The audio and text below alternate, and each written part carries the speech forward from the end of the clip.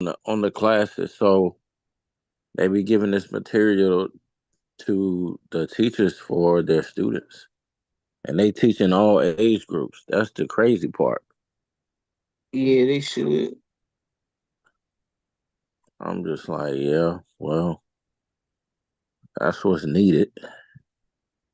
I've seen some handouts before Yeah. on there Uh huh. that I was interested. I was just speaking to college student, young college students about associations and what they, what they need and how to leverage them and, you know, pay for the schooling paid for. And I was super upset about how the understanding or the feedback that I was getting because Mm I said, we sit on these lives week after week and we talk about next level, scaling up, what's next for the next generation or our current situations. And no matter how much information you try to share or create pathways for individuals. Hold 1 second, Chris. Let me tell this person something. Hold on. hmm. Okay.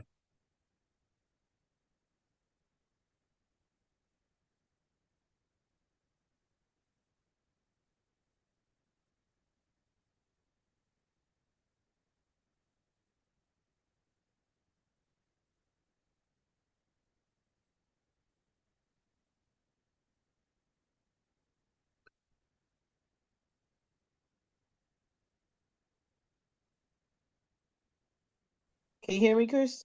Yeah. Uh-oh. My volume went out. Hold on. There we go. Yeah, so, and I'm sitting back thinking, I'm saying, man, no matter how much information or what pathway we create for people, they still have their own mindsets. They still have their own thoughts on how and what they choose to accept as a guide. And so I told myself, I'm not going to get hung up over sharing information anymore.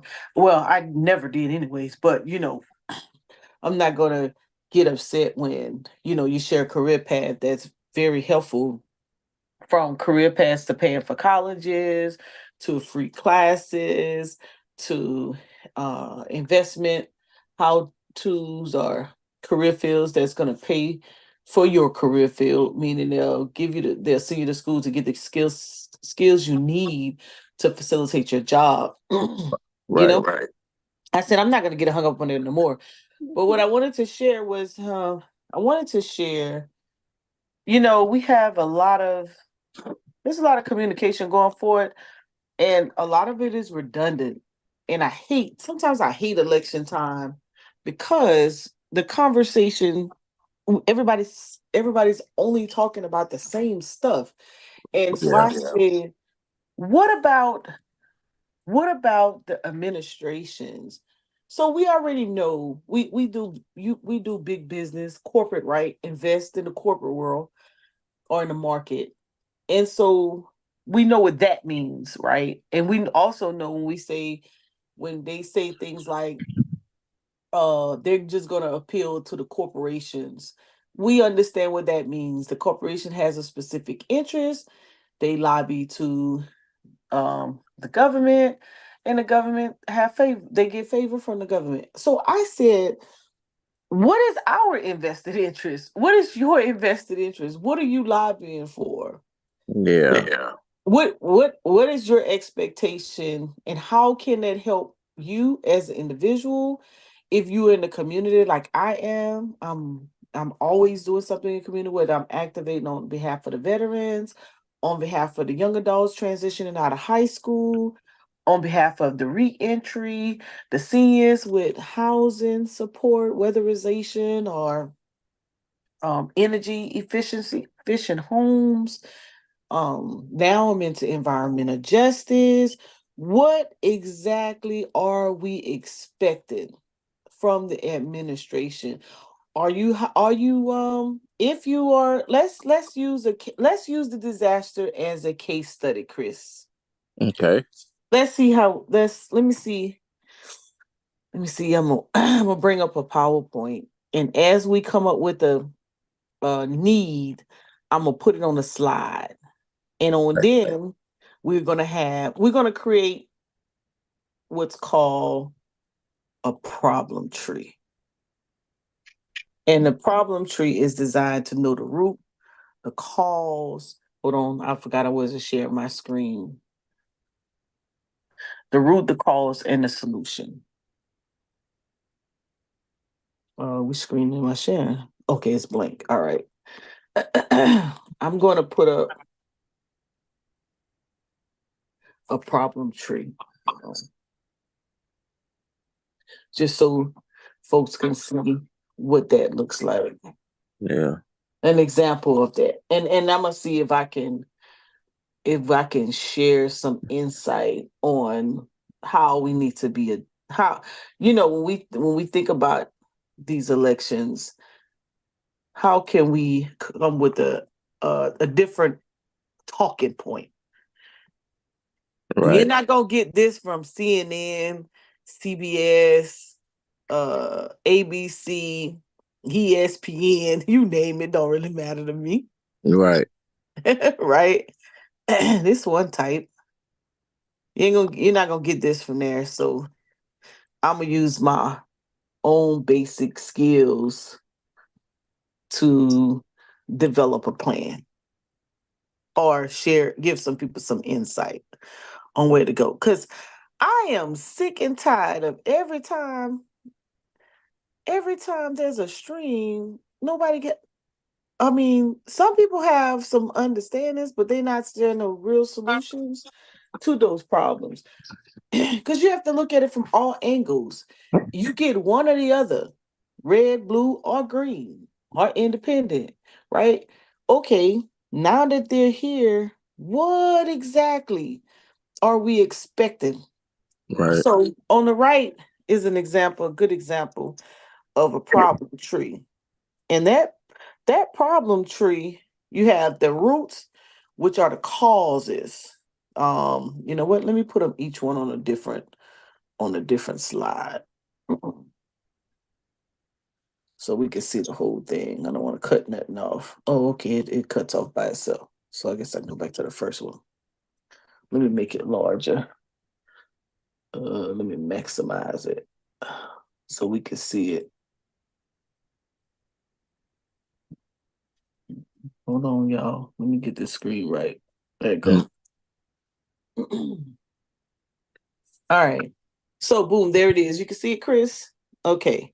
Yeah. So you have the root cause, Oh, which this is good. you like it. Yeah. The middle of the tree is the core problem, and then the top are the effects, right? Mm-hmm. So, and I like this one. This, you know what? Let me put them on separate slides because I like the one with the actual tree. This one.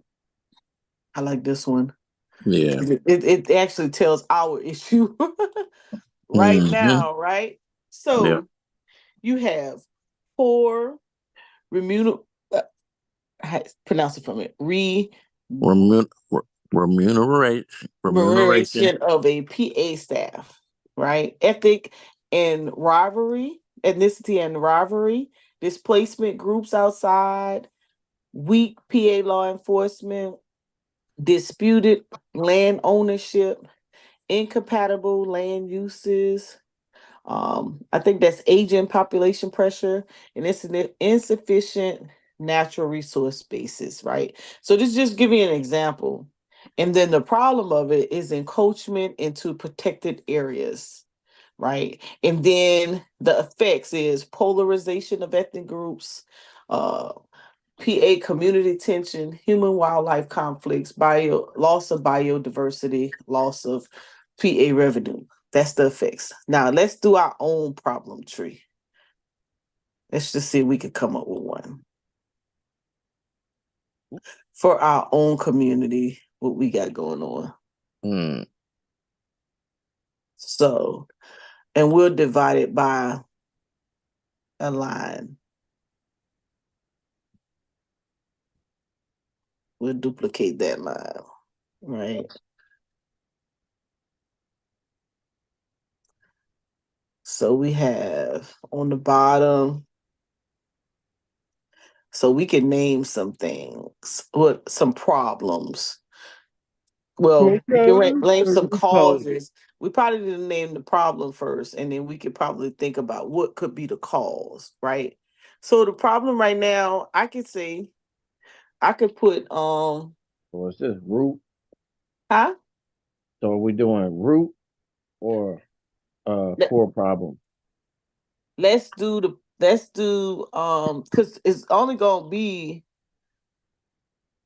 so our core problem right now that we suffer from is social injustice, right? Yeah. So now we could say what causes, what are the root causes? Uh, slavery. Yeah, that could be it. Uh, I'm gonna call it kidnapping. Mhm. I'm gonna put them in little boxes so we can just spread them around. Kidnapping. Mm-mm.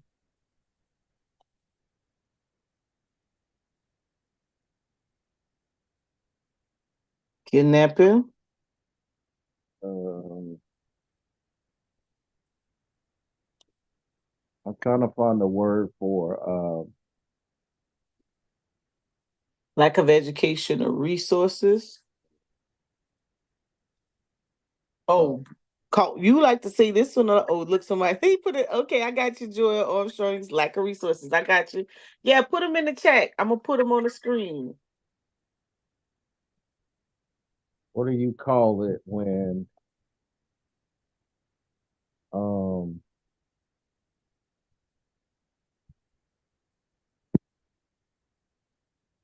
content? Stereotypes. I like that one. You said content.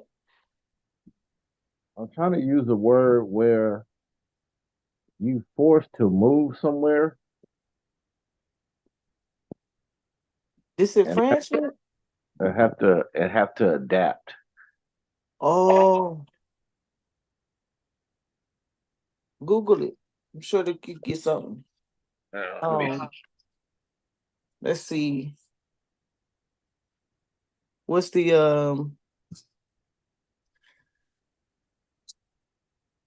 I'm putting lack of culture, educational resources, lack of culture. like a culture. Okay.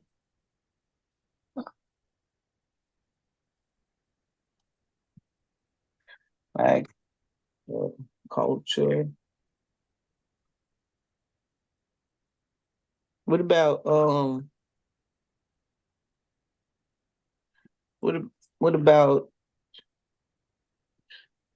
back in they used to have what about art, what about no healthy representation.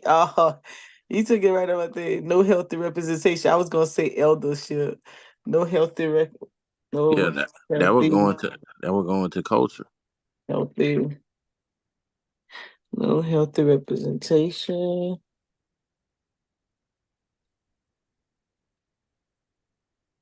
Um Forced to adapt no, means to be required to change your behavior or ideas to deal with a new situation. let's see. Forced migration, Chris. I think that's what you was looking for. Yeah, Forced migration. Yeah, because you have to move from different areas and this and we using our case study. Let me put it at the top. We using the disaster.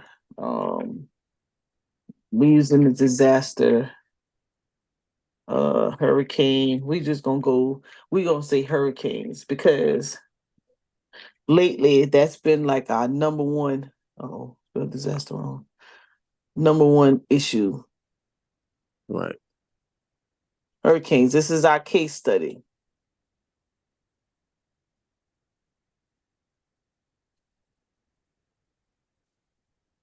Educational, educational only. Don't be acting crazy. Mm. Okay. We don't want y'all to know we're doing a little case study. Because we have to find an approach. And somebody out there needs we are not so not we are not so educated that we don't know how to find some solutions if until you're not gonna get reparations right now. You have to be able to come up with some type of solution to kind of get you through. Unless you Right. plan on, unless you can stack up and move, because you know what I'm sick of people saying. People in a hurricane, y'all should leave. Well, we have to take into consideration some of them don't have no money to go nowhere. Right.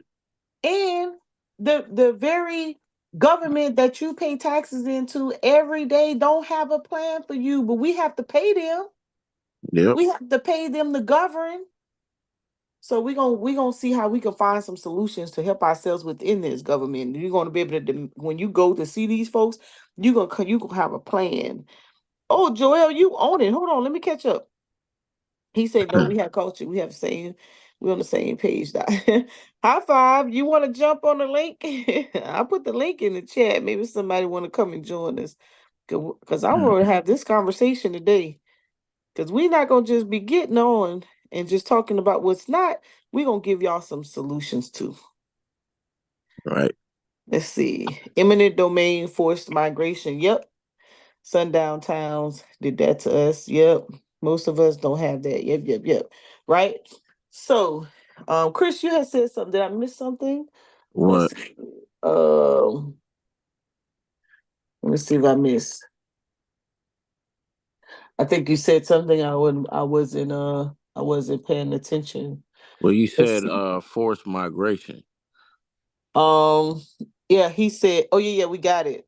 He said, yeah, imminent domain forced migration. They come in, they take it. Matter of fact, I was just talking to someone today, and they said they have the college has bought up everything on a particular road on Monticello Road. Columbia International University has purchased everything on their side of the tracks on Monticello Road. And he said his mom had this land, I think it's about 6 or 7 acres, and he has a building on it. He want to create it out of Family Life Center, and he wants to be able to do community programs. So they told him to call me, and he said, and I had told him, I said, I want you to partner with the schools, and he said, I can't partner with them because they're the one trying to buy our land. They trying to push us out. So that reminded me of that. He said I'm too chicken. Let's see. Let's see. What about uh waste? We could talk about storing waste. Yeah. Oh, Environmental science too, Mo. yep. Environmental. We'll just say environmental, Agriculture. uh,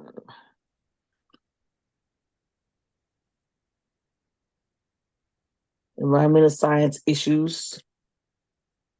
Oh, hold on. Spell environmental, right? So these are some issues. What about employment? That would So go into just say economics. economics, but no. I wanna be specific though with in reference to employment because like you expect you minimum wage ain't changed since what 2009 when Uh Obama did it.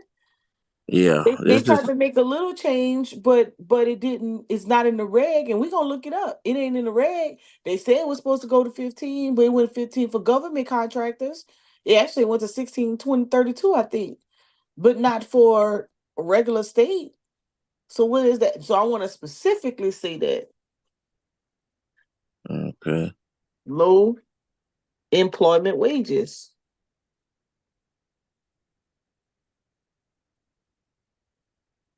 On this, oh Lord, messed it up. I want to specifically highlight that. The reason why I said economics as a whole is because we don't even have our own like group economics or commerce. So we could say lack of group economics. Yeah, because we don't we have, some black businesses, but it's not they're not big enough to where, you Yeah, know, yep, they can make a difference in a community. right.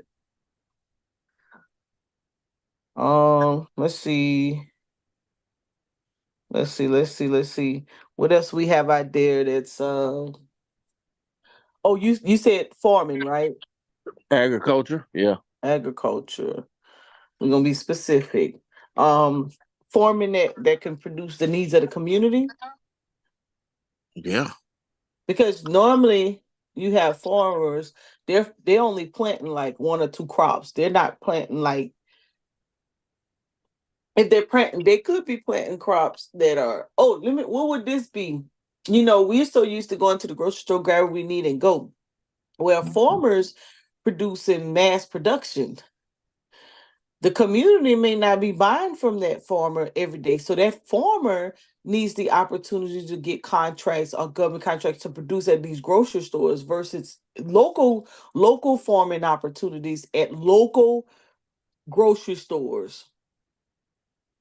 Okay. Because that put our farmers out of business. If they're not buying from our local farmers, that means they're shipping that product in, right? Hmm. The produce in, and so that push our farmers out because that their products are probably organic, which are going to be destroyed within a week or two.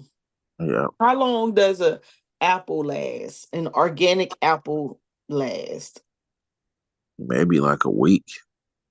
See what I'm saying? So if they grow a field of apples and they don't have anywhere to ship it to, that's wasted crop. Hmm. That also will go into global trade. Global trade. We lack global trade. Yep. Keep going, Mo. I'm finna eat real quick. All right. Okay. Global trade. Let me make sure I put that on there. So we own it. Y'all keep giving me some ideas. Global trade or national trade. We just need to be local state trade. we we need to trade within. Um, what else we got going on that would affect us socially? Whatnot. What about security for the area? Some homelessness, security, lack of sufficient security, security. Let's see what else y'all got in there. I know trade period. That's what I said. um, so we got security. What are the injustices we may have? What did I just say just a second ago? Homelessness, homeless.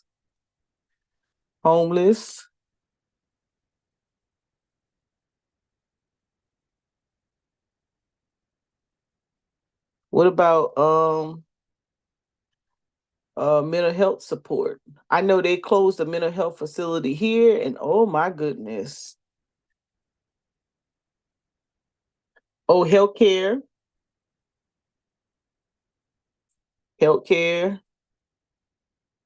Now there's some healthcare out right now that food, yep. Oh, we're doing a food security workshop on November the 9th. Food security. Or I should say food insecurity. That goes on along with the agriculture piece. Uh what else we have out there? That social injustice. Yep, healthcare in general. You're definitely right on that one. Um let's see what else we may have that could be. social injustice, social injustice that may be going on that we need to, let's see. We said farming. We talked about food. We talked about healthcare. We talked about security. Let's see what else. Yeah, yeah, healthcare, that marketplace. If you don't have any insurance, you definitely are. If you have low income, you definitely should be contacting marketplace because at least you get an exam, free exam. Your meds are cheap at the market. You might want to tap into that. Okay. What else we might be facing that may be a problem for us? So, all right, based on some of this, what about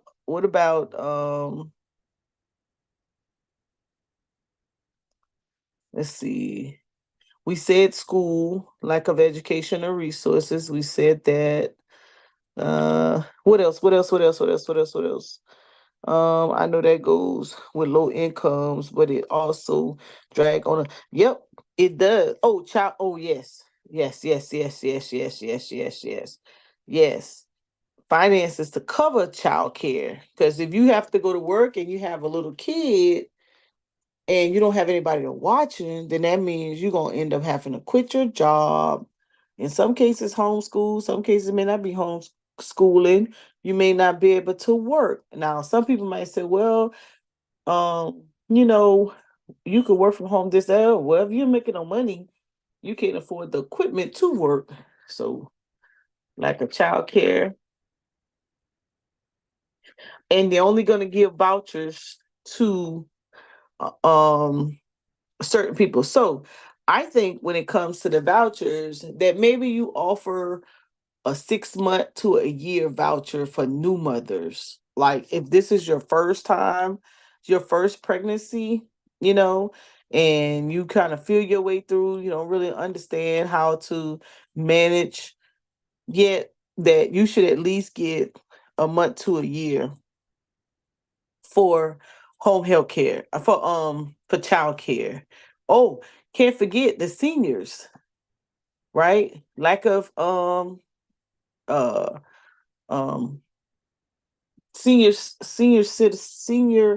lack of senior homes, or what they call independent living. Independent independent living with in home, oh let me hit enter, in home care support, in home care support. That's important. In home care support.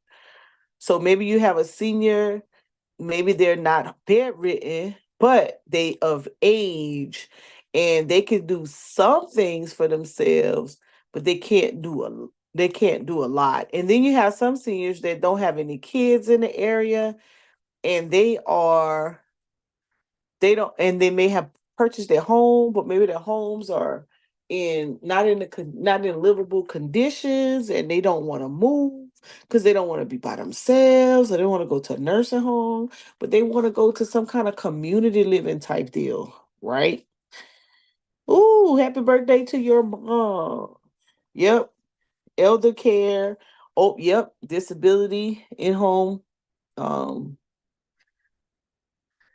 or day facilities for adult care, adult daycares for seniors, and so adult daycares for seniors or adult daycares, period.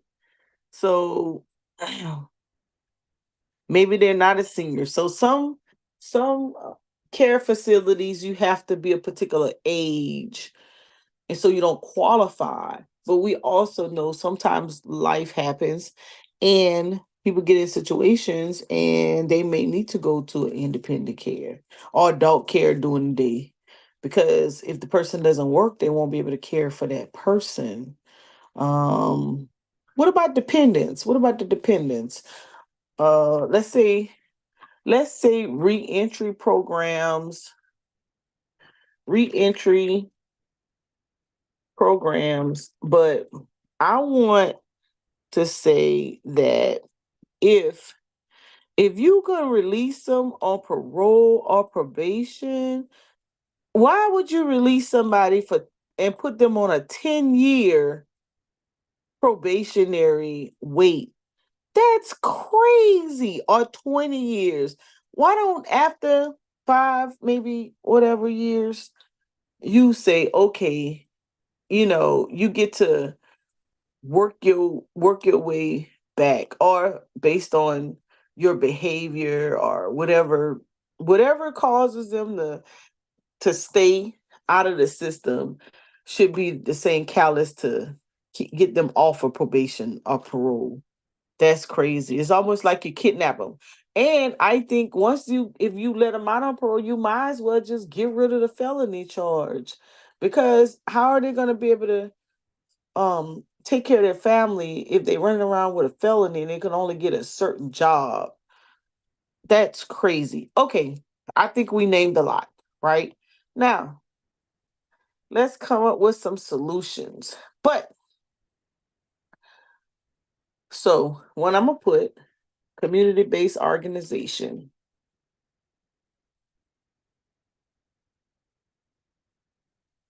Community-based organization. They call them CBOs. So remember some of these words, because that's going to help you. Okay. Um, develop develop supporting services, right? Develop supporting services, um, collaboration.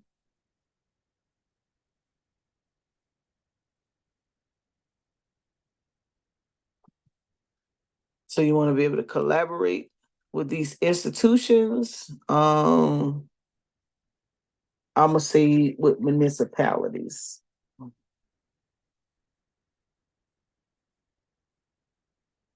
Because I'm gonna show you in a minute why that's important, right? Uh, let's see, partner with educational. Oh, hold on.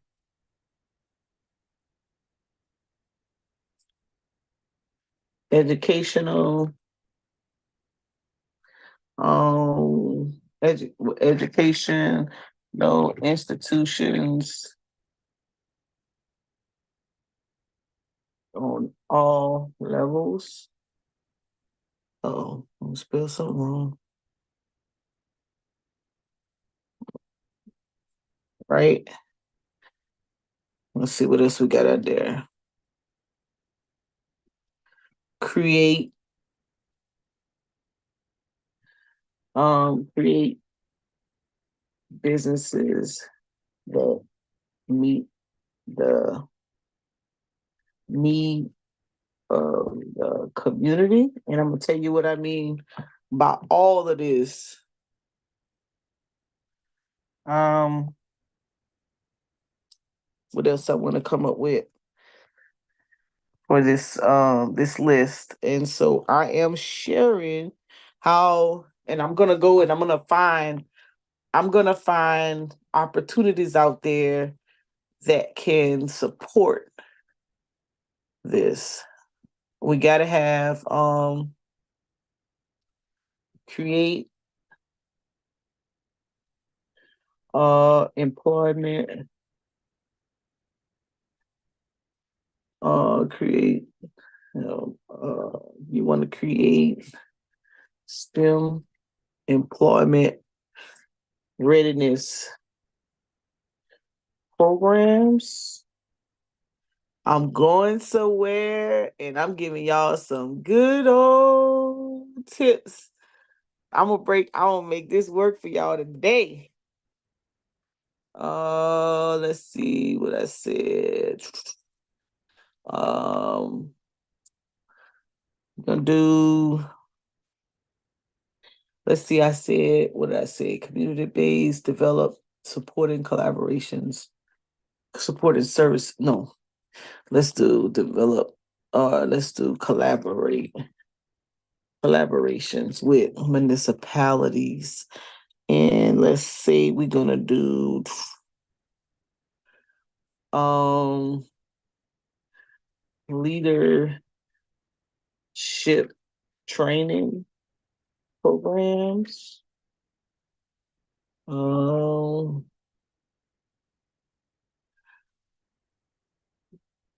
let's see, fiscal management training programs. Watch me work now. I'm about to help y'all. Okay, Mo, I'm here if you need me. That's cool. So right now I'm coming up with solutions. I'm coming up with different solutions. Um, short term. Oh, short term and long term sustainability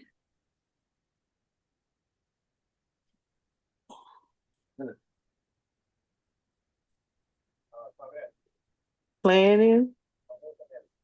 And Chris's favorite one, estate planning. Um, personal estate planning.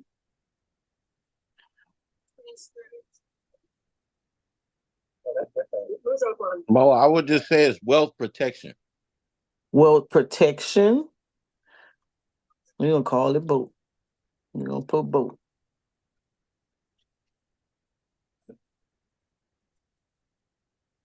What's will be land ownership, develop or acquire land ownership and make it useful. So you see where I'm going with this? So even though this word exists, right? In order to combat all of this on the bottom, we have to still come up with solutions to help you now. And I can come up with more. So watch this. So you'll say, okay, Mo,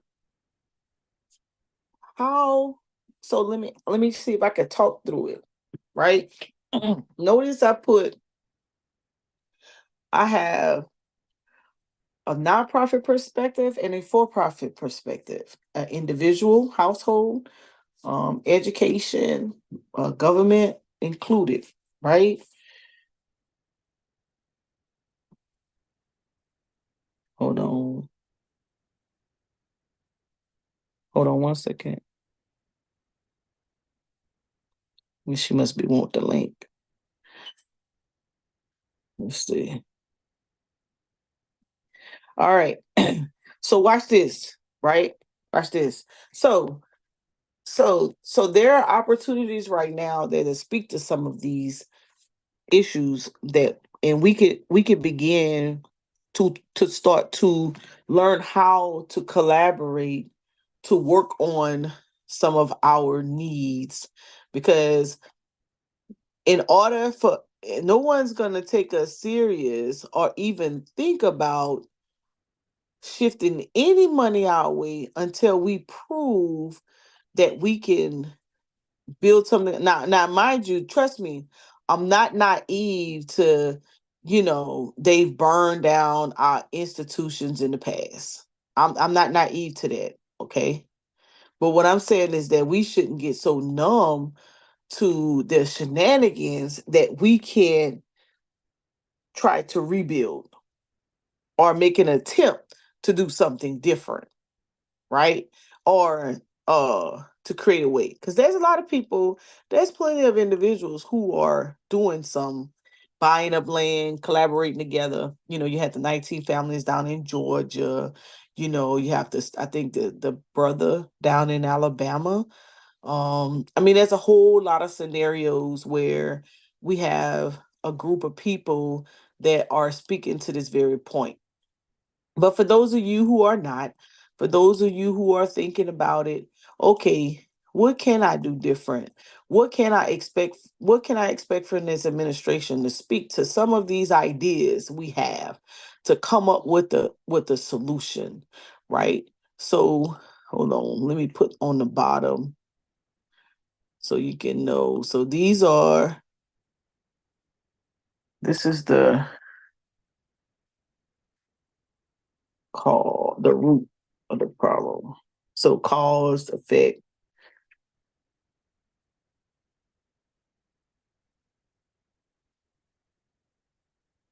right? And we have a lot of concerns, but watch, we gonna try to address them. We can't address them. So one organization is not gonna be able to address them all at one time, and they can, but it's gonna be like a ripple effect. It's gonna have to, this one gonna go first, this one gonna go second. So what you have to do is you have to create a collaborative group of people and say, okay, what are your ideas? What are you working on? All right. So let's do this. Get rid of this one. That was an example.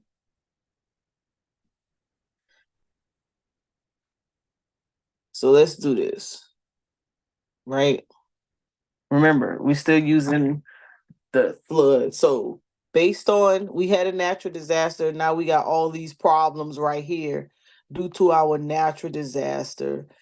You know, this has become all our issues. And so when you're talking about a hurricane, but a natural disaster can fall on the entities, in a lot of things that could happen to cause us to get into these situations. But we're just going to talk about that one because it's so near and dear right now, right? So, what do you want to do? Let's start with this one, community based organization, right? Let's start there. Let me show you how to build it. We're gonna do we're gonna do a flow chart. See if I can share some information with you all. All right. So this is what we're expecting. So this community-based organization, we want at the table, we need who, okay. So if we're talking about a hurricane on in this community-based organization, we probably need general contractors, right? Come on, Chris, I need you right now. Who we need at the table? We need some people who are knowledgeable on how to build. Those are our general contractors. What's up, Mo? Hey, Yeah. so are you in class? We rebuilding. We're talking about rebuilding now after the disaster. Uh-huh. So what are some of the we're talking What? about who, okay, so we're gonna build a community-based organization. So we're looking for skill sets, Mm-hmm. right? We're looking for educators. Okay. I'm listing them out. You said educators? Yeah. We need Okay. some, if the kids are out of school and they can't get to the school, we need somebody to be able to teach them. Yeah.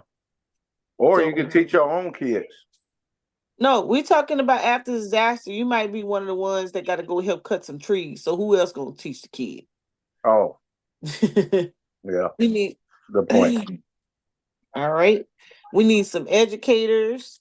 We need maybe we need a banker. You need a banker, you need educator, you need somebody in construction. That's the general, oh, construction general contractor is two different. Yeah, Oh, because I one may be dealing with the streets or things of that nature, and the other one may be dealing. Okay, so the type of general contractors, it could be either road construction or it could be housing development. people, residential Yeah.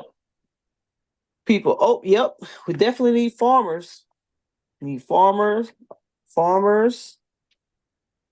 We need um who else? Oh, yep, definitely lawyers. Lawyers, medical staff. Mm-hmm. That could be a different fields. Medical personnel. Yeah. Um, you're gonna need people who do sheetrock. You're gonna need an That's electrician. that's a general contractor. We can list them out. Let me tab it over and put that. So you need a residential builder. You need electrician.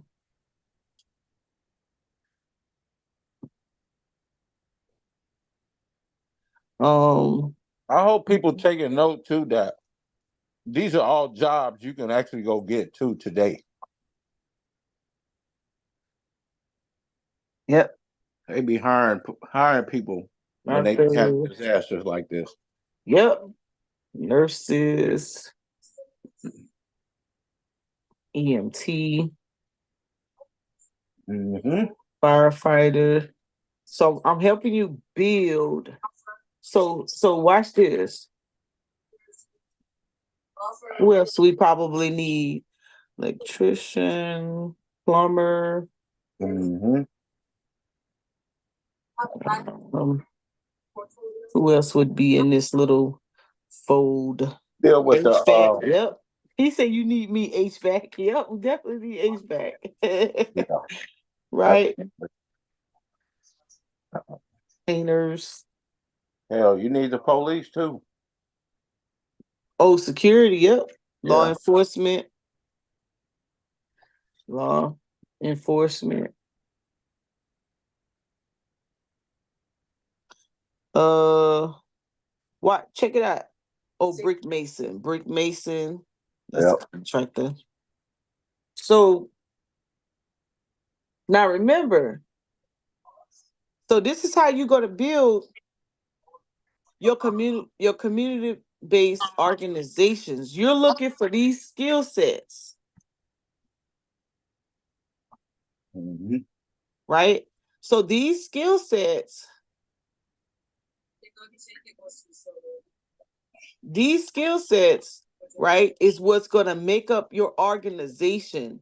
And each of these individuals can have their own business, but they're going to come together collectively, right, to make up this community based organization. They're going to come together. So let me say it again. Each each skill set, each skill set will have its own business. Now, watch this.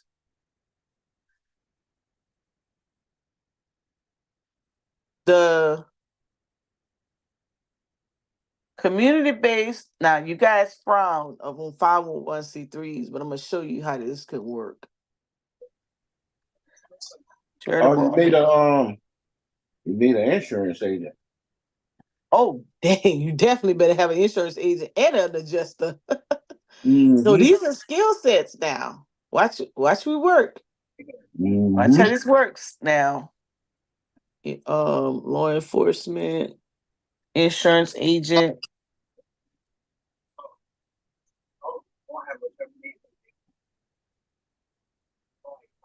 adjuster. Now, check it out, right? How do you say that? Make it make sense. What's your point? Right? Oh, yeah. Can't she say don't forget the army. Gotta have our trained military. Military personnel. We always Mm-hmm. Need to deal with military lawlessness. trained. Huh. Right? So, right? Um, now this community-based organization that you are going to create in your community, you're going to make it a 501c3, a charitable organization. Why? Because the organization is going to go after these grants. These are going to be your supporting services. Y'all tracking? Yes, sir. Yep. Act like y'all don't understand what I'm saying. Put this over here. These are going to be your supporting services. Each individual you bring to the table is going to be their own company, right? Mo, What? I forgot. You got to have the government involved for unemployed people who lose their job. Right. So wait. You're getting ahead of me. Okay, my bad. Huh. So all of these supporting services, this organization, so the CBO will contract with each supporting service. An investor that wishes to liquidate, right? Mm-hmm. Okay, I'm full now. So each CBO will contract with each CBO will contract with each supporting service, right?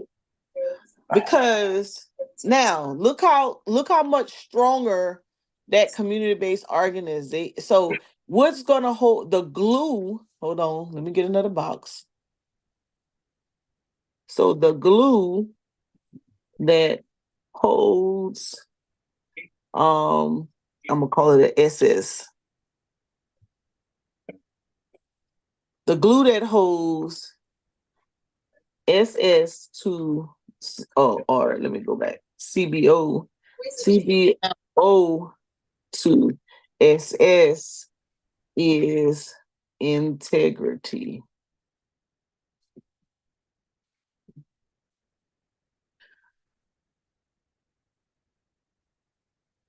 Watch this.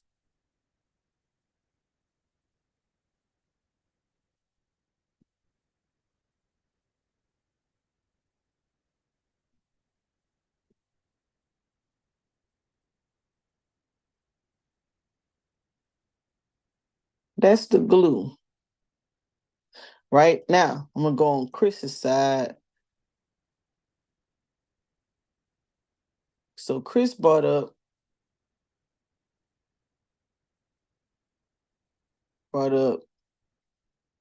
now over here. So that's supporting services on that side.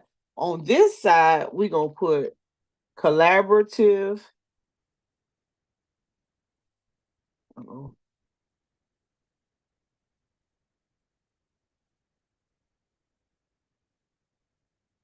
Partners. All right. This is local, state, and federal government. All right. So now you have collaborative partners, right? So you have your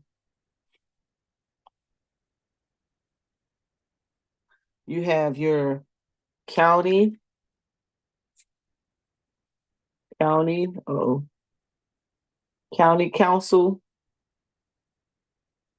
Oh, let me make sure nobody not trying to get in on the Zoom. I'm over here just running my mouth. Okay. You got your county council. You got your city council. You have Let's see. We're talking disaster, so we got department. Oh, in some places you may still have uh parish. Man, Mo, this really up your alley. You I'm know, about, I'm about, Army taught you about survival training, so I'm about to school yet, but I ain't learned this in the army. Um. well, I know not this, but Oh yeah. you know about them food packages that you can Yep. live on. Them MREs. Yep. Yeah. Collaborative Department of Agriculture. Department of Environmental Science. And it may be called something else where y'all these departments may be called something else where y'all from. Department of Public Health. No. Department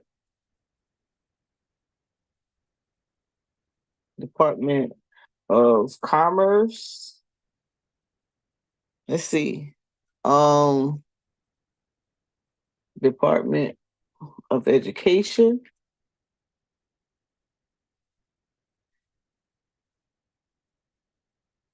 Oh, hold on. Messed that one up. Department of Education. And the list goes on and on. Who else I could say? Oh, universities.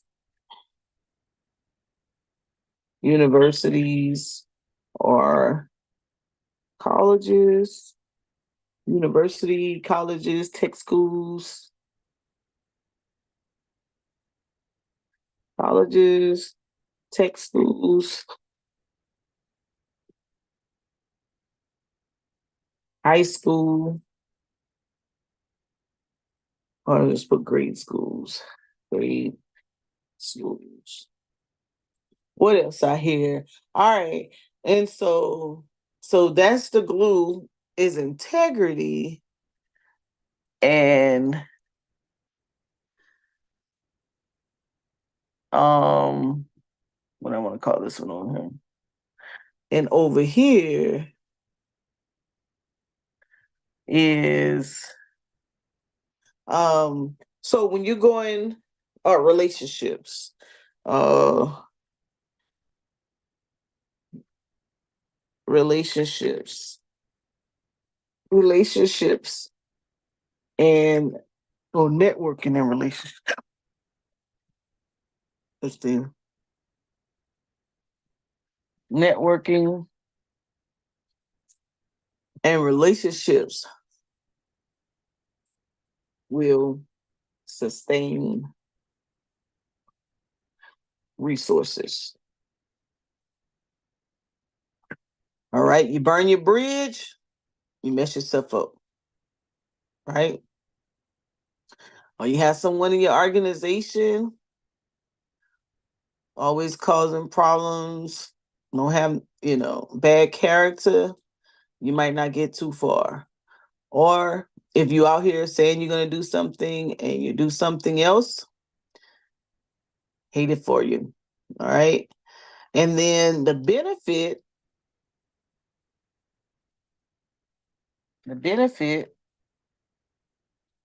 is supporting your community needs.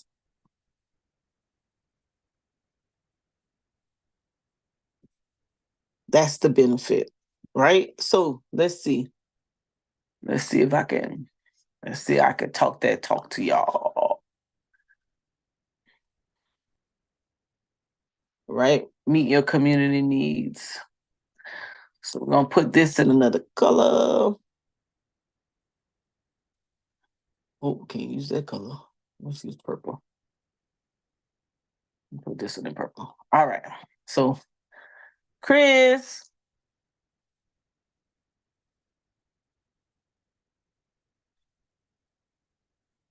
What's up? All right. I need you to. All right. So you got to tell me if you follow this logic. All Hold right. on. Yeah, go Oh, ahead. Department of Child Welfare. So ours is called, hold on, let me add that on there real quick. Let me just follow this logic. Department of Social Services. That's what Department Social Services. And then yeah. So let's do it like this. All right. So you paying attention? Okay. All right. So now, so your community now, if you're against government, you want to do 501c3, that's fine with me. You can do whatever you want. All right. I'm just sharing it from this perspective right now. Educational purpose. You say, you know what? We gonna create us a 501c3 for our community. Or maybe someone in your community already have one and you don't want to start a new one. You could just work with that person. In order to make that work, I said the glue that holds the community-based organization together and the supportive services organization together is integrity. Got to have integrity, right? Because that community-based organization is the one who's going to go after the funding to support or to help with all of these needs, all of these up here. They're going to go after the support for this, which is going to mitigate the bottom, right? They're going to go after, let me say it again. They're going to go after funding for this to mitigate this. All right. And in order to do that, you have to show or get people on your team supporting services. If your supporting services is an organization, if it's a company, if it's a group, a social group, all of those individuals have to be at the table. Not all of their members, but a representative from that group. Or it could be an individual. And this list, supporting services list, is endless. You're basically saying, who do I need at the table with me? That's what you're saying. Who do I need at the table with me in order for me to get these CBOs? It will contract with each of them. So that means when you do your budget, when you plan out your plan for the community, you have all of them written in to perform a specific duty. That's one side of it, right? The other side of the coin is your collaborative partners. I like to look at them, these folks over here, as who's going to help you get the funding. So the right side, the collaborative partners, they have free services. You don't have to pay that group over there. Their organization was put in place to help you. So you network, you gain relationships in order to sustain resources. They know where the funding is. They know what you need in your community. They have the data, right? They do outreach and they will come to support you. And all of that together, both of these together, all three of you together, will create the benefits for your community. Does that make sense, Chris? Yes. In my world, it's called, I have an acronym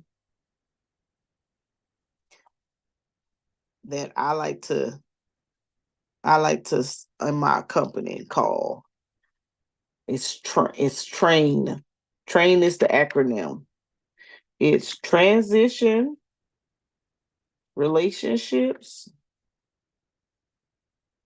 and innovative networking.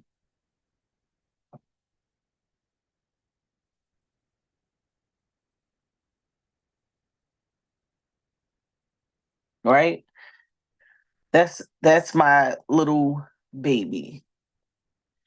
Transition relationships, you got to train. Transition relationships and innovative networking, right? How are you going to network So you want to transition your relationships with all the people you know, right? In your circle. Do you know someone who build houses? Do you know an electrician, licensed folks? Do you know a plumber? Do you know an HVAC person? Do you know a painter, a brick mason? Do you know an educator, certified, a banker, license, in particularly a real estate one, a farmer, a lawyer, medical personnel, doctor, a nurse, an EMT person, a firefighter? Do you know someone in law enforcement, an insurance agent, an adjuster, military personnel? Any of these individuals, preferably someone who has their own business or they are retired. It doesn't mean no one else can be on the team. You just need someone. When we talk about building, we need individuals who are ready and available. Someone who works and who has a job, they can be available, they can be a part of the team. It's just going to be difficult for them to lead an initiative because they are working. And right now, our community, we try to do everything by ourselves. So we're trying to work, hold down a household, go to your kids' activity programs, and stand up a community. We're wearing ourselves out. We can get the organization put together by those who either are own their own businesses or they retired, right? Because that's how we're going to find what supports. Now, you say, you know what? You said all of that to say what? If you could build an organization, right? Let's talk about these funding sources. So back to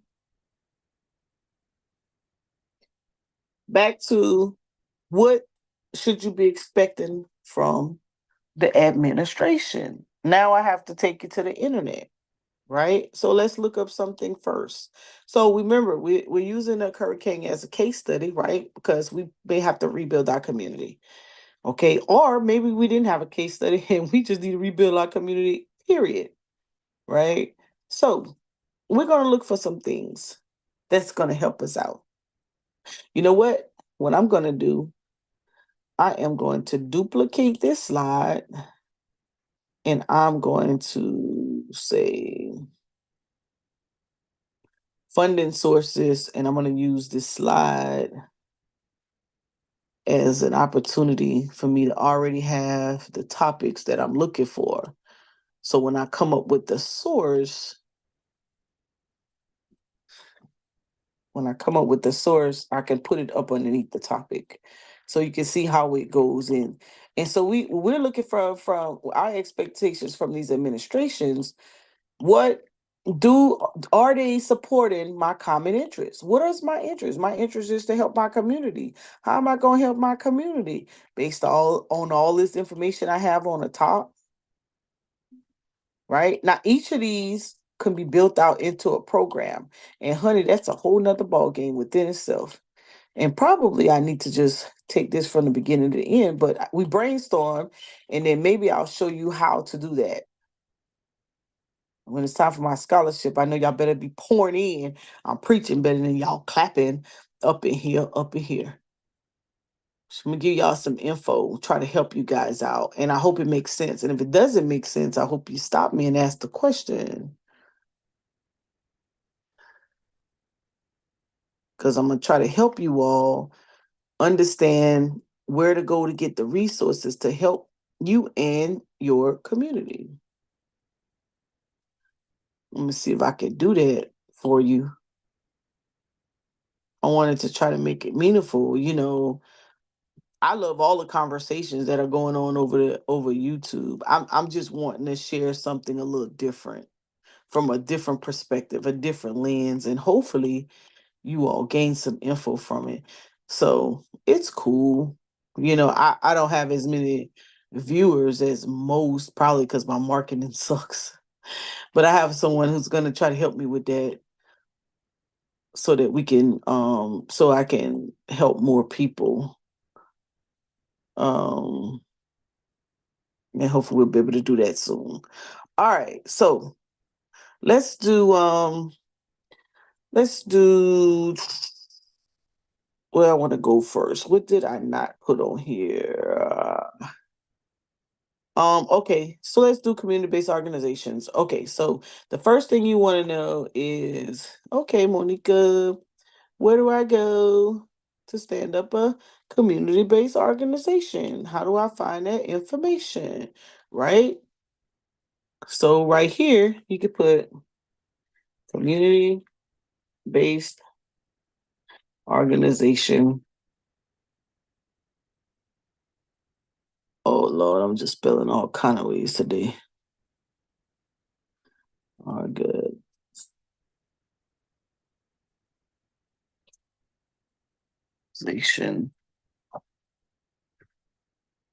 checklist. You can do it like that. Maybe you'll get a checklist, right? I didn't want that. Let's do it. Let's do nonprofit checklist. And I have my own. Right. So when you go, so if you look at and I'll just go anywhere. We'll just go Forbes funding right now. So here's something you could use. Someone got something nice and handy, right? You just go to Google. And at a minimum, you need this. At a minimum. And I'm just gonna copy and paste it just so you can have something to work with. Oh, hold on. Mess that up. Undo. There we go. Boom. So this is that's that. Let me move this down. And I'll make some of this a little smaller. All right. So boom. I'm gonna just piece it together. So that's your community-based organization. That's the first thing. That's your first resource. This is what you need to have. This is what you need to make sure that you guys are in compliance. And it could be a couple more things, but that depends on your local state government, right? All right. So then he said, okay, all right. So let's go to, I think farming was one of these things. Create a business that meet farming. So that create a community need. So if I was looking for, let me put right here, let's say food security. So I would go and I would look. So the administration, they have whatever administration is going to be. You go to Google and you say, what is, so you say, okay, food security. Type that in, right? And you can maybe say opportunities. Boom, put that like that. And you're looking for the governmental agencies, right? Like here, you got the National Institute of Food and Agriculture. As soon as you look there in the National Association of Food and Agriculture, you will notice that they're going to have some great opportunities. They're gonna have some programs. They even got technical assistance. And look, boom, right, first one, bam, there is a grant that's in the making. That's due. That's right now, right? That's available. And with this, remember, every government site will have how-tos on what you need. Look, mistakes to avoid, administrative guidelines, eligibility, right? And if you keep going, they will have videos on, and it's due November the 7th. They will give you videos, examples, how to write it up, everything you need for this particular grant. tell you what you need to be looking for, what they're looking for in a grant. You could put this on YouTube, and you will find out everything you need to know about this grant. Hold on. I made the colors go yellow, right? And then what you do is you get with, remember, on your supporting services list over here. These are the individuals you go to. Oh, I forgot to put provide technical assistance. So this is a big word right now. Not big word, but this is a important piece to all the grants that are coming out right now. Very important. Very important. Why? Because they pushed out all of this federal funding, and a lot of our communities weren't tapping in. And so they had to go back to the drawing board and say, why is this community saying that they're not getting no support? They don't have access to anything. Nothing's available to their community. We have all of this money available and no one's applying for it. Well, they're not applying for it because all the damn paperwork is foreign. It's so much paperwork. So what they did was they came up with technical assistance program. That's what we did last night. We had one of the agencies, technical assistance, came on to one of our lives, and they went through an area of how to get a nonprofit started, right? Because they have something that's out right now, or that's getting ready to drop, called, let me go back to this website. So this is one that's a grant that's getting ready to drop. So the responsibility of your community-based organization is to write for this grant. Who's going to help the community-based organization write for the grant? These folks over here. If not them, this one in particular, the educators. That's where you call on the support of the colleges, universities, and the tech schools. Maybe you've already partnered with them. You find someone who could be a grant writer. You write them into the grant. Why? Because schools now have their land in these grants called community engagement. So these professors are looking for organizations to work with, in particularly your community.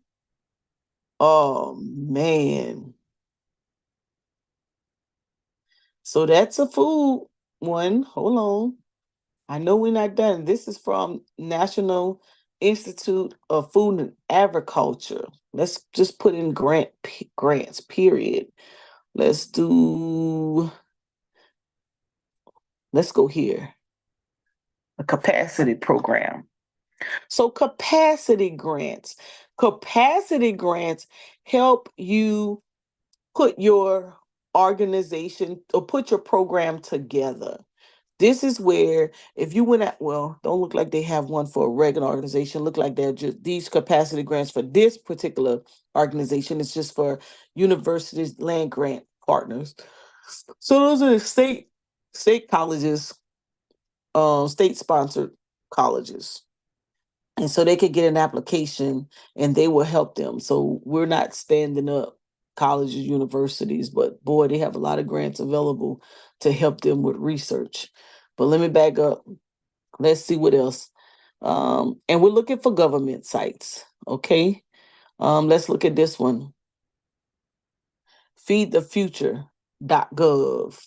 All right. So feedthefuture.gov is another food initiative. Let's see what grants they have available. Let's see. Let's see if it's in the US. Okay, so this was not for us. This is other countries. Let's get out of this one. Global food security. Let's see what they're talking about. Global food security. So they're looking at nutritious food, fundamental for human existence. Secure access to food can produce a wide ranging positive impacts. And so, yep, we're looking for all of that. Let's see if they have a grant available. Oh, we just was there. Let's keep going. Um, okay, let's see what Million Challenge Corporation. Let's see if they got some money. Did they get some grants for something? Are they just sharing information? Okay, so they're sharing the Global Food Security Act. So let's see. Feed the Future. That was a global initiative, looks like. Okay. This one looks like the global initiative. We're gonna keep going. Where's USDA at? That's international. Okay. National Institute for Minority Health Disparities. Let's go here. Let's see what they're working with. So you see, this could be really time consuming, but guess what? It's worth it. I promise you. They already got statistics available for you. You could use that in your grant opportunity, right? And let's see. Oof, they got all the statistics. So this should be a a site for you to come to, community-based participatory research program. This could help. Oh, this could help because you may be able to put a team together that can go and do some research with this group that would definitely enhance your community-based organization. They got solicit and investigator initiated research project grant. So this one looked like it's for more for students. Let's see, education and outreach. So remember I told you every governmental agency has an outreach. That this mental health essay contest. Remember, we have mental health on our list, senior day for students. Remember, we have these on our list. So remember, I talked about partnering with collaborating with these agencies. If you collaborate with them and you bring this to your area, I'm about to bring this one definitely to our area. 18 cash winners. 2024. When is it due? Oh, maybe they've already had it because this enhanced your program. We missed it.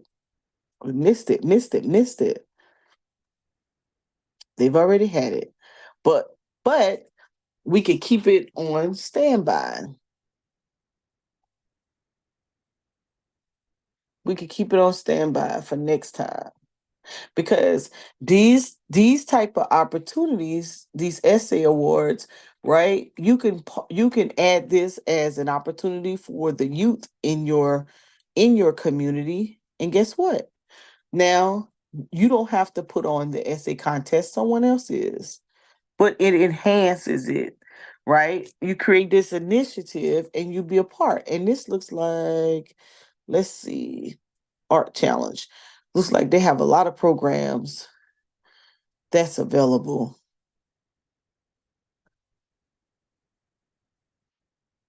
And so, like, we just jumped on a grant for educators, right? Where we're adding it to a festival. And and there was a grant, and I think that grant was like, it was big money too. Like 175,000. Yeah, see, this is super cool. This is super cool. And these are the type of initiatives you want to add. And those initiatives help you bring in funding strategies, active funding opportunities. Let's look. Remember, I told you that word? Let me go back to it. Hold on. Remember that word I told you? This is technical assistance. Every agency has assistance now. Let's go down. Let's see. Look at that. Advancing healthcare in older adults from populations that experience health disparities. That's on one of our lists. I think we had this lady at an event. Let me see. Who was this? Let me see if there's a picture of her. Oh, I thought it was going to give me a picture. Let's see. I'm over here talking to y'all. Shoot, I might have to tap into some of this money for myself. Small business technology transfer grant applications. A lot of research. Business innovation research grant. Community level interventions to prevent minority health and reduce like there's man, they have a lot of grants open. I'm gonna have to come back and explore this site. This is my first time getting on this site. And when you see these type of opportunities, you want to explore them and find out how does it meet a need in your community. So this is one. Boom. Let's see. So these are the active ones. And you could go to the technical assistance webinar. Look, so for all of these grants, there is a webinar. And you could go and you can listen. Does it meet the need? Or is this something I can participate in? And there's a webinar for each one. Let me save this link. So let me go back. All right, let's keep going. The back button on this one. Let's see what, oh, I'm surprised it didn't give me anything for USDA. So let's do it. Let me add it to it. Because I know USDA just put all types of funds out. Right? Let's look. Let's see. USDA. So you can get your data from here, but they have some grants available. Let's go home. Topics. Let's see. Lots of money in the rural. Let's see. Let me search grants. We're here. Here we go. Here's a grant. Oh, they've already awarded research, innovation, and development grants, economic programs, and higher education. So they've already awarded that one. 25 years of food security measurement in the mirrors. So they're doing because I'm in the let's see, let me go. Let's see if we could go back. They just had a grant. It must be closed because it was on the front page. Let's see. All right. We're gonna keep the party roll. Let me go back because USDA just put out some funds. Let's see. We did SDA grants. If you're thinking about moving, getting a house, get it in a rural area, and definitely go through USDA. See, I thought they just put out some money. They were hiding it from me. Let's see, 22 million to support undeserved and veteran farmers and ranchers through the 2501 program. And this was just put out. So remember, I think Mika was throughout veterans, you know. So this for the farmers.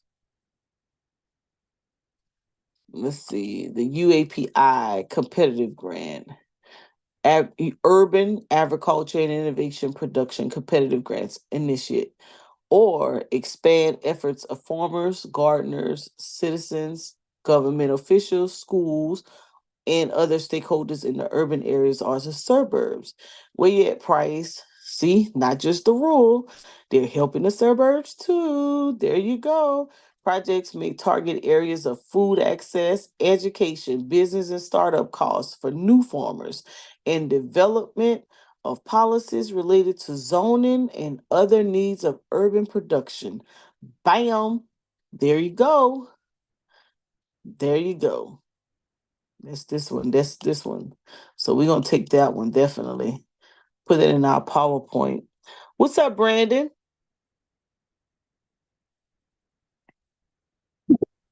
Hey, I snuck up on you. Yeah, I'm a Hey, recap for you. How you okay, doing? I've All been right. good. I've been good. So I recap and peace, power, and profit, everybody. Thank you all for tuning in. And I'll recap because we got Brandon. Brandon may offer some advice. So we started the show off by talking about what are some ways, what are some expectations of the administration. And so I wanted to be able to share different self interests that we may have, other than the normal talking points that are being communicated over the airways, right? And so I use the problem tree as an opportunity to share how you can go about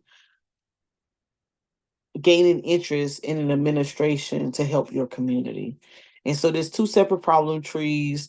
Um, the root causes being on the bottom in the root, the core problems in the middle, and then on the top, what are the effects of that, right? And so on the left, just an example, it talks about organizing traditions, sharing histories and identities could be root causes, right? The pro problem, building relationships, building power. We have some challenges and we have some opportunities there, right? And then the effects is transforming individuals, transforming communities, transforming institutions. So when we think about that, we think about our immediate community, and how, what does this mean for us? What are some of the ideas we can plug in to our root causes and our problem and our effects? So Chris and I, this is what we came up. We say our problem is social injustice, and the roots to our problem is mental health support, slavery, kidnapping, environmental science issues, like a security, like a resources, forced migration, reentry programs, homelessness, and the chat helped us out as well. Thanks to Joelle Strong and Mika. Stereotypes, homelessness, lack of child care, lack of educational resources, no healthy representation, global and national trade, lack of culture, agricultural opportunities, lack of group economics, low employment wages, food insecurities, adult daycares, lack of independent living with in-home care support. And then we said, well, some of the effects of that is, some of the solutions. We said we went straight to solutions. We said we could come up with fiscal management training programs, leadership training programs, create business that meet the need of the community, create a community-based organization, personal estate planning, wealth protection, acquire land ownership, collaborations with municipalities, partner with educational institutions on all levels, create STEM employment readiness programs, short-term and long-term stability, sustainability program planning. I'm on the bus. Short-term and long-term sustainability planning. And so this is our case study. This is an example. We're using hurricanes or disasters as the callus. And we say, you know what, let's start with a community-based organization.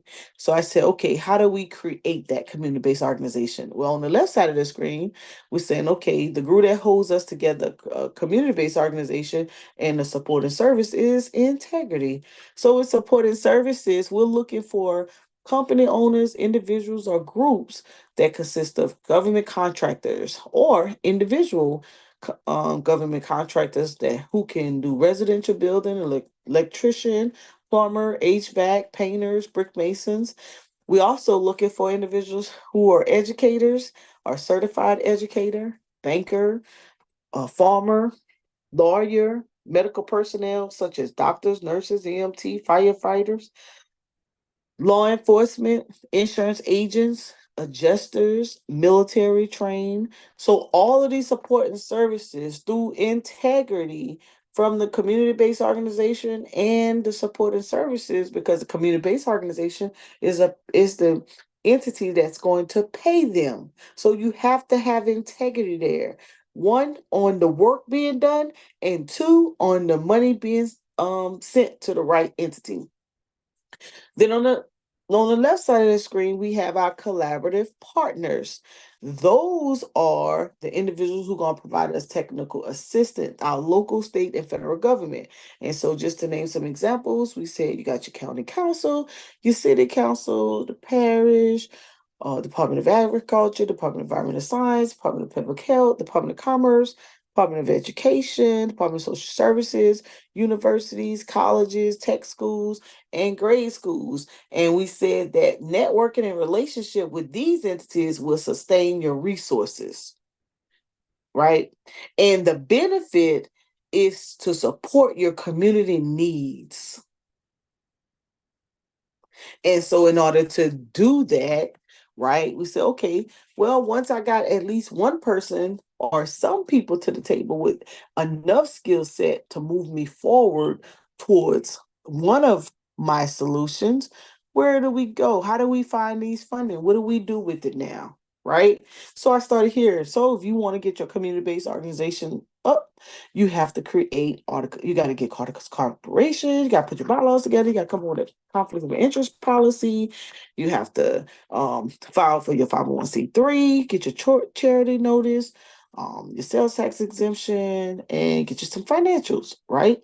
And then we went and started and said, okay, now that I have a community-based organization, now what are we going to tackle first? Well, we went to food security first. And that's where you came in.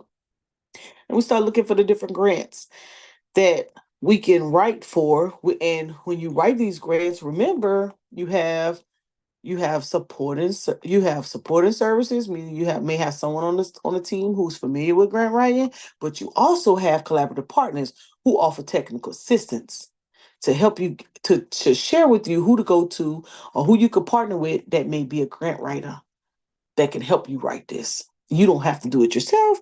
You can hire somebody who can. What do you think? I think that technical piece is really important right there. Yep. That's because you said you don't have to write it yourself. Mm-mm. You can seek out so we have to start leveraging our universities, and that's where I was going to go next. So I'm glad you asked that question. So a lot of our colleges and universities have I'm gonna just let me see what university MSC seeking community engagement. So a lot of these universities have sought out grants, but they have to partner with the community to do so. Check it out. So here we go. University of South Carolina. They have community engagement. Community engagement describes collaborations between the University of South Carolina, and our local state, regional, national, and global neighbors.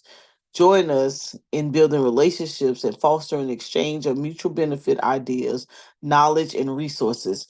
And to us, that was a grant writer.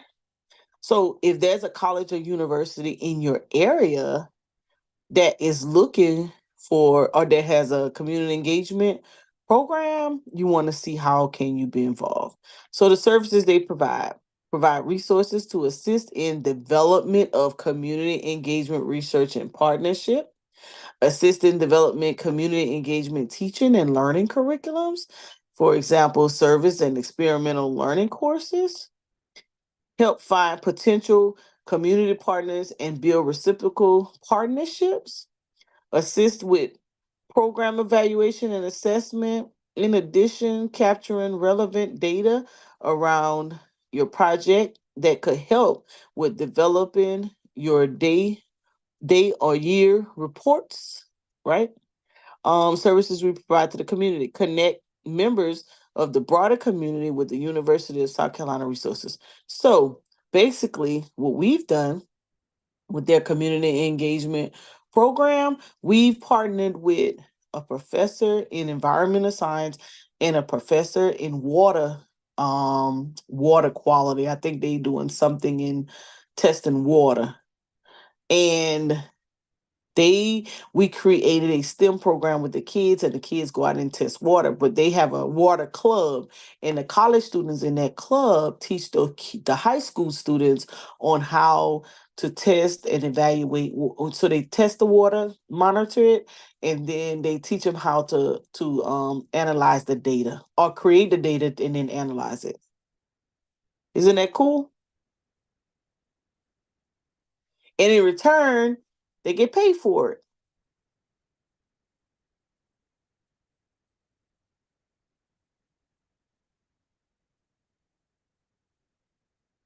You still there?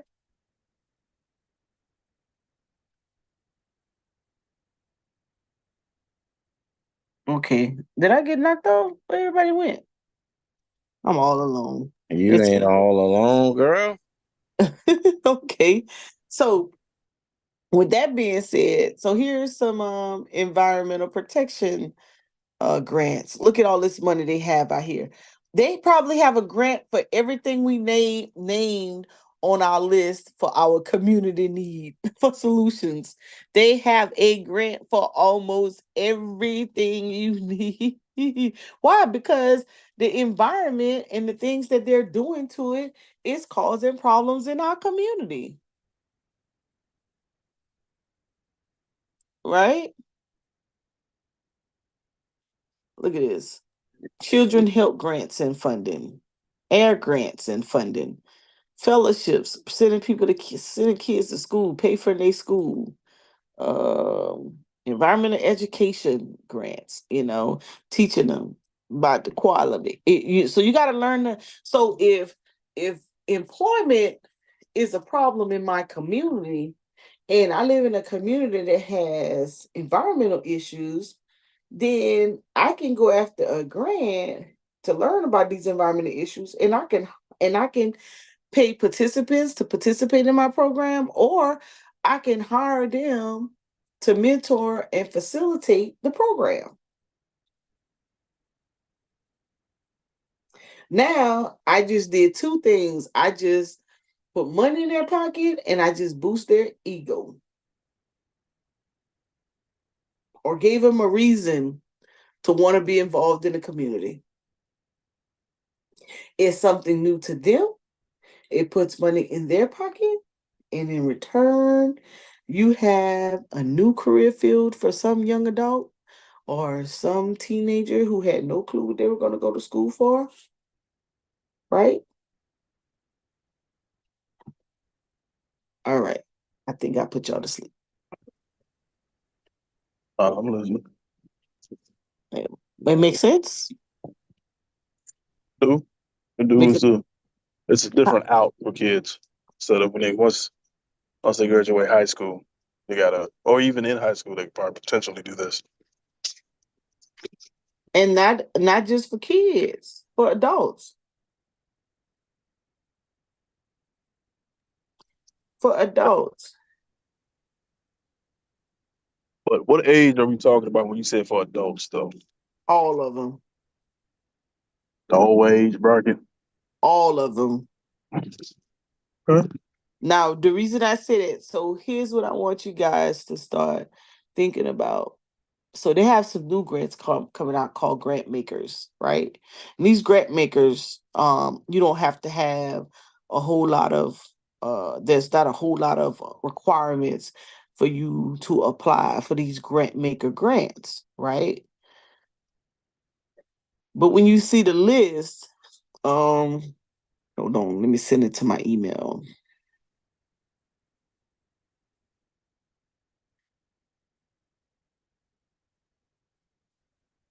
let's see. Let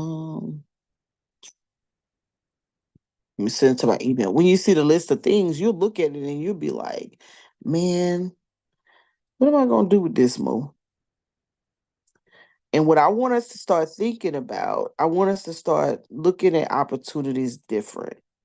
I want us to start thinking about an opportunity as I may not know what to do with it, but there's some professor that does. If I get in a relationship with that professor, who in turn could come and facilitate a workshop to bring awareness to a group of people, or a group of kids, or a group of adults, then guess what? Now I just leverage his skill set, and the participants are going to get some money too, because these grants come with participant funding. I just leveraged a grant I knew nothing about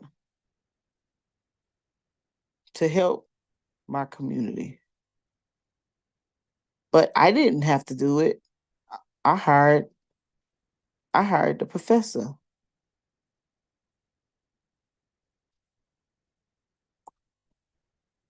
They know what to do with it. Watch, I'm gonna show you. Hold on. We got one more thing to get. And I know you probably like, it sounds good, but I don't know what the hell she's talking about. Hold on. I'm gonna have to show you better, I can tell you. And I'm gonna make it make sense in a second. Watch this. Hold on, I just gotta, this is my last one. Get it all. Yep. All right. Let's see what we can do. So sometimes when we think about opportunities, we just think about the things that we could do, right? Or maybe what we are interested in, right? So watch this. So y'all can see this on the screen. Yeah. All right. So on October 31st, these grants are going to be made available for public, right? But and you won't have to, they're not going to be the type of grants that you have to, the eligibility is not going to be as intense as it would be for a normal federal grant. You're only going to have a UEI to apply. That's in SAMS.gov, right? So tier 1, the first category of grant is an assessment project up to 150,000 for 1 year. So this is programs that you'll put together to do sampling. Remember I talked about water sampling earlier? Testing or monitoring or investigating or surveying or studying or public education. Now you'll say, nah, what the hell I got to do with me? I ain't doing none of that. Well, you may not be. However, if you're a community-based organization, you could go to the university or to the college and partner with the environmental science teacher and say, hey, how would you like to put a project together with me that involves your students? I write them in for a stipend, and I have this issue in my community, and they could come teach my students on how to monitor or how to test or how to sample the ground, the soil, water, air, right? Depends on what type of university you have near you, educational institution you got near you. So if you have tech schools near you, maybe they can do um testing. If they have a science department. If you have a business school near you, maybe they can teach you how to do a survey, that you can survey the community. If you have a university, maybe there's a research department in science or public health right? And you put a program together, what you're doing, and you get with the local school, the grade school, elementary school, and you get with the science teacher, and you say, hey, um, how would you like to inquire to the students in your class if they would be interested in participating in a program that teaches them about air quality? How many kids you can, maybe you give them extra credit for participating. And then you get the university professor to help you mentor the high school student, right? You don't have to know it. You don't even know how to do it. You just got to put the pieces together. And and that's 150K. So you could get the grant writer written in there. You could have a whole ceremony. You could do a whole little program. They could do it over time. And at the end, they display or present what they learn. The college professor will help you frame it. The science teacher might be able to help you frame the project. Hey, this is what I'm interested in, a STEM project where kids can learn how about environmental science, where kids can learn how to survey the land, where kids can learn how to create or how to do research. And I want to partner you with one of the college professors. Can we have lunch one day? And we could design a program for the youth. And we could do it. How often do they meet? Twice a year. The kids in school, 2 semesters. Making sense? That's the beginner stage of what you could do. Let's go back. So stage 2, if you pass that, let's say you already got a group of kids, they're already into science, y'all already doing some things. Hey, can we? I need some money to help me put this to piece this together, right? Maybe you can jump straight to a planning project. That's 250 for 2 years, 125 per year. You could put, maybe y'all trying to plan it out. Maybe you're already into science. Maybe you're a professor, right? Maybe you're trying to build partnership. Maybe you want to do some outreach. Maybe you want to do a capacity building retreat. And you can bring all your people together, right? Bring all your stakeholders together in the community, and y'all can go over it. Or maybe you want to create a training with the organizations and the members, train them up on the different areas, right? Maybe you want to do a project that's involved with maybe you're gonna go do a disaster relief cleanup project, and you need some funding to help pay your workers to go and do that. Boom, right? Maybe you want to purchase a small piece of land that you're going to use to grow some things on to help with environmental issues. And then the third phrase, once you planned it all out, once you got it all together, you can go after the project for 2 years. That's $350. You know, maybe you doing that project development. You're working on it. You have your professors. You have you have your grade school teacher. Y'all creating blueprints. Maybe you're gonna build something. You know, just a whole flexible outreach, right? Now, what are the type of what are the type of projects can be funded? Like I said earlier, maybe you're doing something with air quality and asthma. Maybe you're doing something with fence line air quality monitoring. That's fence lining is when you live near a military base. Maybe you're doing some monitoring of influent discharges from industry facilities. That's like when you live near those plants. Water quality and sampling. Small cleanup projects, improving food access to reduce vehicle miles of traveling, stormwater issues and green infrastructure, lead and asbestos contamination, pesticides and other toxic substances, healthy homes that are efficient energy and water use efficient and not subject to indoor air pollution. This is where you want to make a home energy efficient. That's repairs, just so you know, upgrades. Illegal dumping activities such as education, outreach, and small scale cleanups. Emergency preparedness and disaster resiliency. Environmental job training for occupations and reduce greenhouse gases and other air pollutants. Environmental justice training for the youth. Now, I'm going to tell you which one we're going after.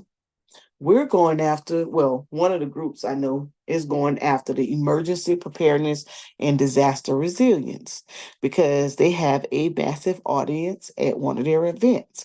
And so they're going to leverage that to share that content as an awareness campaign for emergency preparedness and disaster resilience.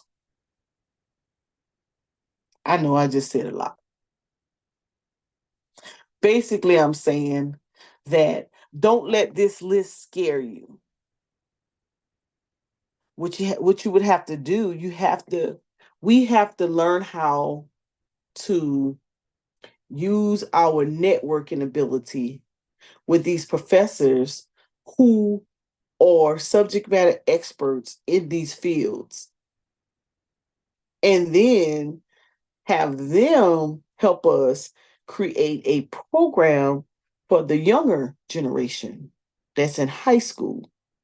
And that program will help land this grant that's going to pay for that professor, that's going to help you write it up, and two, going to pay those kids for participating in the program. It's called participant cost because it's an allowable cost. So we pay our kids $250 to participate 4 times, I think, in water testing. 3 times. Yeah, that's $750, right? 2, 4, yeah, $750. What high school student wouldn't want to join that program? The first time, you might have a small group, but I promise you, after they find out that you paying them $250 or you paying them anything to participate, to come learn something, even if they weren't interested, they interested now.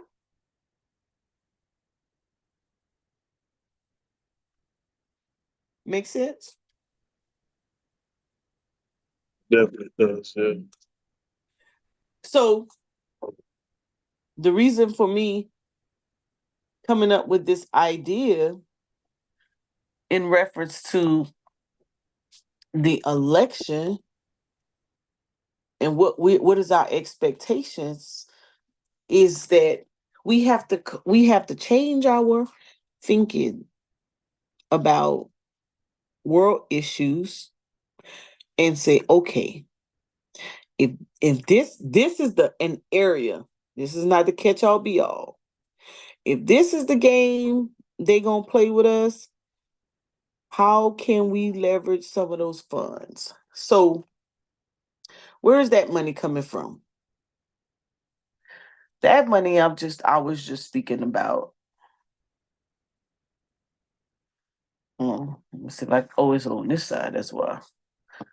That money I was just speaking about coming from here. Um, oh, the first one is this one, Justice 40,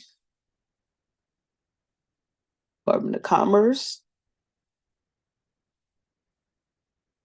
So when these bills come out, so Justice 40 is a cover program, is a cover program. A cover program is a federal government program that falls within the scope of Justice 40 initiatives because it involves investments that can benefit disadvantaged communities across one or more of the following areas: climate change, clean energy and energy efficiency, clean transit, affordable sustainable housing, training and workforce development, remediation and reduce of legacy population, development of critical clean water and wastewater infrastructure. So all of this is our problem all of this right here is our problem. Because they talking about us, right? They ain't talking about them, that's for sure. Maybe they may be talking about them folks that living out there in the mountains that just got the landslide. Definitely talking about them because they off the grid. Now they have become a disadvantaged community. Whatever that means to you. Right? So not only you have this money that can help you, this one, you also have this one, Inflation Reduction Act. Right?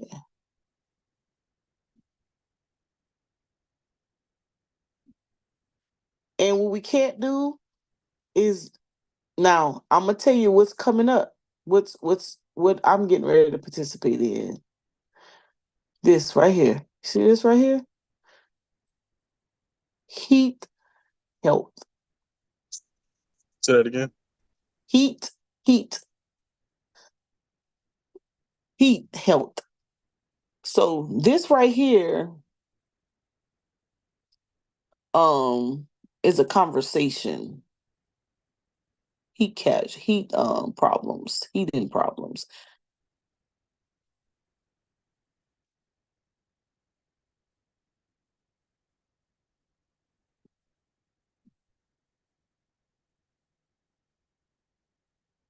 This is a conversation, right?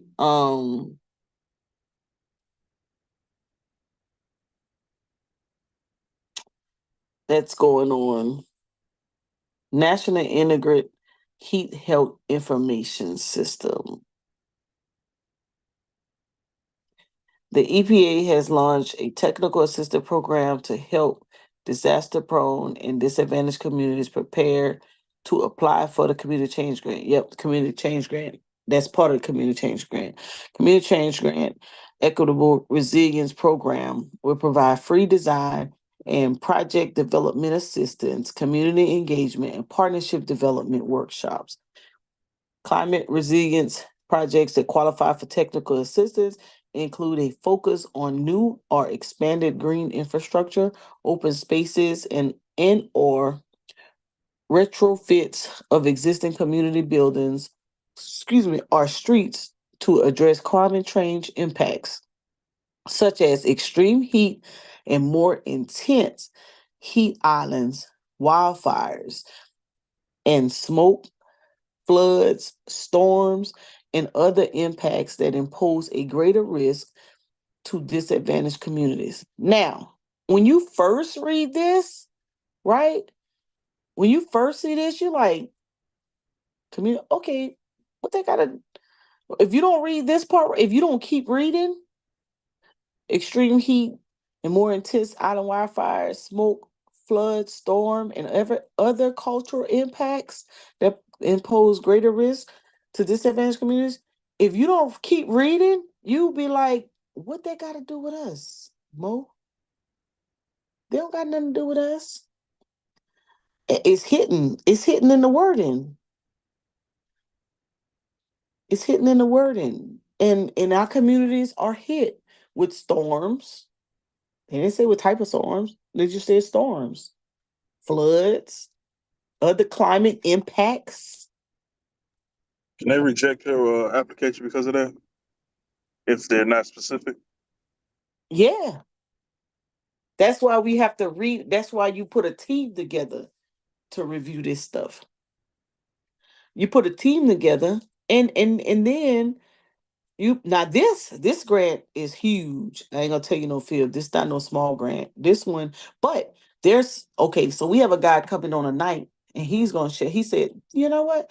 This not the only money that's out there that you can get. You know how much small hanging fruit that you guys have access to. You don't have to go through the 20 million if you don't have a track record to get the 20 million. You can go through smaller ones. Look at this one. Support climate resilience communities. Improving understanding of community scale impacts caused by climate change and vulnerability of geohazards. Geohazards. So when you learn, look, when you learn some of this wording, now I'm gonna tell you, Wait, let me finish. Assessing community climate risk and developing local tailored and community driven solutions, enhancing community capacity to use climate technical assistance, embedding climate resilience into community planning management.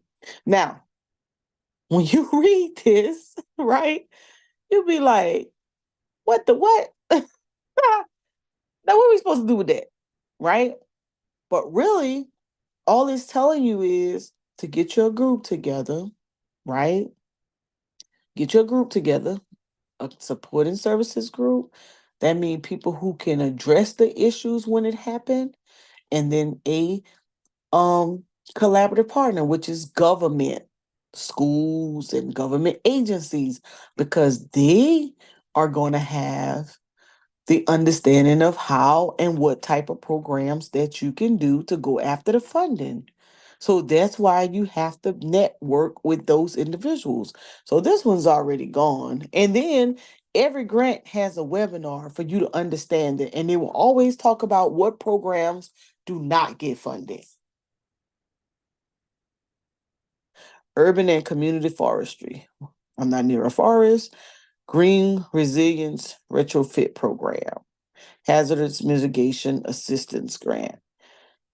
So what you have to do is sit back and say, okay, what's going on in my community, right?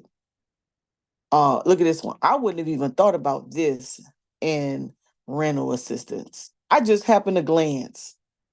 Green and Resilience Retrofit Program. Let me read this because that just happened to catch my attention. I was like, I wouldn't have even paid attention to that. The program provides funding for direct loans and grants to fund projects that improve energy or water efficiency, enhance indoor air quality or stability, sustainability, implement the use of zero emission electricity generation, low emission building materials or processes, energy storage or building electrification strategies, or address climate resiliency, or eligible HUD assisted multifamily properties. Eligible owners primarily include owners receiving HUD rental assistance under multifamily Section A, project-based rental assistance, Section 202, supportive housing, low income, elderly, and Section 811, supportive housing for low income persons with disabilities. That's Coach. Intellectual disabilities. This Coach right here. Where he at? Missing in action. You would have never got that out the wording. He looking for some funding just because that can help him enhance his house. For what? For improving the energy or water efficiency, making sure that that water don't come inside, or indoor air quality and sustainability, making sure the air circulate circulating around the house. That means may need some HVAC support, maybe his Air conditioning ducting. unit.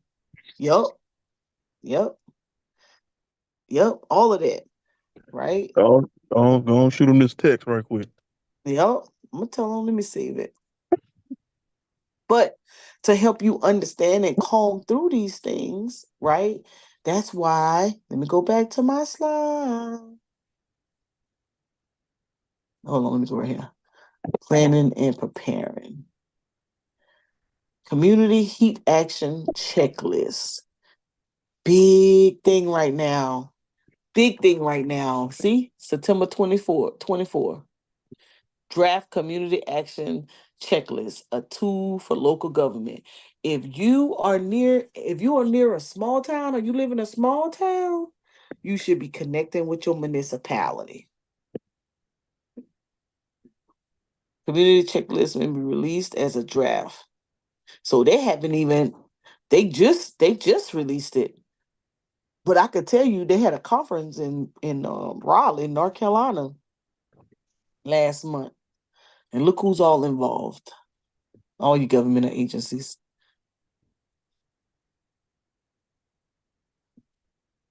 Let's look at the checklist. The draft. Oh, it ain't even out yet. Oh, maybe it is. How many pages? Oh, only 9.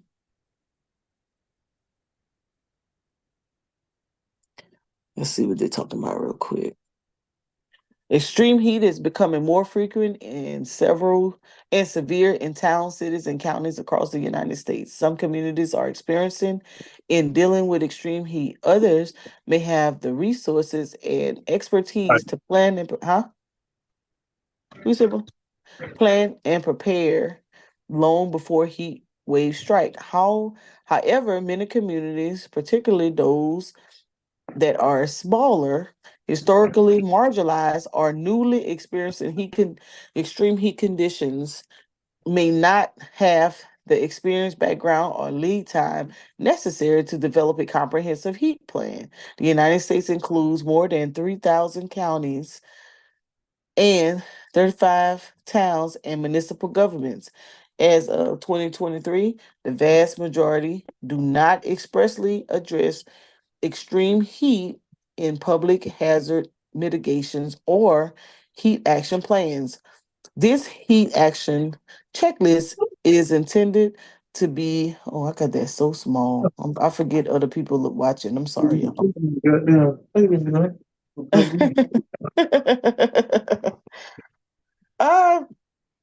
uh, Intended to be an entry point for communities looking to take some basic steps to planning for extreme heat, and is intended to align with and support rather duplicate existing hazard mitigation and risk assessment processes. Extreme heat, and in particular, extreme heat combined with high humidity, creates significant community health risk. Extreme heat can cause new health conditions, including life threatening heat stroke, burns, and dehydration, and can worsen chronic health conditions like asthma, diabetes, and heart disease. People taking certain medications, as well as first responders, outdoor workers, people experiencing homelessness, and people without air conditioning can be at risk, increased at risk.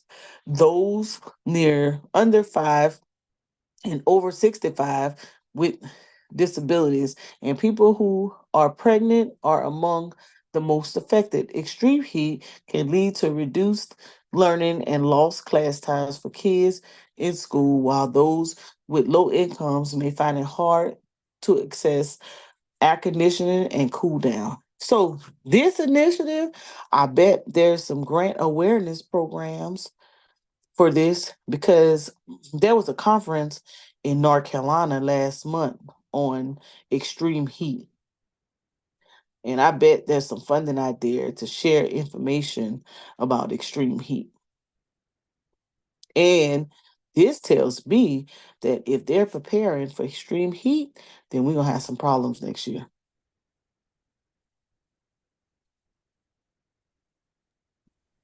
And are do these come with like expiration dates? I know they closed, but is this one still open or no? Oh shit, this one this is just I'm looking for which one are you talking about? The the the one that you The, was gonna shoot to the Price. grant? Uh, Yeah. oh, the one I was gonna shoot to coach. Your coach, yes, I'm sorry. Oh yeah. See, where was that at? I have to go back and find it. I think that grant. Yeah, if I would have clicked on it, I'll go and get it. That grant. I think November. Yeah, all grants have an expiration date. So let's see, EPA program and action to address extreme heat. I know they got a grant out probably.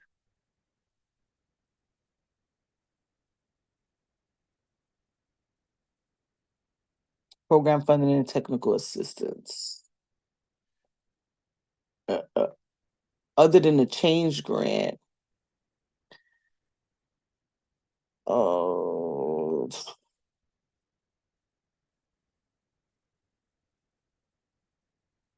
here we go. Let's see. Technical assistance workshops. Clean air, heat island.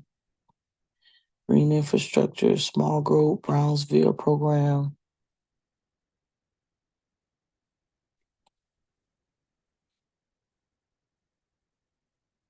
It'd be so much. It's almost like you got to pick a topic, stick with it.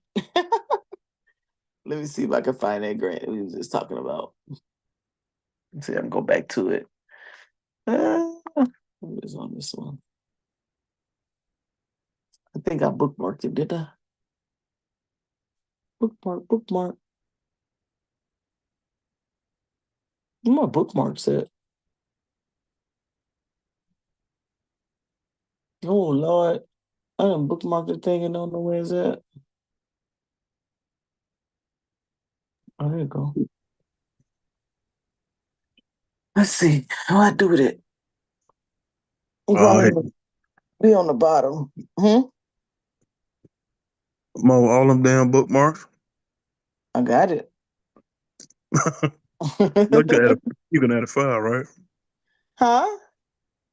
Click on bookmarks, and then go to the star right next She to it. got 100 bookmarks Right on here? it. Oh, right here? To the right. Other side. Go back now. Go back up. Go straight up. Right here? To the right. I want internet slow because she got all them bookmarks on it. I did. Right here?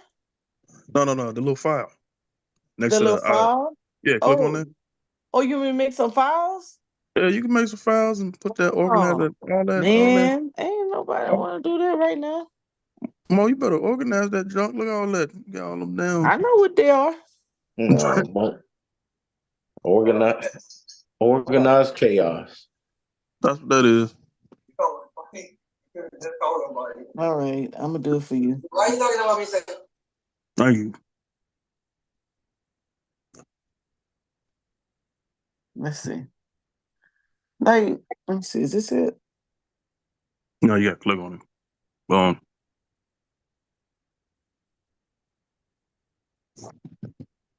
This was something else. I gotta come familiar with it, Brandon, because oh man, I should have listened to you. You should have told me before I just put it over there. I gotta find it. It's gonna be one of the ones on the bottom. Where my phone at? Hit the little arrow at the bottom. Oh, never mind.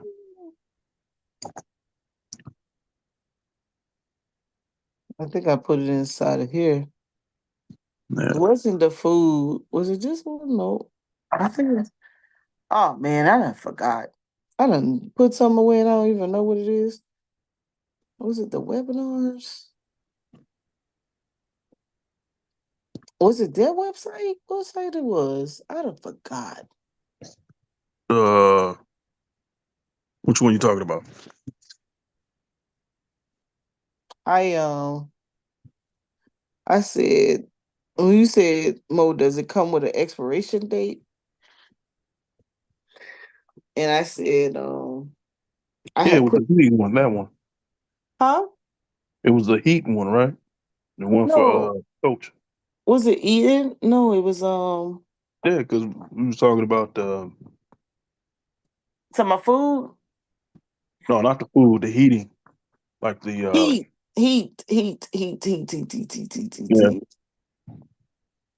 Mo, where you put the tree at, man? Oh, you want the tree? Yeah, you need to we need to save that.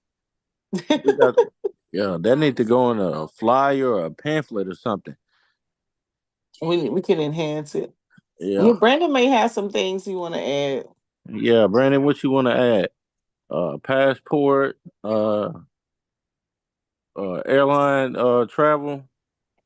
Make sure you get gold or platinum membership. Uh, Fly You can't take Chris. British Airways or You said British Airways. what's the Italian airplane? Which one is that? damn, brother. Damn. Okay. Oh, ask him what's the South American one. Since he want to put you on blast. Damn. Look at Mo. Look at Mo talking about asking what's the South American one. For your information, there's more black people in South America than it is So, anywhere over here in the West. But so you ain't going I sure ain't. down no South America I'm for no fine with me and damn. my boo. Yeah, We you going got down there for some booty. going down there for straight butt. That's right. See what I'm saying? That's ridiculous. You just messed us up. And investment. And Did this? investment. You ain't about to mess this up. But does this make sense though? Did this make good sense to y'all? Did you let Brandon read it? Yeah, I went back through No, it with yeah, him. she kept it for me. Yeah. Yeah, see, man. Mo be tripping, bro. Come Any on. other problems I'm missing though? Did you Fine. put uh family values in there? Oh yeah. Sanaya. Zanya? Oh, he mad. Something didn't happen. Family values. What- I ran across something a second ago. I'm glad we're doing this because I need to is we read it, Brandon. It was one of the grant options. Let me see if I can find it.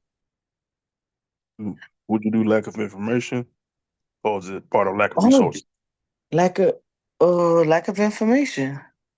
Well, the Yeah. resources I was speaking, the re Oh no, you got lack of educational resources. no, but the educational resources, yeah. No. I was talking about more of like the books. I was talking more of like things you need in the classroom to be successful, like the tools. Okay. Maybe I could put like of educational tools.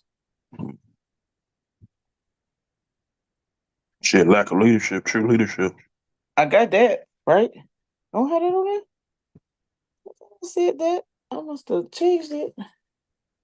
family values, mental health support, environment, science issues, slavery, kidnapping. You know those are Chris. Stereotypes. Chill, Mo. Oh, conflict resolution. Yeah, that's a good one. Because we don't have that.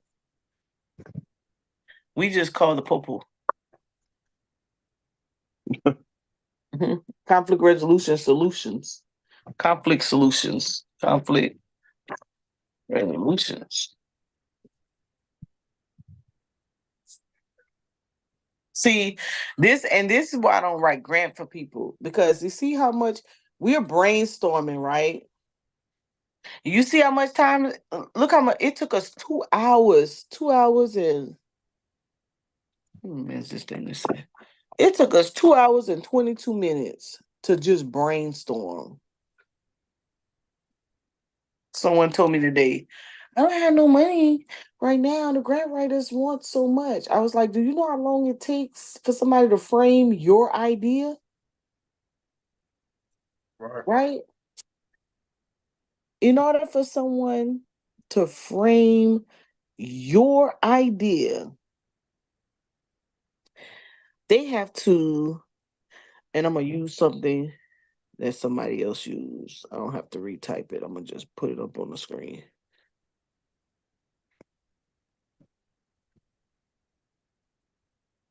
Let's see.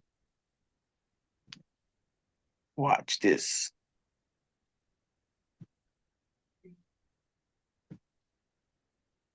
You know, to frame.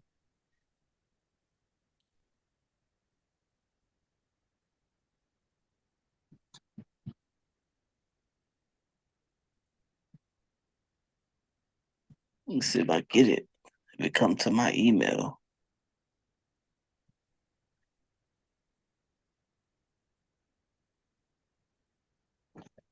Let me see if it's sent.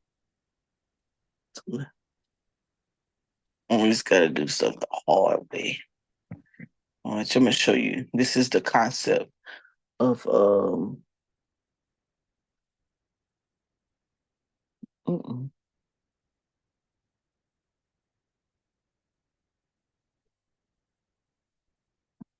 I should do it the other way.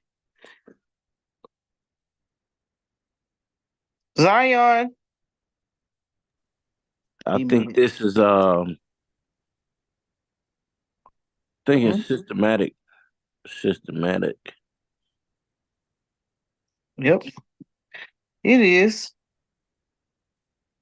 Yeah. But guess what? You got to find your way through it. I mean, we may not be able to solve it, right now. Maybe we could put some stepping stones into place, but we got to do something. Maybe all of us not going to win. We may not be able to build a model where everybody wins, but at the end of the day, let me see if I can make this bigger. We got to do something. We can't just not do nothing.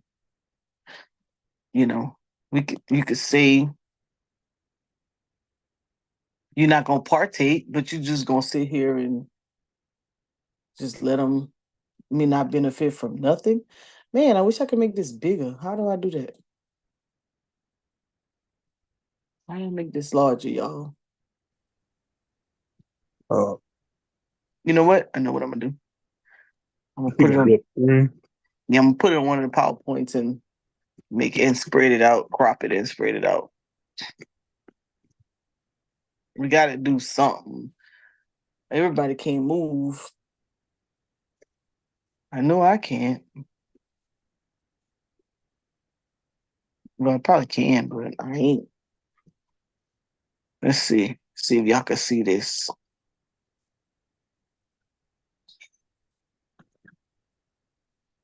All right. Let's see what we got.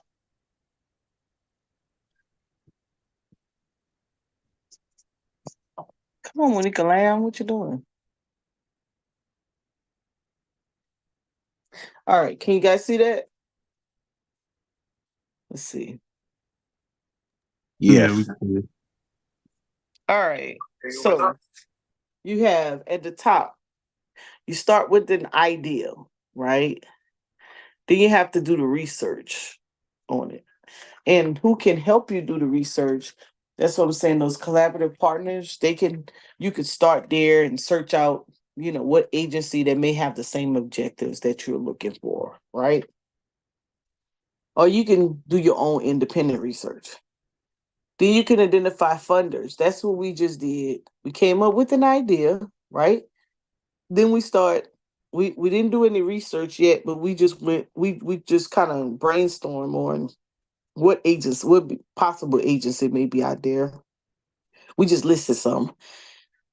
Identify funders. That's what we were doing. We were going to go through each agency until we find funds that can help us out.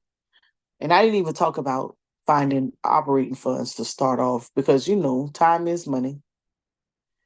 Then you could contact the funder and see if your program is a good fit or if they maybe have some advice for your program. Sometimes you'll find a community coordinator who may offer you some advice. Then you can decide, okay, which one of these funders might be a good fit for you. Then you can come up with a plan. Or maybe you're pretty savvy and in your ideas, you can be developing your plan. And as you go through these steps, you can be filling in the blanks to your plan. Then you could create a proposal. So all of this is kind of like more of an outline, right? Bullet point. Then you develop your plan, then you write to those points, and then you submit it. And then when you get awarded, they send you a letter, confirmation, meaning you actually got the money in the bank. Execution means you go and implement the plan. While you're implementing, you can't forget to evaluate. And because in your evaluation, you're going to give a report out to the funder if they require it. It makes sense.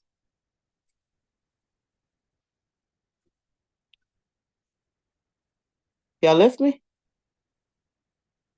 No, still here. That makes sense. Yeah.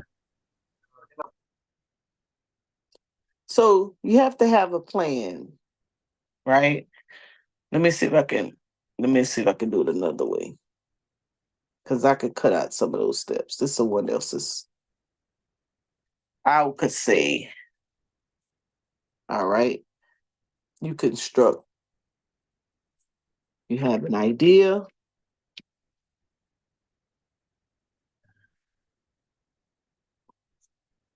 That idea leads into, I would say, research. Research. Um, research agencies. Oh, research agencies with same or similar objectives, no goals.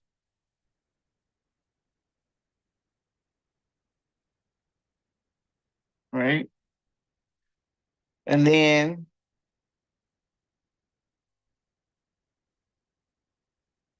or maybe you could do it like this. After you get your idea, then you can identify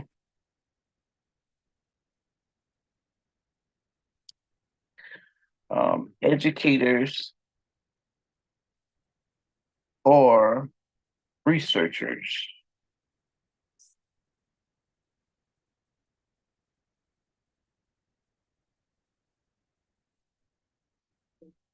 Right? And then agencies. And then you can create an outline.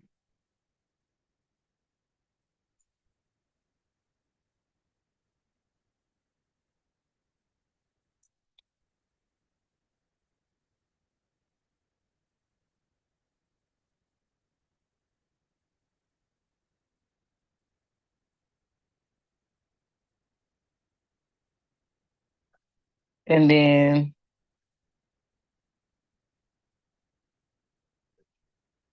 you can draft Zion.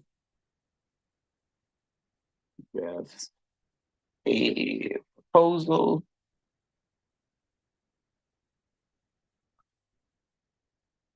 Zion. Yeah. And then you can seek technical assistance. Because see,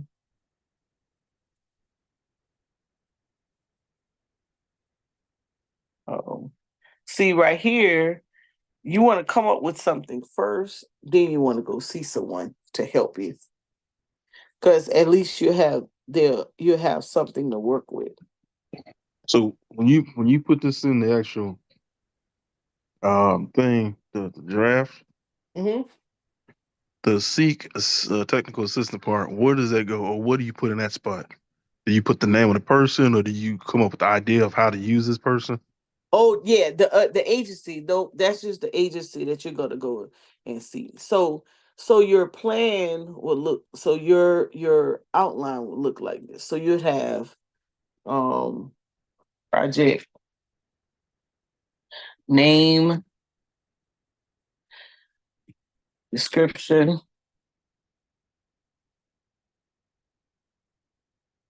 target audience,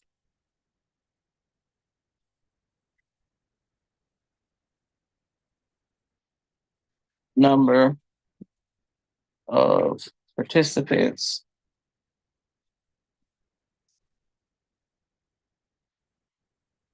um duration of program,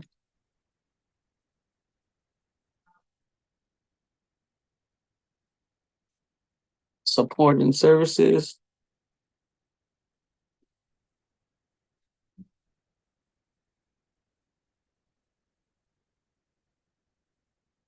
collaborative partners,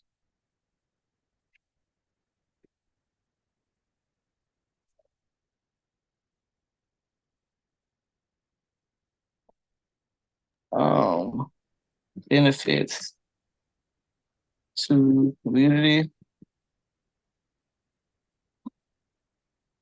Oh, right quick. When Huh? you typed in now the number of participants. Let's say you're doing that agricultural water thing. Would the kids go in that slot or no? Yes. And you have to type Yes. in all the kids that you're How many? using for this. Just the total number. Okay.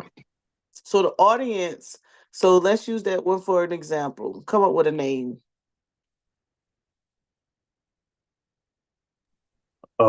Big back water stir. Uh, What's your name? Big back group. Big Back Group. Yeah, big back. Why are you naming that? I don't know. I was at a grocery store and I seen this lady with the biggest back. I was like, damn, she need to get about the cheese section.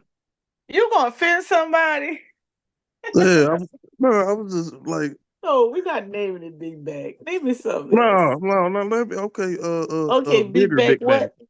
Bigger Uh, Big Back. I yeah, can't. yeah, yeah, bigger big back. Yeah. You make me want to go work out right now. No, no. Give it another name. You on mute, Why? coach. You on mute, coach. Project Big Bag. There you go. Project. That's what's Wow. up. Ain't that something, boy? I done heard it all today now. Project Big Bag. I'm telling you, it's catchy. And this is an eye Project catcher. Big That's what it's Bag. supposed to do. This is how Project Project. Big Bag. this Project is how Big What Bag. what would the t-shirt look like? it, it wouldn't be a t-shirt. It'd be It like gotta be a like t-shirt, champ. no, it's gonna be like a bedspread as a t-shirt. It's gonna be that size. I can't. I'm not fooling with y'all. What's the No. description? What's the description of the program? Wait, what kind of program we say we're doing? Water testing, right? Oh, you're gonna say how water helps rejuvenate Big backs, the yeah. quality of life of a A baby. big back person. You got this. Project Big Bag. You gotta describe it. You gotta come up with a description of your program. Increase the description is to um um the big back program, big back uh project big back Will influence. project big back. Project Big Yeah. Bag will influence individuals I want to To be lead y'all. a healthier. to lead a healthier lifestyle with the influctuation of more Wait, water. wait. There you What go. Look at that. We getting the grant. Man, y'all individuals crazy, to man. what? Oh man. Individuals to what? It will influence individuals to what's the word I use? What do you Uh, say, Brandon? I think you said a healthier living, Project Big Bag will influence individuals to lead a life to healthier living.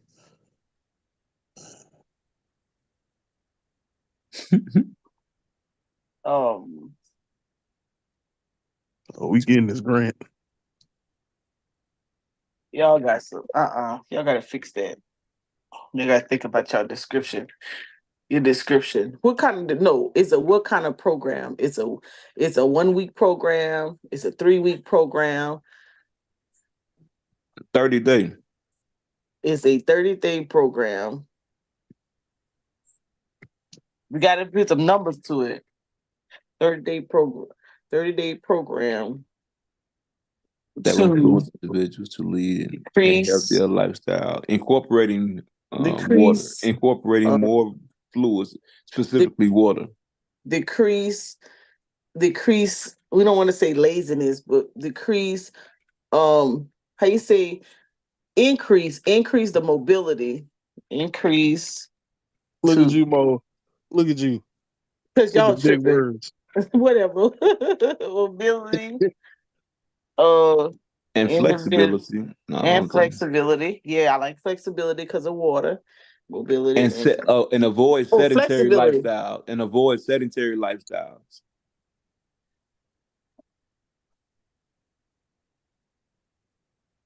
Flexibility of of of Overall unhealthy body movement. of overall body. Oh, hold on. Overall body movement That will deter them from a to sedentary lifestyle. influence individual to deter That will deter them or to deter them from a sedentary lifestyle.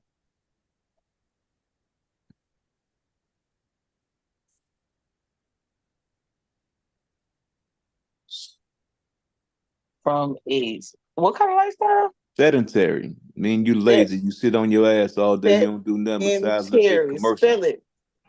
In SEEDENTARY.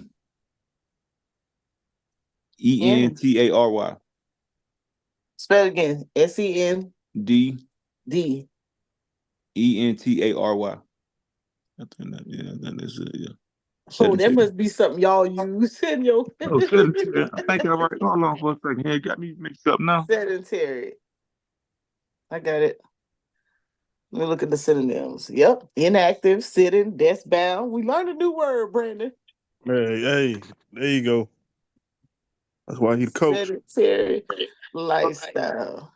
Check it out. So you see the difference in what we said the first time to now? So you just described it. You gave it a monetary, you made it measurable, right? The big Project Big Bag is a 30-day program to increase. Then you're saying what it's going to do for the person, what's the benefit, increase their mobility and their flexibility of the overall body movement. Because they say water exercise is a total body workout, right? Right. Mm-hmm. And you're saying what you want to keep them from doing and deter that individual from sitting on their butt all day, like Coach said, from a sedentary lifestyle. That's a good program. Okay. Who's your target audience? Children. What age group? He said, chill. You right though. All these little fat ass kids. What So they don't look like their mama, daddy, and grandmama. what's the age group? 6 through 14. 6 through 14. So you have to say we're gonna say 6 to 14, but we're gonna have to break those groups out because you can't mix a whole bunch of teens with a whole bunch of kids. So it would be what? So the age group, so the target audience, the age group, Well, K through 5 in middle school. okay, 6 is good. I mean, it was six. So six Middle to school and what? Junior high. was it 6 to 8? Or six, yeah, 8, and then yeah, 8, 6 to 9, or 6 to 10. No, 6 and 10. That's too small. So what would it be? 6 to 8. I would say. Think And about what? your youth league. Think about a youth league. How y'all break them kids up? Yeah, just like that, 6 to 8, and then like probably like 10 to 14. 10 to 12. And then that was 13, 14. So six to Yeah. nine, and then 10 to 12, or not, or 5 to Five and 7. six together, 7 through 9 together, 10 and 12 together, and 13 and 14 together. I want 12 to 14 together, depending on where you live at. Be honest with Okay, so let's say 5 to 7, 6 to 10. You saying you. Nobody ain't spend no 11? 6 to 10, Negro. Oh, what'd you say? 6 to 8. Six to Yeah, they nine, be together. Oh, Six, six. to eight. Yeah, 6 and 8 to be together. 6 to 8, and then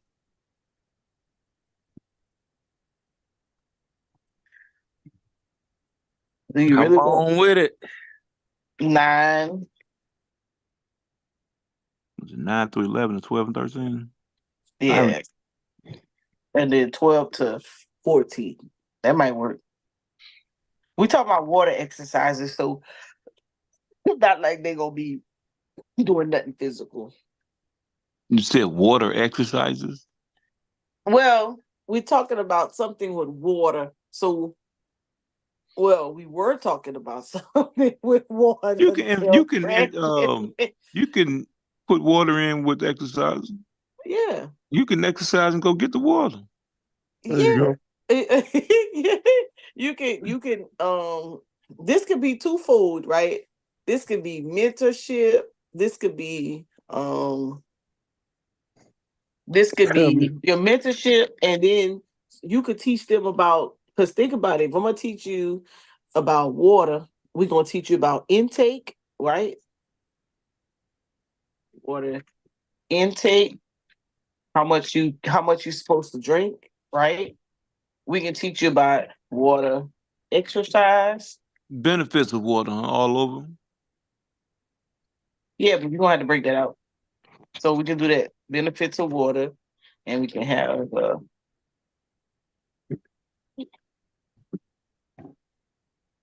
and then these will be underneath it. That's what you because you gotta come up with your little exercises, right? And then the number of participants. So now, how many? So what? 25, 20? How many 5, 10, 15, 20, 20. 5 per group.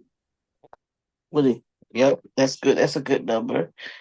And then duration. How I said long 30. you You said 30 maybe? days. Oh yeah, that's right. Wait, are we gonna do Monday through Friday or the whole calendar month? First through the 30th, or um What's gonna bring the most participation? Is the weekend stuff 6 bringing more weeks participation? After school bringing more participation? after school? Because the parents ain't working, they're looking for their kids something to do. And so that benefits, that also helps the after school program. The guys trying to get that money. Hey, Brandon What happened? What? said let's do a scenario. All right. So now if you said after school, then it's a 6 week, right? 5, 10, 15, 20, 25, 30, 6 week program.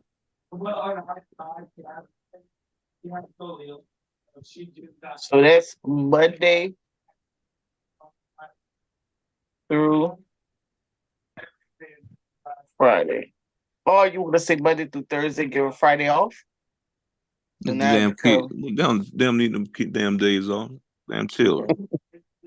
boy, I tell you too. Friday. Yeah, Got Monday enough through days off Friday. as it is, bullshit. All right. So that's Friday, right? And then you got how you get weed out of there? Your brother said Project Big Bag. Boy, that's something else. It's Brandon. Damn, boy. That cold So right there. Don't make me put that on Facebook today. now remember, I was supporting. Do it. So out of our group, I Do it. Hey, Mo, send it to him so he put it on his look Facebook. She ain't now gonna say our nothing. group.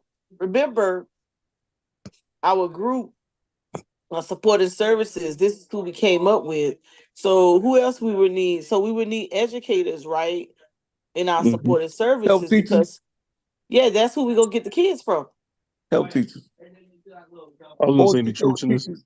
Get the science teachers. health teachers, science teachers, PE teachers. Oh, I'm putting it in the wrong spot. So P.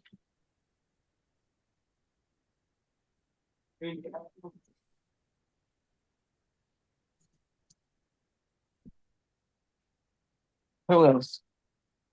Science, right? The health, science, and PE. Okay.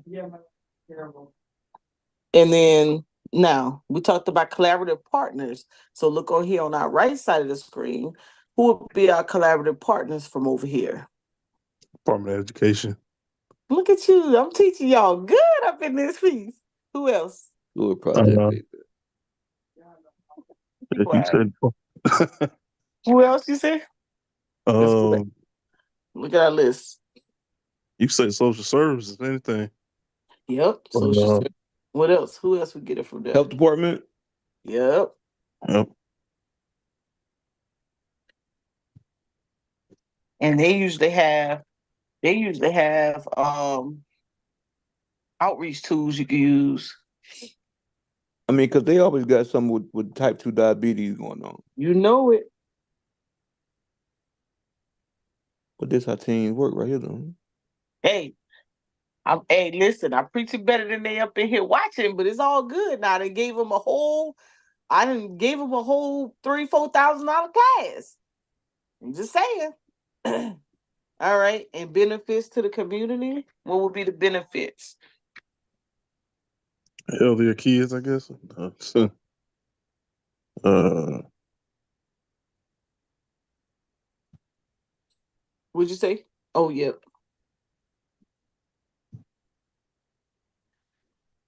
Physical fit. yeah, there you go. Kids.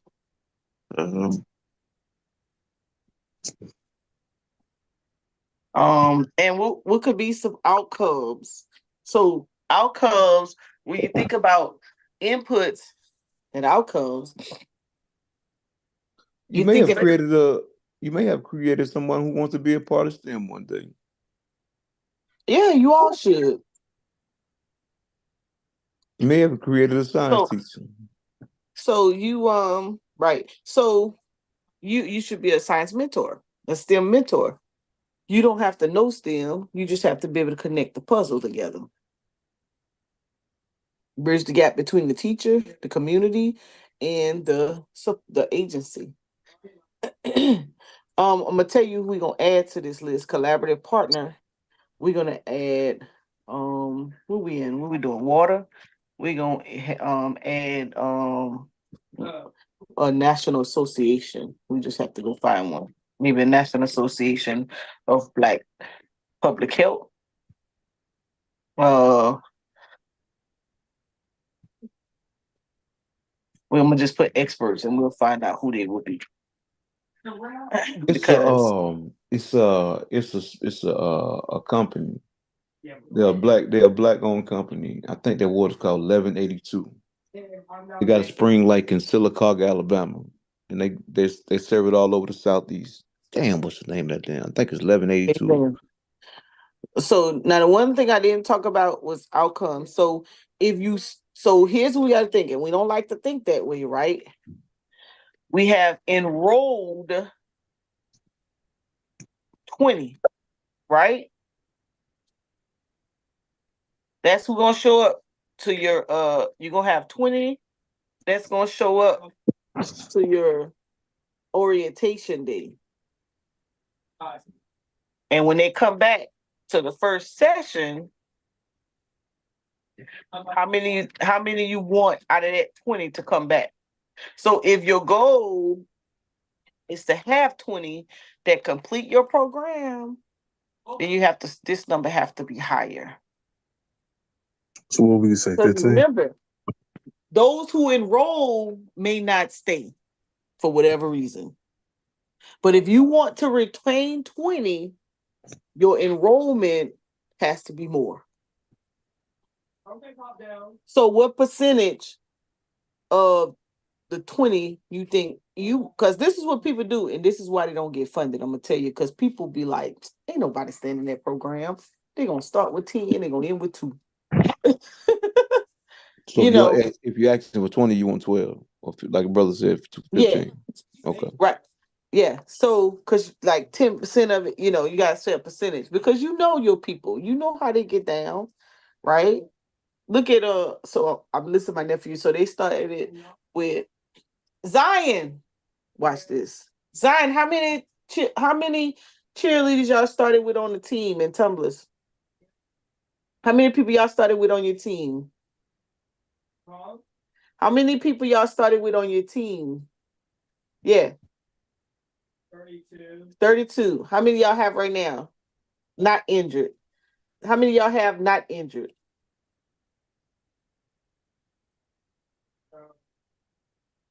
How many people you got injured? I think they got 3.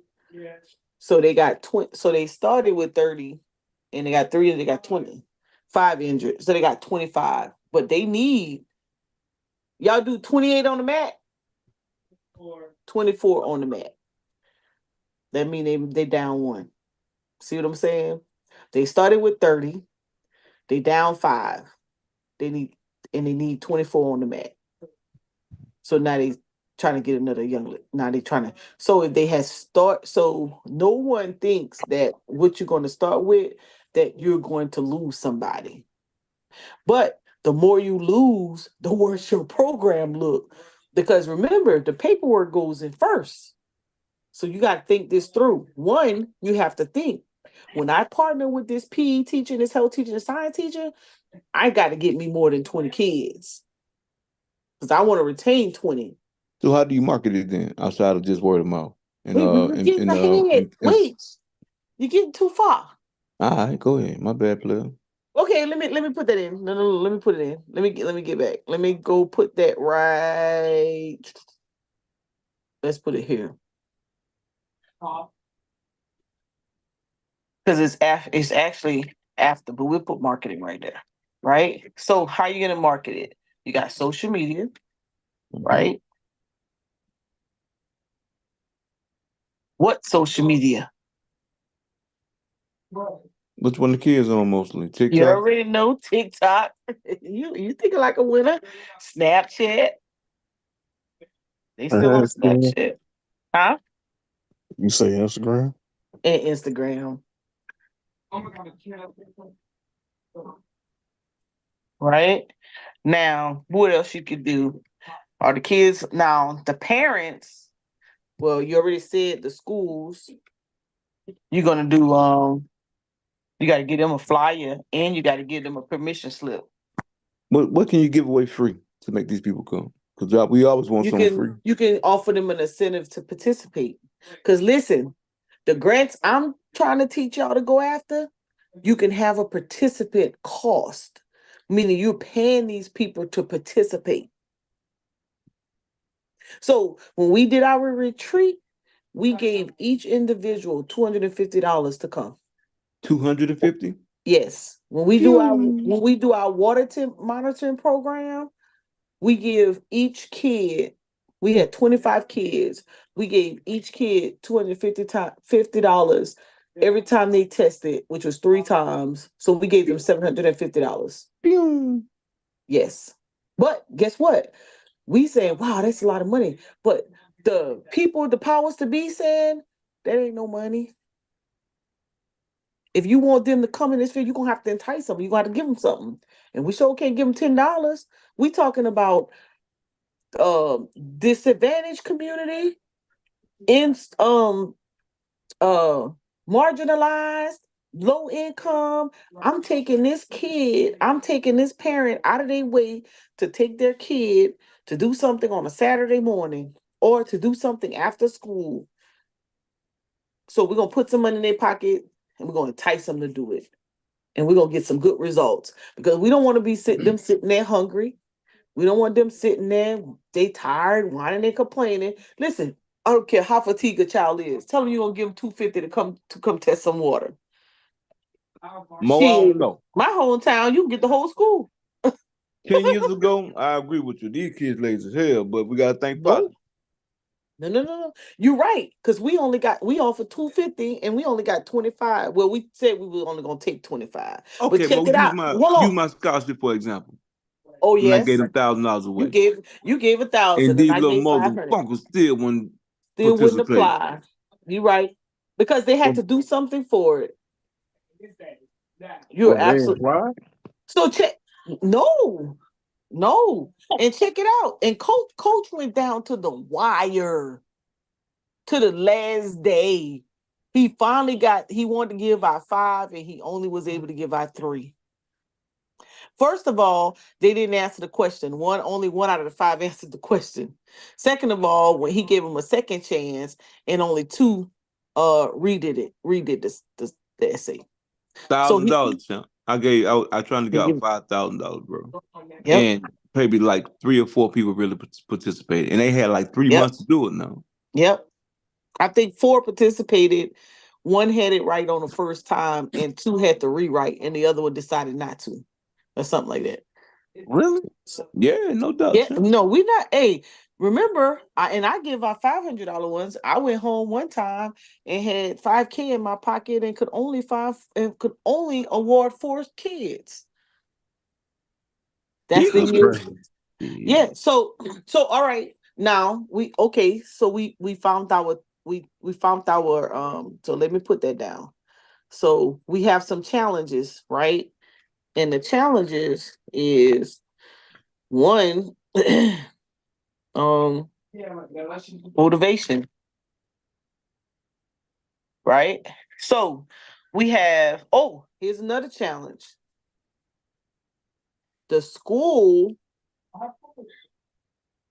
does not share with all students, right? That's a big one. when we did the first group of kids, some of the parents was upset that their kid didn't know about it. Well, some of the individuals who was involved decided to select who. No, let me back it up. The first time they just picked, let the kids volunteer, got 25 kids, boom. Then when the educators realized that we gave them kids $750, then they wanted to screen who we select. We opened the gates to all the kids if they were interested. But now they want to pick and choose who they want to send to the program. I think that's so unfair and unfortunate, but that is a challenge, right? Let's keep the party rolling because we have to finish out. Okay, so we said 20. So how many? So out of that 20, what's the percentage you think going to participate and come back? Probably the whole 20, right? Let's say now, how many you plan to retain or to graduate? Let's just do 3. How many are you going to graduate? How many you think? You said What's 3 the out of percentage? 20? No, I'm asking how many you think out of 20 that you're gonna graduate. How many you think gonna go through the whole? So in order to get the full benefit, right? You have to have participated in all 6 weeks. Okay, so is this one of those ones where the kids get a little stipend? Yes. Okay, so I want if I play devil's advocate, I think all the kids are going to graduate just to get that stipend. No. You gotta. Here's what I want you to think. They may all very well graduate, but I want you to I want you to be realistic and just give yourself, what would you be comfortable with? What Oh, 12. graduation rate would you be comfortable with? Of how many that's going to graduate? Yeah, I would say 12. I would say the 12. same thing. Yeah. So that is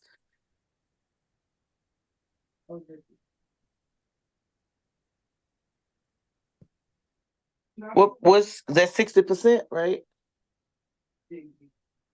What about 55, 57, somewhere around the area? What's the math? What today is?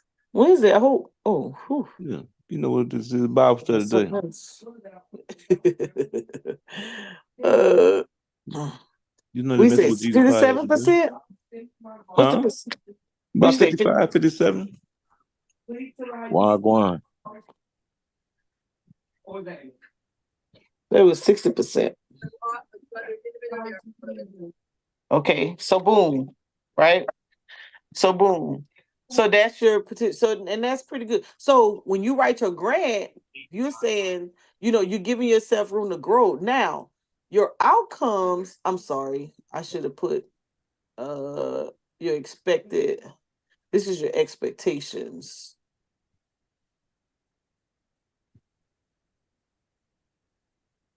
And then this is your sorry. Your outcomes. And boy, too much. Then your outcomes would be all 20 graduated. It's your expected outcome. No, your expected outcome is 12. Only Okay. 12. So you're gonna, and so according to Brandon, you're gonna exceed your expectations and you're going to graduate 12. 20, I'm sorry. 20. But when you write your grant, I don't care what you write it for. I don't care if you are an expert in that program or in that community field or not. You can write any program to meet a need of the community. You just have to find the subject matter experts out there. Never negate the schools, the teachers of the schools, because they're going to be your biggest fan. That's who you have to get to buy into the program. And the teacher is going to get the child to buy in, and the child is going to get the parent to buy in, right? Once you got them locked in, you're going to lock in.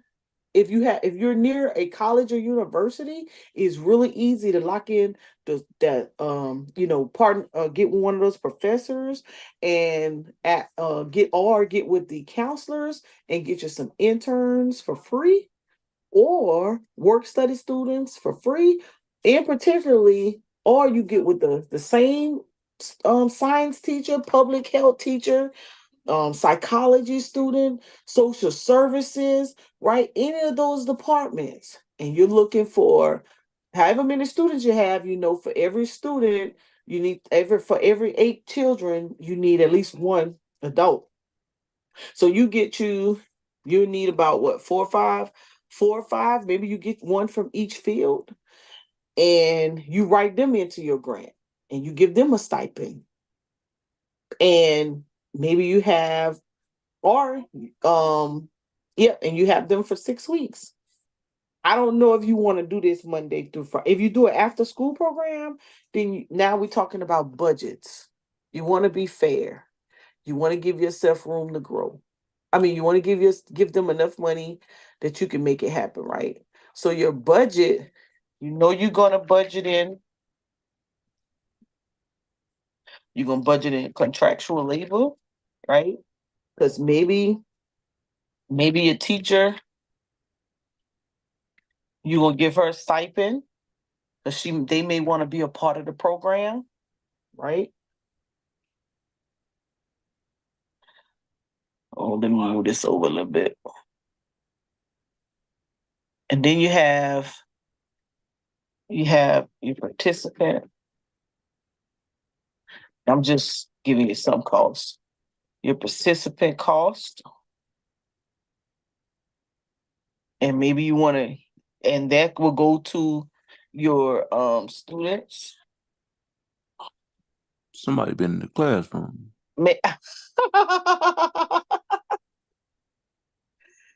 Then you want to have your interns. That's what you're gonna call your college students. How many did I say? 4. You got 4.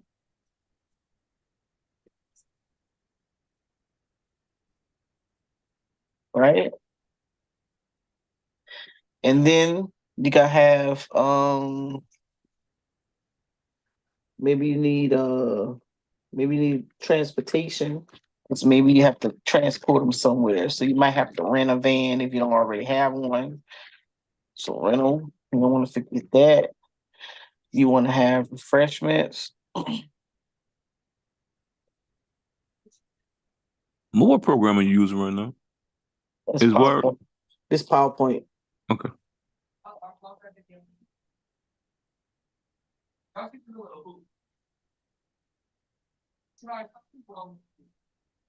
Refreshments.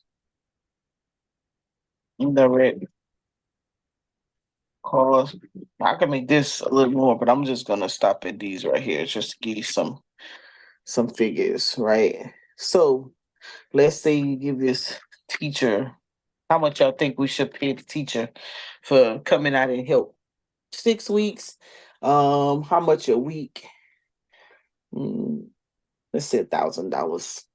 A week Yeah. we can pay. Okay.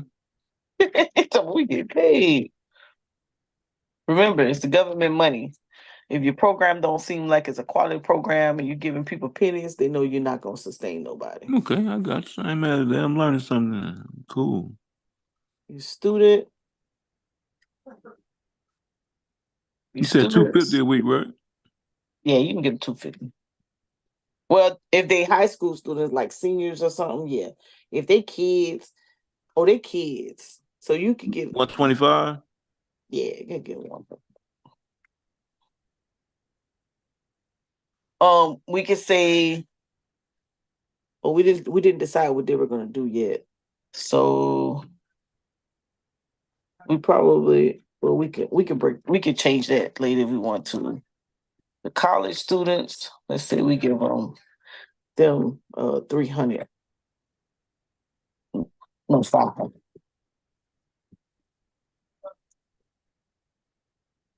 You rent a van, let's say for 6 weeks, 5 weeks. How much costs to rent a van a week? $200 Yeah, probably, two, about 300. 250, about probably 250 or 300 a week. So that's what, 1,800. They have refreshments every day. You're gonna have to feed them kids because you know they're gonna be hungry. So it's probably about 250 to 4, 6, 8, 10. So it's probably about $1,200 in indirect costs. You add these number up right here. 1,000. How many students we got? So this is gonna be at 20. It's gonna be 4. This will be we need 2 vans because we got 20, 16 passengers. This will be all together one. Okay, so we got all right. Help me do the math. 20 times 125. That's 20. This is 2,500. Oh, hold on. I'm messing up my little sheet. Messing up my little sheet. This one, 500 times 4. That's 2,000. How many teachers we got? 1, 2, 3, 4. We need 4. Well, 4, if not teachers / consultants. So we'll say 4 because you'll probably be in that number. So it's 4,000. Oh,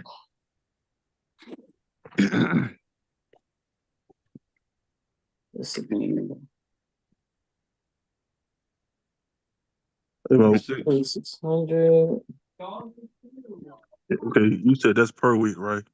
Yeah, I got that right. Oh, that's right. I'm sorry. It's supposed to be 6 weeks, ain't it? Yeah. So this So that'd times be 6 at 6. I did it wrong.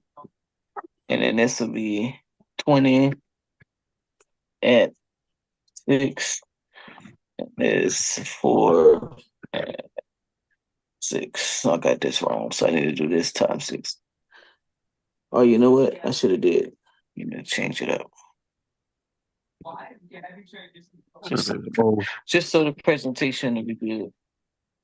Mo over there trying to pocket some money. Look at this.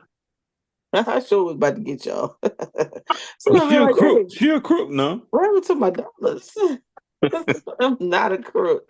Oh, go stop playing. I've been knowing you since 16 years. You a crook. 8 years now. I ain't no crook. Am I a crook, Brandon? Yeah, nah, Mo, you ain't no crook. Damn, that sound like he was lying. Brandon. Oh my God, Brandon. Don't listen to coach. Brandon, that sounds so facetious, boy, and Don't listen condescending to when you coach. said that. Oh, No, you bro, was such a no, crook. Don't be messing. Don't be corrupting Brandon. Mo got crook tendencies. You got That's my crook girl tenants. though. I met with her. Sure do. She a crook though. Sure do. Chris. Oh, I'm glad I'm not the only one who see it, oh Mo. my See that? God. An investor buys and Oh, Chris always trying to multitask on us. Hold on. It's 12.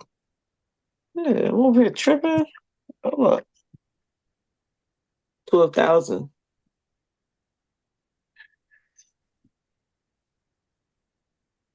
Okay, so there we go. Now I need to add all of these up.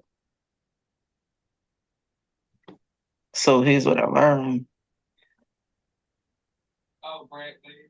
I know my lineup is crazy, y'all. Just bear with the system. Gold mouth. That's what I said. Oh my God. So now we got to add all this up and then multiply it by 10%.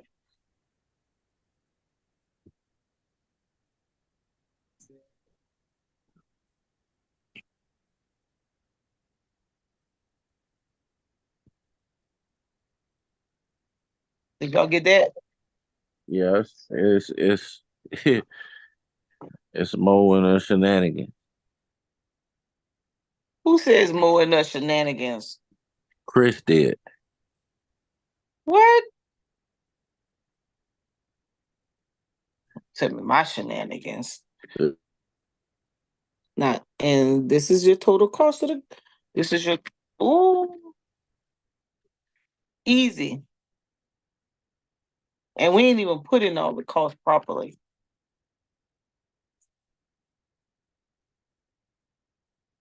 And that's just 6 weeks. You're on mute, coach.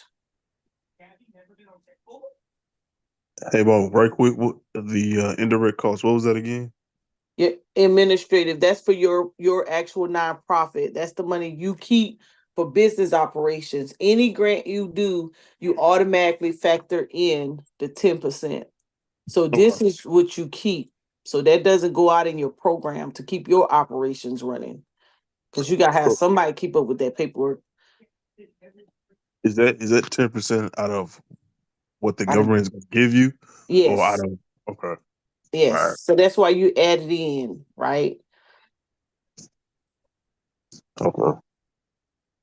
So usually when you see a grant, you'll see salaries and labor, you'll see transportation, rental, um, you'll see fringe benefits, you'll see indirect cost, you'll see labor and salary, they may be separate lines, uh, things of that nature. And I'll get the template. But anyways, this is kind of, and now you see how a grant, how when you see things like, let me go back to it.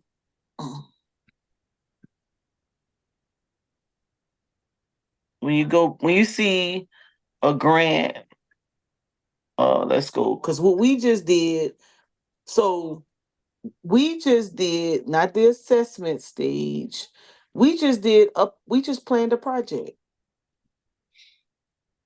If we went after this grant, what we just talked about and how we're gonna do it, that's what this 250K is for.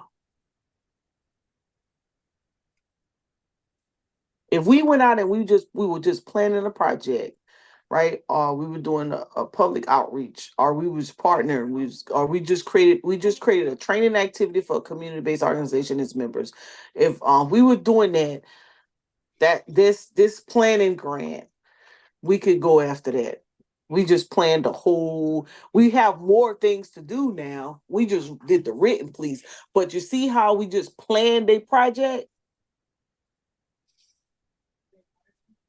Now we Yep. have we have more to do. We have to go seek out a location.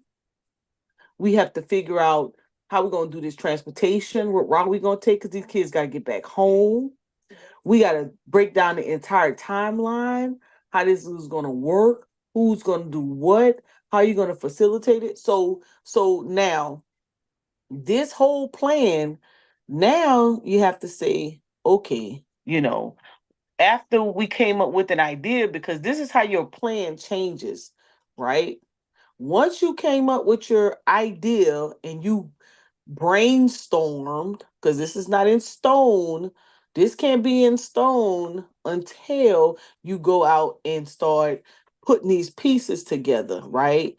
You have to come up with a marketing campaign. Like, you have to take each of these things step by step. The first thing you want to do is you break this down. What does that look like?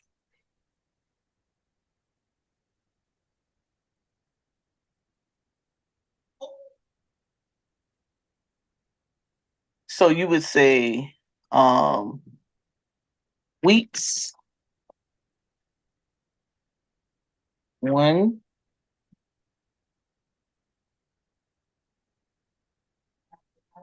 right? You have 2, 3, 4, and 5. Oh, 5. Who took project management before? I'm gonna make this easy. I'm gonna use something I already have. I'm gonna make this easy for me because I don't want to do that part right now. But I'm gonna show you something I already got. I'm gonna show you where I'm going with it though, so you can understand why the planning takes a little longer than just what we just did, because you have to break it all out. Watch this. Watch coach. Now you're gonna say, man, she a low key genius. I've been told your black ass that. I know that what I was gonna say. You're gonna say she a low key genius. Watch this. Now this takes time, but if you looking to do a program, especially if you got some skills you gained over the years, right?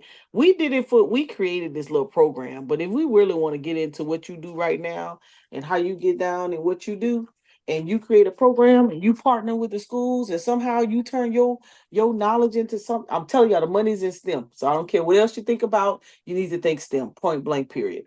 How you can make what you know and you use what you, because you can mentor the kids and what you know and partner these and help these teachers, because they can't do it. They tired of them badasses all day. But if you give them, they can make some extra money in an after school program that can help benefit what they're doing. Shit, sign them up. And you do that by determining what's available out there. Watch, coach. I'm gonna show you something. I'm gonna come up with something for you in a second. Watch Well, this. do that then, because I'm letting them know Watch from the this. get go. I'm gonna choke shit out your kid, but I'm gonna love them at the same time. Watch this. Right. Um. So this is a program. Uh, this is I think apprenticeship. Right. I can't talk about this part yet because, well, I can. We got the administrator. So you asked about the administrator. You got a recreation specialist, um, technical instructor, graphic arts design. Remember we talked about the marketing, the tutors, computer based training instructors. Those are your subject matter experts. A nurse. Remember we talked about having a medical staff or a counselor on team. You got me down at the bottom. Housing assistants. Housing housing Yeah. resources. Yep. Right. So, and these are the responsibilities, right? Let me get that Section 8 real quick. Right. Right. So these are our planned out labor, right? So this is how much we plan in labor, payroll, taxes, and insurance. That's what when you add them together.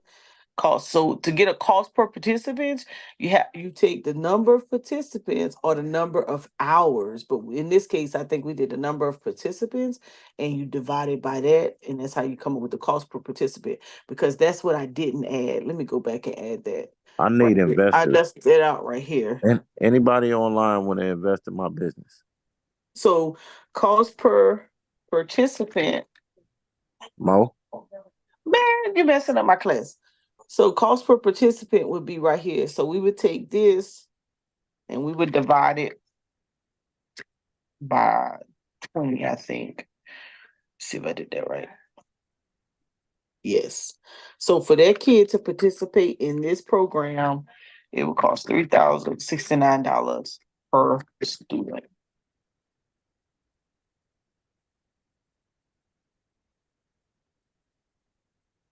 Now, with that kind, we would probably, knowing what I know about those participative grants, we would probably break this down. Maybe we would offer more students, probably. Maybe we could do it since we say in 6 weeks, maybe we can do it twice a year, right? And we break those numbers down a little bit more just because of what I know. But anyways, that's just an idea of how it works, right? So we would have the number of weeks. Oh, wait a minute, let me go back. I'm sorry. Go back to the Excel sheet. Right. So boom. This is how this grant is written out. So these are the grants we went after. DJ Department of Juvenile Justice had a grant for 60K. The social services had a grant for 60K. And we were going to go after individual contributions, right? Investors who want to invest, right? We was gonna do some no fundraising. Looks like we was just gonna go after grants and personal, maybe corporate and foundations. And then we were gonna expenses. We had these were the salaries for that organization, and it added up to that. Oh, and then other salaries, people we gonna have on staff, payroll taxes and insurance, got your accounting and your legal fees. And this was all the non-personnel expenses that went with this. So this was the overall budget. And so we had 102 participants. So when you divide this into 70,000 plus, that's how much you get cost per participant, $1,300, right? But let me show you what I wanted to show you. This looks like all of the, I'm missing some stuff. Hold up. Oh, here it is. All right. So here how it's broken out. Remember, so this was an apprenticeship program.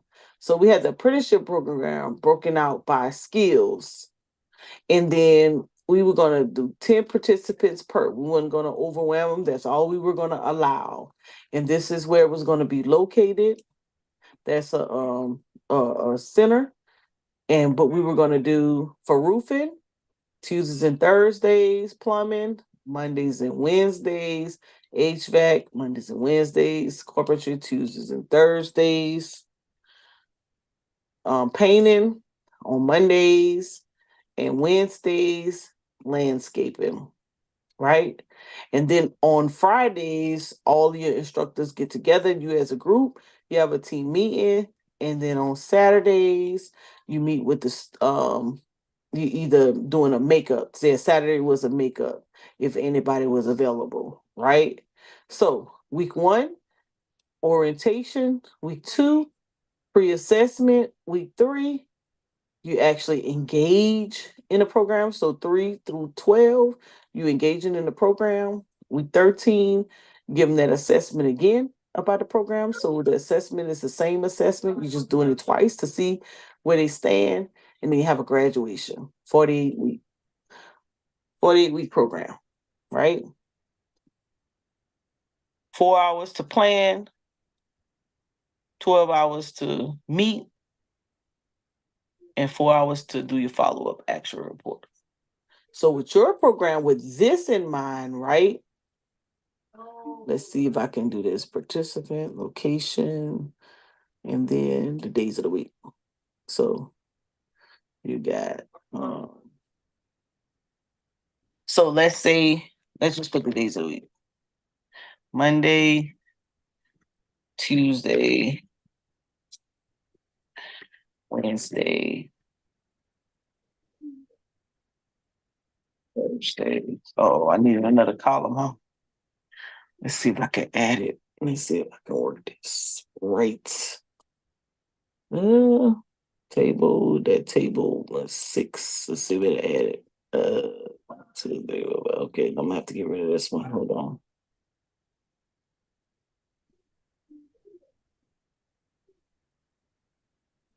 So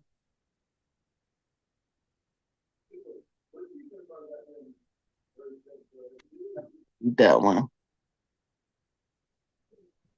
So now, and this will be Friday. All right. So now you got 1, Let's put these weeks back now. 2, 3, 4, 5, and 6. Now, going back to this, right? We have to decide, are okay, we say we're gonna do a 30-day program and it's dealing with water, but what are we gonna do? Are we gonna do water exercises? If you're gonna do water exercises, that should be the fun day. So you should do the water exercises on that day, right? That would be on Fridays. And that would be for 5 weeks because the 6th week should be a graduation day. You always do a graduation day or in the year and give out a certificate or something, right? And then if you're going to talk about water intake, that would be like a nutrition, or what would we call it? Nutrition class? What would water fall under? What type of, or conditioning? So you said, Combination of both. huh? I think that'd be a combination of both nutrition and conditioning. Nutrition. Oh, nutrition. So now you don't want to overwhelm him all day. You only have an hour, right? So maybe you talk about nutrition. Let's do nutrition on Mondays coming out of a weekend, right?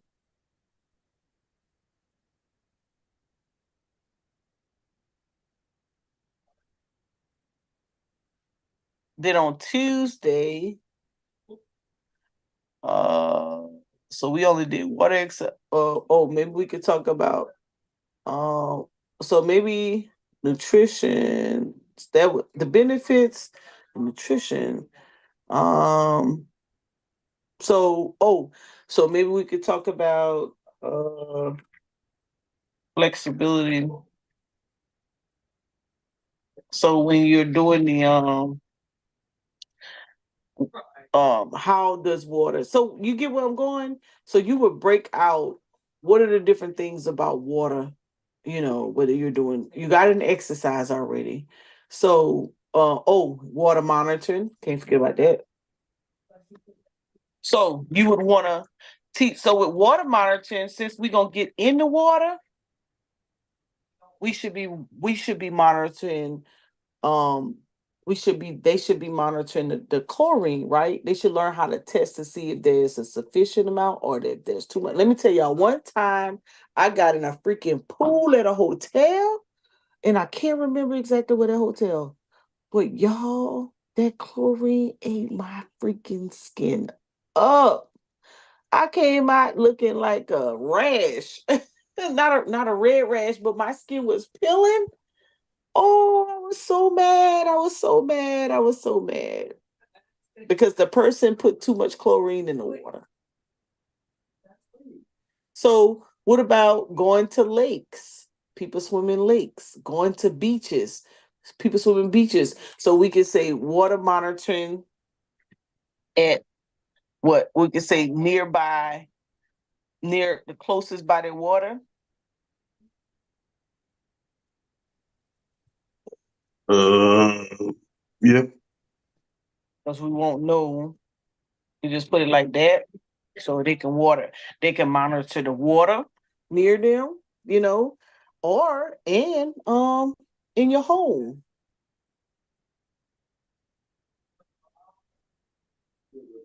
So they can monitor the water at home, and they can test the water monitor the water at a nearby lake or whatever and test. Hey. Hey. Coach. Hey. Look at him. Oh. Water testing at home. Right? And then the water exercise, we said, what did we say? Flexibility. And what else did we say? Oh, where we put in my thing? Flexibility. Oh, mobility. Mobility. Water exercise for mobility. So now we just did 5 things with water.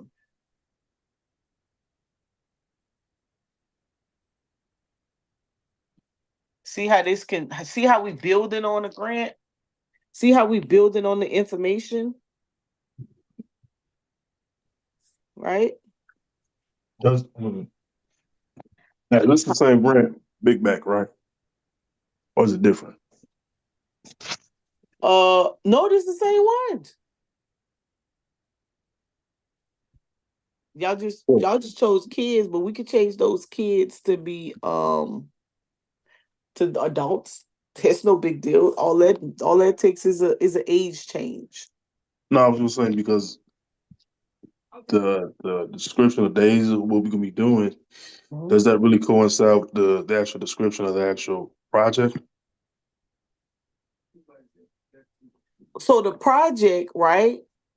So yeah, so it's We're just a doing 30-day program increasing mobility and flexibility. yeah, right to dirt. But we want to teach them about water and how water. So maybe we're saying a big bag program. Project Big Bag is a 30-day program to uh to educate on the benefits of water and increase the mobility or flexibility of our body movement. And be honest with you, there's a program at the university that a professor is doing because they're in a for their PhD candidates on mobility, and they're doing it by walking. So in this walking program, they teach you all the benefits of walking. What are some ways, to get your steps in, all of that.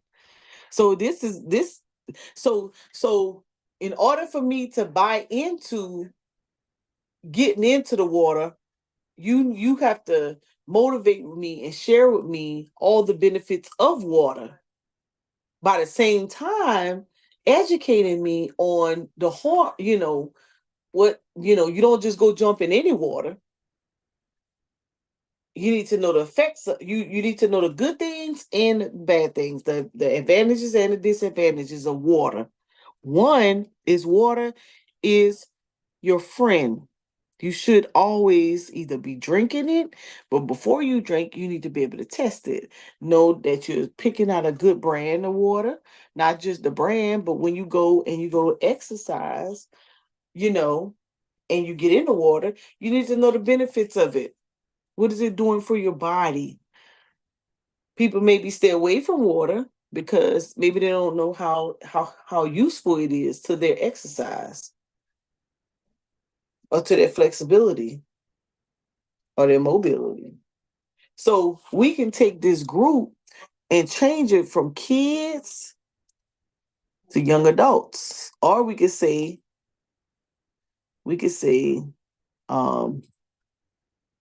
5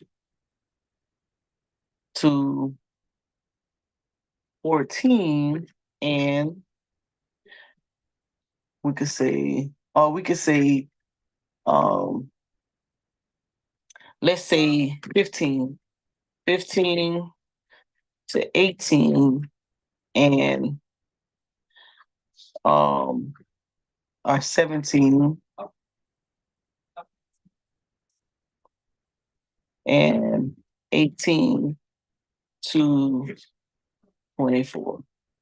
The reason I say that because a lot of grants fund that age group.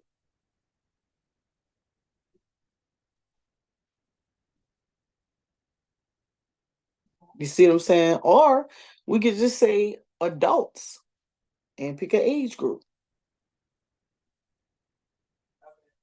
But the point I'm trying to make is water intake, water exercise benefits. I mean, water intake. Oh, I forgot. That's what I'm missing. Water monitoring.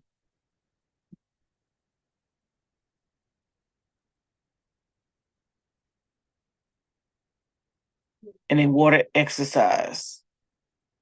So these are the three things that we worried about. Worried about your nutrition. We're worried about if when you do drink water, what type of water are you drinking? Are you drinking from the spigot at home? And then if you go in, you're gonna go exercising when you swimming in the lake, on the beach, or you going to a regular pool. Does that make sense? Yes. Yeah. I'm lying. He just wanted to text you. Yeah. It was something I wanted on Shein and some shoes. Okay. Okay, I'll screenshot this. Yep. You're gonna do some work too. Yeah, well, first I need to finish working for a firm. You ain't started. You only did two things. Who'd you say, Brandon? No, I Brandon. was agreeing with you. Oh, so you see how we just build on all of that? Yeah. So the grant concept or proposal writing, you kind of understanding it? Yeah. Because this is the proposal right here. This is the actual proposal. It can get longer than this, of course, when you start breaking out the details. Like you just said, what we just did that fit the description? You see how you can easily go back to it? So one or two things we can change it. We can make it make sense. Our description probably could use some work, you know? Okay. We can break it out. Huh? No, I see what you're saying.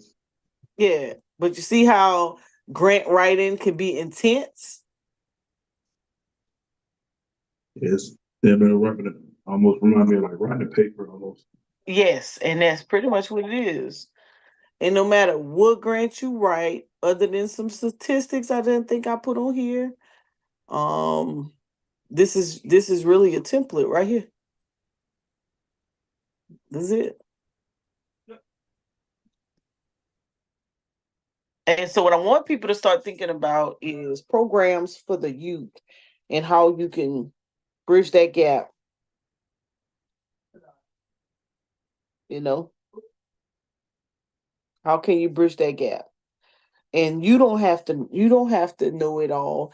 You could just create the program and you could partner with the teachers. So you could say, hey, I'm wanting to do something with the kids, but I want to do something.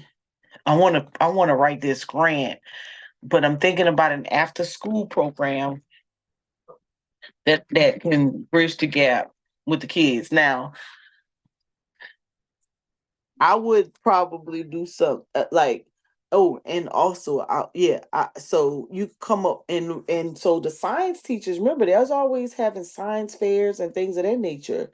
But the colleges and the high schools, the students in college need to work on their skill sets. So that's why you ask the professors. Maybe you have students in master's programs that are looking for a way, to earn credit or to understand the research process, right? Maybe the PhD student, right?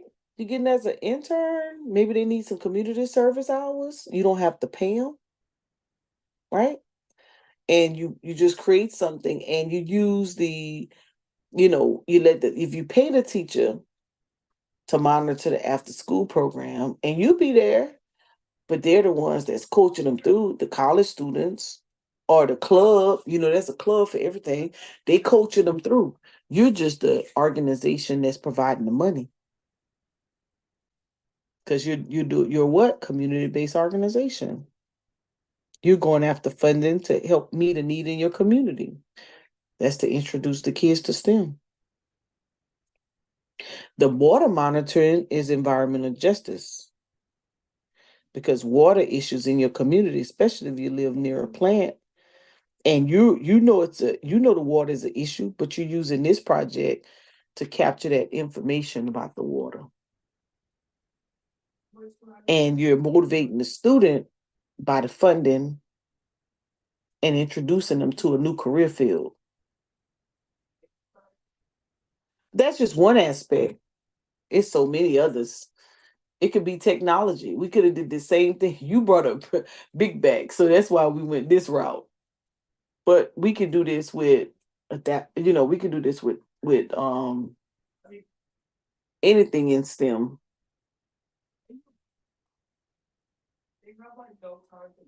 We could pick areas off that list. Let's go back to it.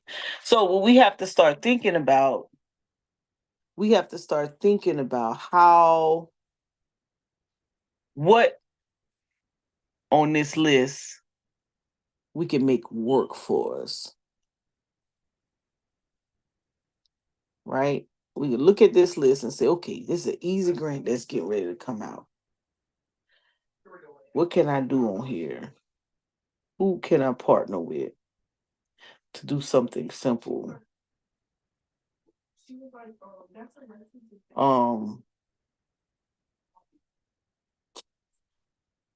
You could say, well, we just talked about the water quality and sampling. Depending on where you live, right? If you wanted to do, like Coach always talking about, community cleanup, he just jumped off. But a community cleanup project, get some people together, right? And you can always say, okay,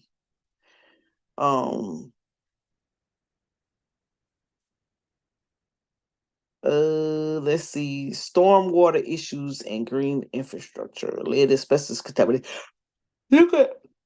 You could do let's see, healthy home and energy efficiency. So you can always go to Google and say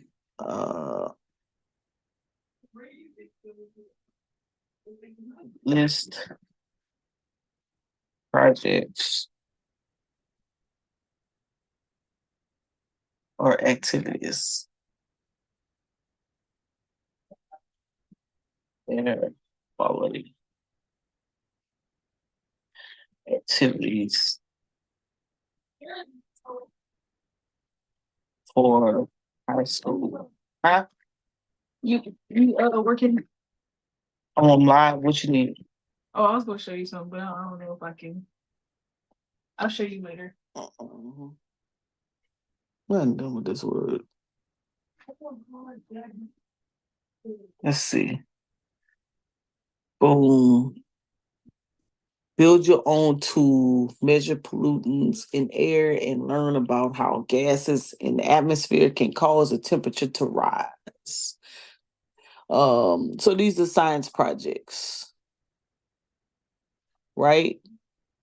Air quality resources for educators and students.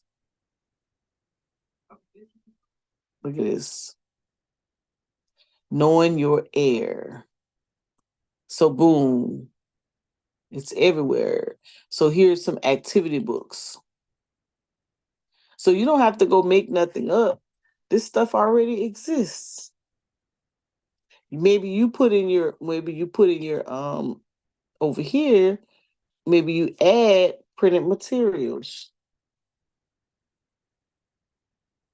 Why? Because you could take that PDF and send it to Office Depot, right? And you can actually just follow this book. Use this as an activity to give to the student.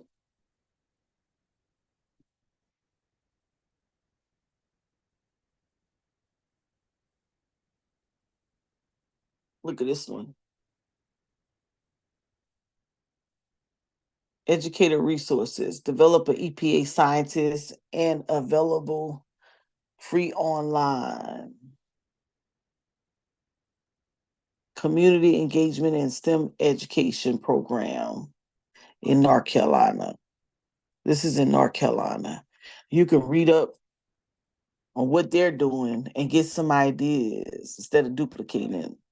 He's a RTA speaker. RTA speaker. He's from North Carolina.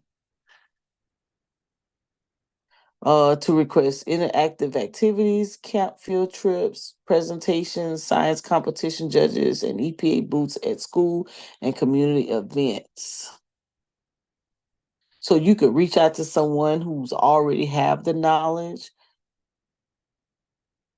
The game of energy choices. Empowering tomorrow decisions. So they got some stuff already online, and you can explore what they have and say, hey, how can you introduce it?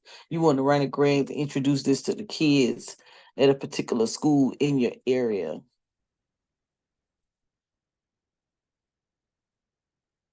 This is a whole lesson plan. You don't even have to make yours up. They already got one.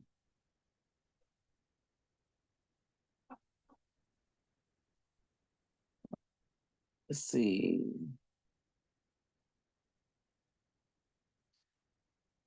Let's look at one. That's 6 through 8. Field testing for the ozone lesson plan. Let's look at it.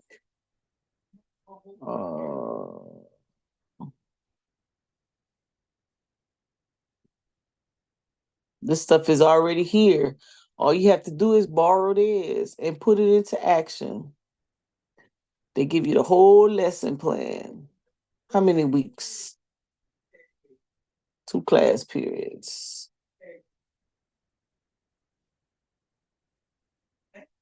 How many pages is it? It's only 6 pages.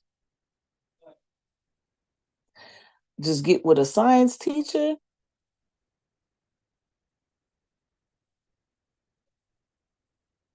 And boom, there you go.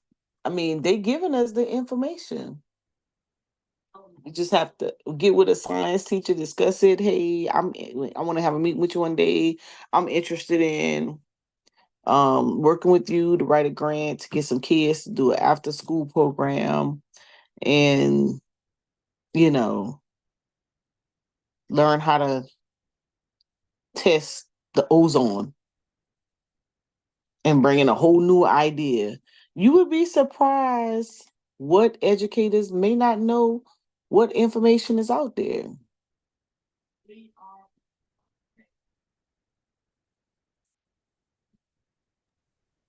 But the hard thing is trying to get these educators to work with you. You got to remember on the slide, you have to network and build a relationship. They may not know you, and it may be initially, you may start off, it may be a task, but you talk to them a few times, get to know them and whatnot. You'd be surprised. Create another avenue for them, another avenue. Got to gain a relationship.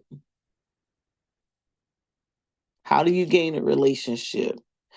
Maybe you find out how to volunteer at the school in the classroom in that particular classroom in one of the science classrooms and see who you can gain a relationship with. And if you can't do it with the students, with the children is probably more advantageous to a grant. But if you can't do the kids in high school, then you would possibly be looking at the undergrad students, right? Maybe at HBCU or, maybe a smaller school, not the larger university, schools that are in, smaller communities that don't have access to the resource. Clean energy education resource for educators. Hey, Brandon. Education opportunities for Chris. Yeah, what's up, Chris? I like how Mo just really took over. What? What you mean? Look at Well, this. you did say oh, this is STEM. No, we still on our project. I was just showing Brandon. Let's look at some ways that how can we connect with the schools, new opportunity funds for nonprofits, educational It, organizations, efforts to grow a diverse clean energy workforce.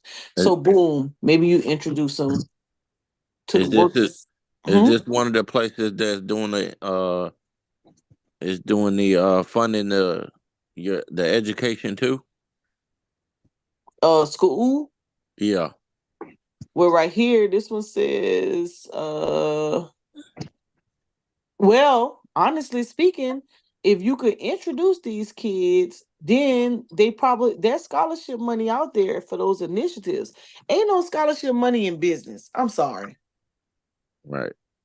You know, it's all of those a lot of those fields are overpopulated. There's no positions for that. Or you would have to it have to be you would have to you have to be okay. So you either adding to the knowledge, you create new knowledge, or you enhancing the knowledge, or you create new knowledge, or maybe you're doing a research for a new, for something. But you can't. You're not gonna get no money just to show up and work something somebody else has already did. The very rarely is anybody paying you to go to school to do that, unless you got, some legacy benefits or something. Your grades are good, academic, or your parents, Uh, military or something. But if you want to they want you in a field that's going to add to the body of knowledge. Technology, engineering, math, and science. Science, technology, engineer, and math. You're not adding to the body of knowledge. They looking at you like, huh? So to introduce, Brandon asked earlier, Mo, how do we do it? Support programs to promote awareness, interest in clean energy amongst K through 12 and university students, alumni, academic professionals, veterans, and formerly incarcerated individuals. mhm. So eligible programs. So apprenticeship, Chris, you just asked, is there some paid programs? Yeah. Apprenticeships, on the job experience, facilitating work-based learning opportunities, providing career coaching. So there's a lot of companies out there, right? They may have uh intern programs, a mentorship program, but they so busy in the day-to-day work, they don't have time to go out and seek no student. Maybe you put a program together to introduce students to these different programs. Hmm. Right? Provide career exposure, virtual exposure, or in-person visits to stakeholder groups at multiple levels of the clean energy workforce pipeline. Right? So they're Hmm. awarding up to 10 organizations 300K. But only way you get this 300K is it we did in that PowerPoint. Yeah. Marketing is huge. We would get this money because we already doing it. That's why the guy is able to land all the money he does. This is why I'm telling you guys right here. This is the big. So how do you get in these spaces? You go to the universities, you find out if they're doing any type of workshops, and you network and you build a relationship. Hmm. Right. That's how we were in a workshop, and the lady, well, I just so happened to join in. And so one of the girls, she was like, "Hey, do y'all know any ecos?" No, she said, "Y'all know any science teachers that would like to go to the eco science, the conference I went to with the National Association of Black Ecologists, Yeah. scientists, eco scientists?" And I was like, "Shit, ain't nobody raised their hand the first time I said I'll go." She was like, "You a scientist?" I was like, "No, but ain't nobody raised their hand. You got Right. slots. Put me down." So she laughed it off the first time. The second time, nobody came through with a someone who would like to participate. Me and Tiffany was like, "Can we go?" And she was like, "Yeah." And guess what? They pay for everything except our food. They pay for our travel. They pay for our room. And we went. And while we were there, right, Tiffany, because she's so big on global climate change. She talked to everybody, asked a whole bunch of questions, and then the girl from that was over there, their national association, hired her to be a marketer. So she's gonna market for them. She's gonna get Mm, paid to do their marketing. Oh, that's nice. good. So while we were there, I was sharing my little input on nonprofits, this, that, or whatever, because they was wanting to know how did y'all get your stuff together, da da da da. And I was saying, how I helped out. And she was like, "Oh, you should become a technical assistant. You talk to this person?" I was like, "Nah." So I hadn't talked to him. So the other day, the lady that I didn't talk to, she emailed me and said, "Hey, Dr. Lindsay told me to reach out to you, that you may be a good person to talk to." So this is how these white folks move, right? They don't tell you what was said or how it was said or the details. So I got on the phone with her and she was talking and she was like, "Hey, tell me some things about yourself." Now I already knew Dr. Lindsay was gonna reach out to her, so I told her what she wanted to hear. Told her about how I help our nonprofits understand the compliance and the grant world and how it works, this, that, or whatever. And she's, "You know what? Can we have lunch?" She's like, "We're thinking about some initiatives in 2025 and we're looking to contract some of this work out, da da da da." Hell yeah, we can have lunch. What? Put me down. And you need to know my company is certified in veterans, minority business, small business, and woman owned and disadvantaged. So you have to get ready for the Had to put woman opportunities. on it, huh? Hey, you better know it. You better learn how to leverage it. Because guess what? In this opportunity, I'm about to hook my boo up because I'm a subcontract to him. Bam. You better get out. Listen, we better learn how to work together. These opportunities come. You all gotta be ready. Either you already have your LLC. If you have your LLC, it's time to get certified. It's time to take whatever you learn, whatever job you have, and it's time to put that into play. Chris, your fitness, buddy, you need to have a fitness, what you call your thing, fiscal manager, what you say? A fitness, Uh-huh. financial, something, something. I don't know. So you got coaches out, you got everybody. Listen, everybody named mama has a private league, right? But these same private leagues are tapping the pockets of low income areas because we're trying to keep our kids out of trouble. We want to keep them in the programs, right? You can train these leaders on how to get money for their students. For the life of me, I'm trying to figure out why all these youth programs are not 501c3 like the white folk, right? And getting these grants and lowering the cost of the participants. Mm, Because you could go after health money, right? You can go after Blue Cross Blue Shield or whatever insurance agency, right? Because all the kids, what? Either on some type of insurance, marketplace, I don't care, you name it. Right? All these kids have to do what? They have to get a physical before they get done, right? A lot of these kids, diabetes, high blood pressure. That's why they passing out and dying. Hypertension, don't even know it. right. All these kids have to have some type of cut checkup. All these kids probably have some type of eye problem.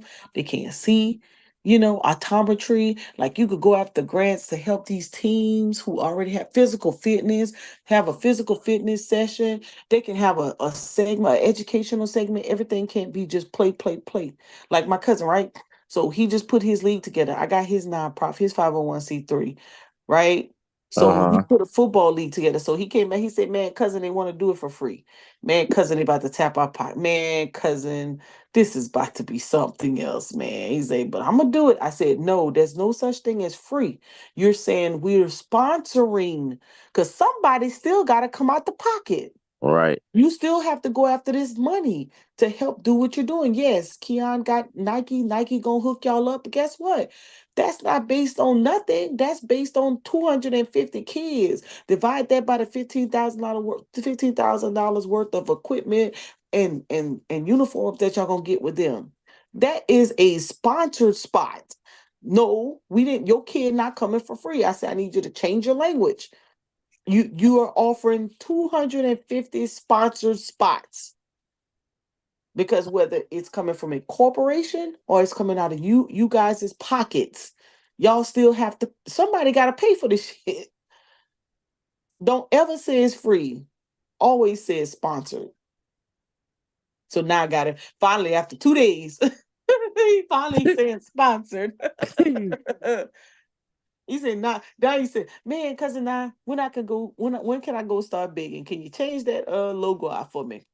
I said, "We don't beg, we request. We don't beg. No, we gonna change this language. We don't get this money."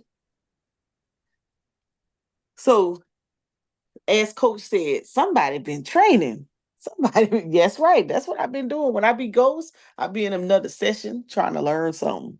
Yeah. You know how we Good. could piece this together. Now this is probably broad. I could probably scale it down. Not this page. This page is good. I just need to figure out how to present it a little better. I'll probably send it to Fiverr and see if they can enhance it for me or whatnot. Uh-huh. I pull a tree, look like a flat surface, but we'll spruce it up into a tree. We'll make a tree. I'll figure out how to draw. Me and my niece give me a little template. Figure out how to draw. Where the draw thing at? How to draw. Um, I forgot how to do it. Or you get the pencil and you could draw. But anyways, Brandon do that good. Um, but it's all about, if we can, once you begin, like we do a few more of these case studies and do some breakdowns like this, it'll come like clockwork to you because you guys are very intelligent. You just have to, somebody just got to share with you, you know, the how to. How do you do that again? What are you looking for? Okay, let's do it. Let's break one down. Boom, boom, boom, boom, boom. After a while, you're gonna be able to do this. You're gonna figure out what it is that that you could offer that falls under this category. And so you have to find out what you know and make it and say, okay, how can I fit this in here? How does that work? And if I don't know, you can always go to AI and get some ideas, Right. That's you true. know, get some ideas. And you want to say, like, you could say, let me see, I think I got ChatGPT up. Matter of fact, I think I'm taking a class on the 21st with AI ChatGPT. They're gonna teach how to use it effectively. Taking a class. It's free too. I'm gonna send y'all the link. You can say create what do we say? Water. What do we say? What do we say? Hold on, let me get it. Uh, Project Big Bat. Program. Y'all crazy for that. That's Brandon. That's Brandon. That was not me that time. Mm-hmm.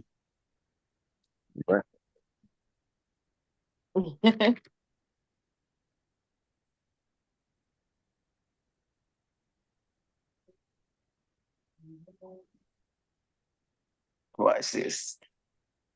Oh, that do right? I don't know, Brandy. I probably screwed it up. Wow, what happened? Oh, there you How go. about you came up Look, with big back of Miss back? look, Brandon. Look.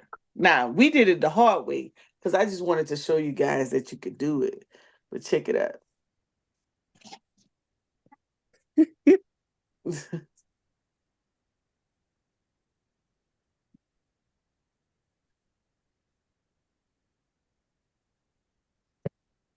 Look at that.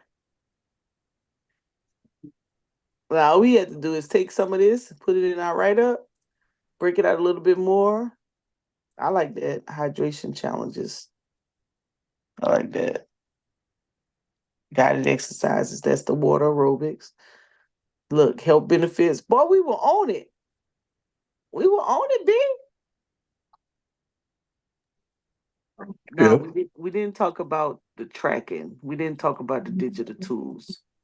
We didn't talk about that.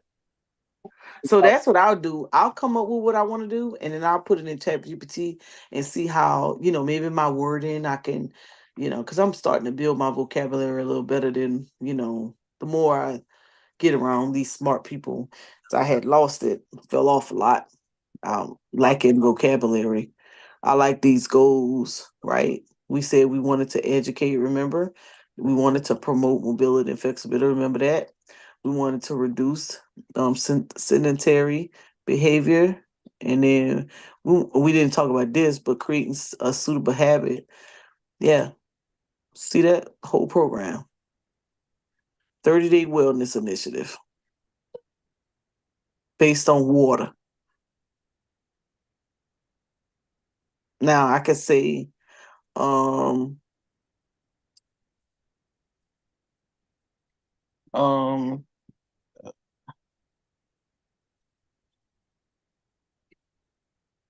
eh, water initiative.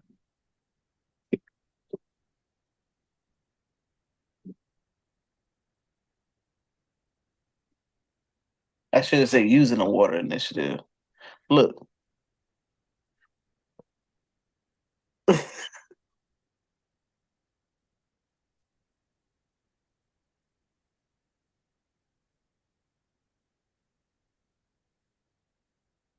Mm.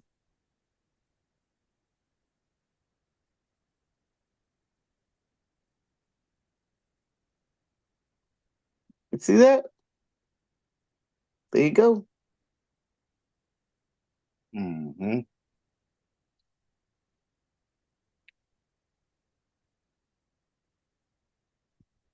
See.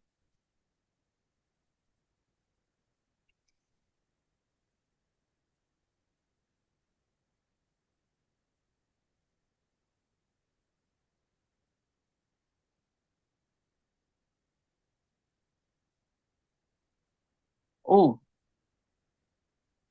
and y'all could do some investments after this if y'all want. And y'all done bring my brains out. Look at that. Look at your letter. And we came up with that. Me. Bam.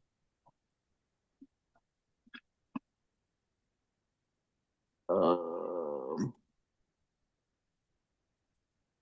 I was just getting ready to add something. What was you gonna add? Oh, I had lost it. I had turned to look at them scores for the game. Oh God. New York won. I'm gonna go back and watch the game. I already knew they was gonna win. Tiebreaker. Nisco shot a 3-point at the end of the game. Should be 2-1 New York, right? Look, yeah, 2-1. Look, Brandon, look at the budget. Wasn't it everything we were talking about? Well, close anyways. We got some of the things. Their stipend is smaller, which I like. It's $50 instead of $250. We trying to give them $1 million.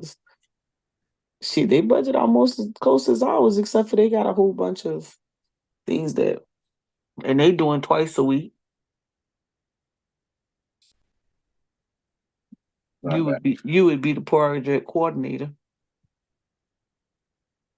Hmm.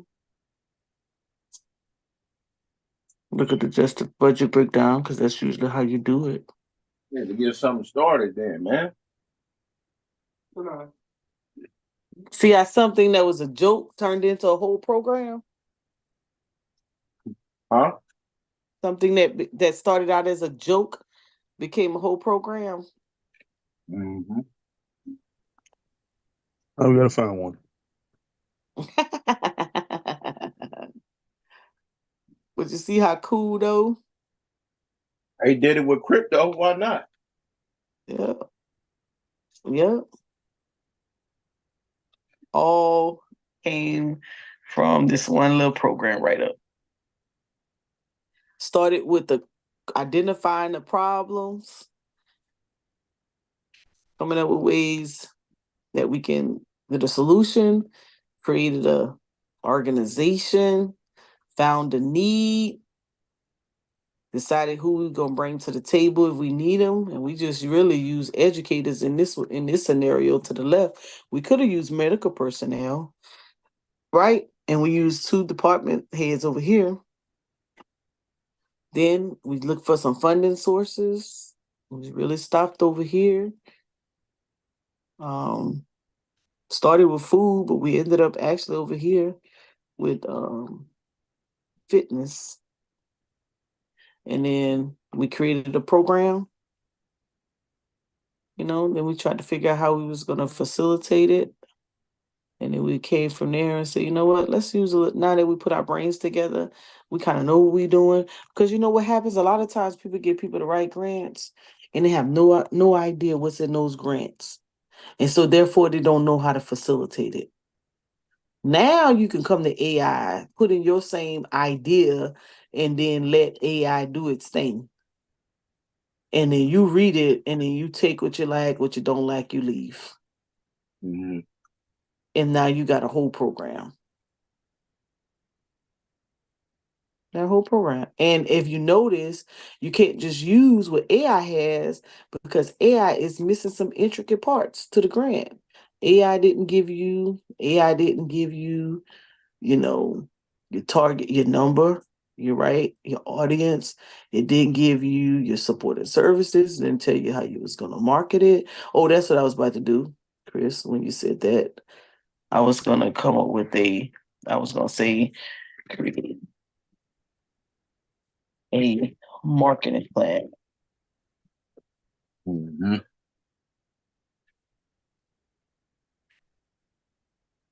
There you go. There you go. So 14, 18. There you go. Okay. They add libraries. Oh, I forgot about the utility company and Department of Energy. All of them deal with water and probably have some funding. Mm-hmm.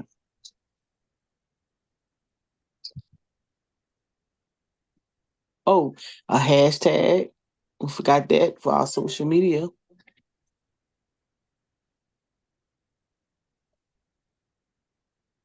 So bam.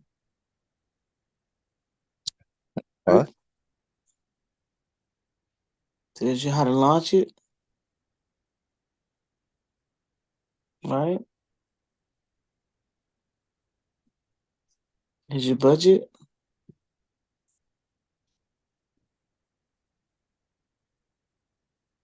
Key performance indicators. Okay, number of students who sign up, how many people engage, event attendance, how many students did the kickoff, completion. I was close. Feedback on the survey. I like this. Let me take this right here. I need to use that.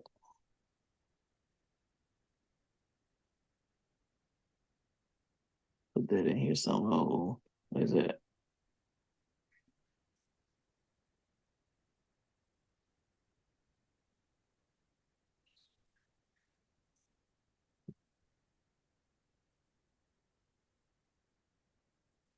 It's in here somewhere. Yeah. You see what I'm saying? How we just came up with, now we got a whole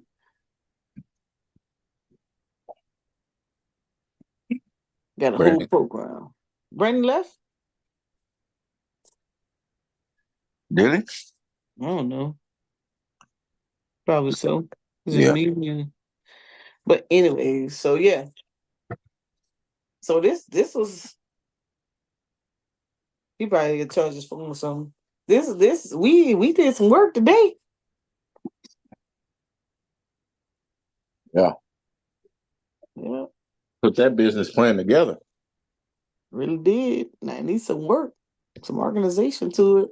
But think about it. We really covered a whole grant. Yeah. Whole grant. And that's pretty much how it worked. We took a 6 hours and a half, Chris. 6 hours. 4 hours, 4 hours and a half. Thought we started at 6. Yeah, it's 10:24. Oh yeah, I forgot. It's 5 my time. Yeah. Yeah, That's not that's hey, that's how it's supposed to go. yeah, yeah. So I might need to put their name on it. that's Brandon's idea. Big All right. Bad Project LLC. Project Big Bag. Yeah. Make sure you save that. Project Big Bag. Mm-mm-mm. So what else you got going on? Man, I'm getting ready to take my test. Oh, you can take your test. That's cool. It's a good stop point for us. Huh? I said, No. I, oh, I was just saying that I'm getting ready to take my exam. oh, go ahead, Chris. Um, but other than that, uh man, if y'all really don't be having nothing to do, man, Fidelity be having some great webinars, man. They really be having some great webinars. And they're free. Well, we need to get on it when I'm doing just driving around. And I got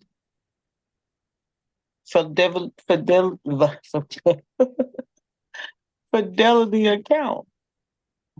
Do you use it? Yeah, I got money in it. I put money in it. I put $50 a month. You just got money in it sitting? Mm-hmm. See, Chris, she don't know.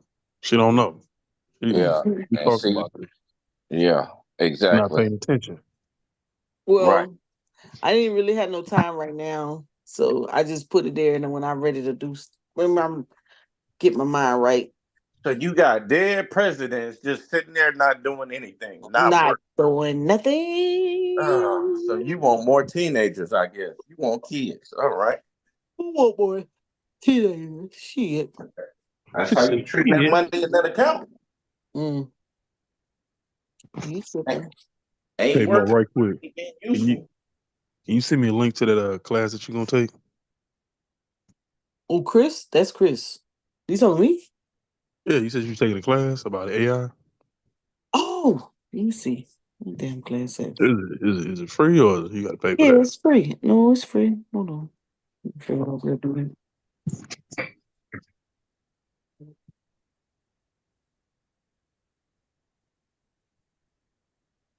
Yeah, they had a crypto thing yesterday.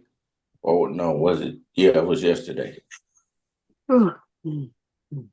They were showing you how to buy and open up a crypto account with Fidelity. Oh, it was through Fidelity. Yeah, yeah, it's free. Ain't What that happened? crazy? Fidelity and all these big banks starting to introduce themselves into crypto. Yeah. hmm They wanted to get involved.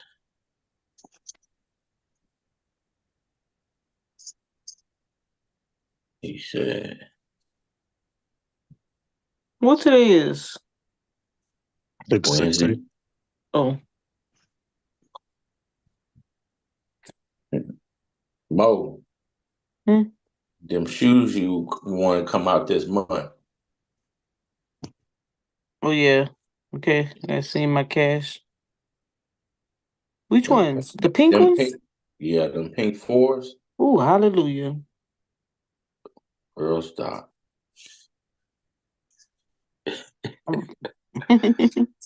She said, "Hallelujah." But I ain't gonna lie, man. Sneaker community is dope. If I could do anything, it would be that. I would say forget all of this financial bullshit jargon and just have that information for myself and do that, man. and do sneaker stuff. Sneaker business is tough though, man. I'm not gonna lie. People Yeah, you be always got to find a buyer though. Oh, huh? they just did one. I said you always got to find a buyer though. Yeah. Well, I know some because it's always gonna be some demand there where people want to buy early pairs, and it's really not worth it no more unless you just really want to get the damn shoe early. It's not worth it, man. People will be able to get these shoes unless they very limited. Here you go, Brandon. Okay. Leverage ChatGPT and AI tools in your business to increase productivity. Shit, everybody got the class tomorrow. SBA got the class tomorrow, same time. You taking it? Yeah, I signed up already. What website is this? You should put Scores. This is scores, but SBA got it too. you should put that in the chat. I did. You didn't see it? When? When? Today? I put. Oh, you talking about? Hold on. You talking about another chat? Hold up. I put it in the Zoom chat. Oh no, I can get it. There you go. I put it in the YouTube chat too. I ain't doing nothing tomorrow. I can hop on. Okay, there's another webinar I want y'all to listen in on. If you ain't doing that, Chris is at 10. Hold on, let me get it. Now my time. I want you to learn. I want y'all are very savvy individuals. And if I can get y'all to learn how to grant write, y'all have killed it. How much money I will make? You write yourself into it. You can make 10% of the grant. You could write yourself into it. You may start a nonprofit and just start grant writing for people and just be their administrator and let them do the program and you pay them. So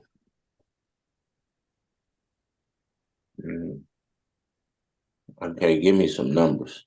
Depends He on the said, "Give grant. me some numbers." Depends on the grant, man. It depends on the grant, how savvy you are. No, here's what I want you to do. I just want you to start listening in and you're going to figure out that number for yourself. Okay, just make sure you tag me when it's time. I'm giving it to you right now. This one's at 10. 9 a.m. my time. Yep. This organization, hold on, I'm about to give you the flyer.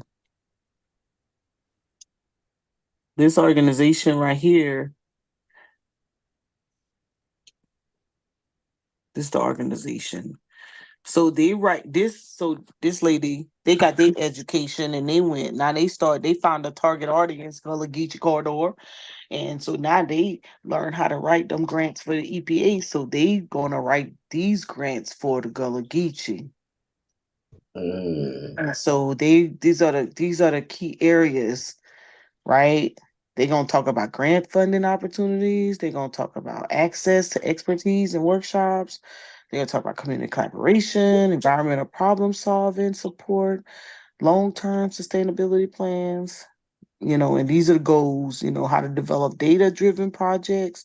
So this is what I want y'all to listen to, listen for when they talk about how to develop these projects, how to build capacity expert, when they talk about that. So you're listening to say, okay, how does this help me in my community? What can I learn from this? Or what can maybe these people, I don't think you guys are in the Gullah Geechee corridor. We are. Well, I'm not, but I know I'm working with an organization who's in it. So that goes from uh I forgot what the line is, but it's that East Coast all the way down to Florida, Brunswick, and all that. I should know it by now, but whatever. So I just want you, um, we just listening in so that we can learn, because if we could get some of these grants written, if we can learn the lingo and follow I mean, it's so many organizations that just needs help, writing grants. Okay.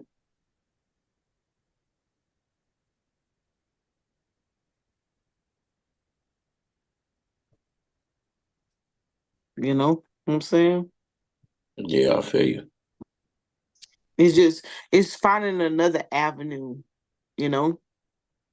And you guys are good writers, you're good researchers. Now it's time. I know you're researching for your money, but if you want to think about, okay, what's another stream of income I could tap into, then you want to start learning how to tap into using your skill set to do something for somebody else. Let's say you can't come up with an initiative on your own, but maybe you can write it. You know how many organizations looking for grant writers? So Probably a lot. do shit. And people right there in your own community or people that may not understand, like you can look right now in your community, you can say, dang, okay, I see what Modem doing over there. Man, let me talk to such and such about this. Yo, you interested? I'll learn how to write the grants, write myself into the grant. But that's where this word right here come into play. Mm, Right here. The glue that holds you together is this word here, integrity. mm. If you could get some people to, because I'm gonna tell you, when I start working with our guy, he didn't know me from a can of paint. Wow. But I'm good. I'm attention to details. I know how to conduct myself. I have good character. And we say, hey, I'm looking for grant writers. Anybody want to learn? Anybody want to learn this process? How it can work for you? I want to take this thing global. I'm only going to play this game in the political world only for, I don't know, a year or two. I don't know. Maybe long. I don't know.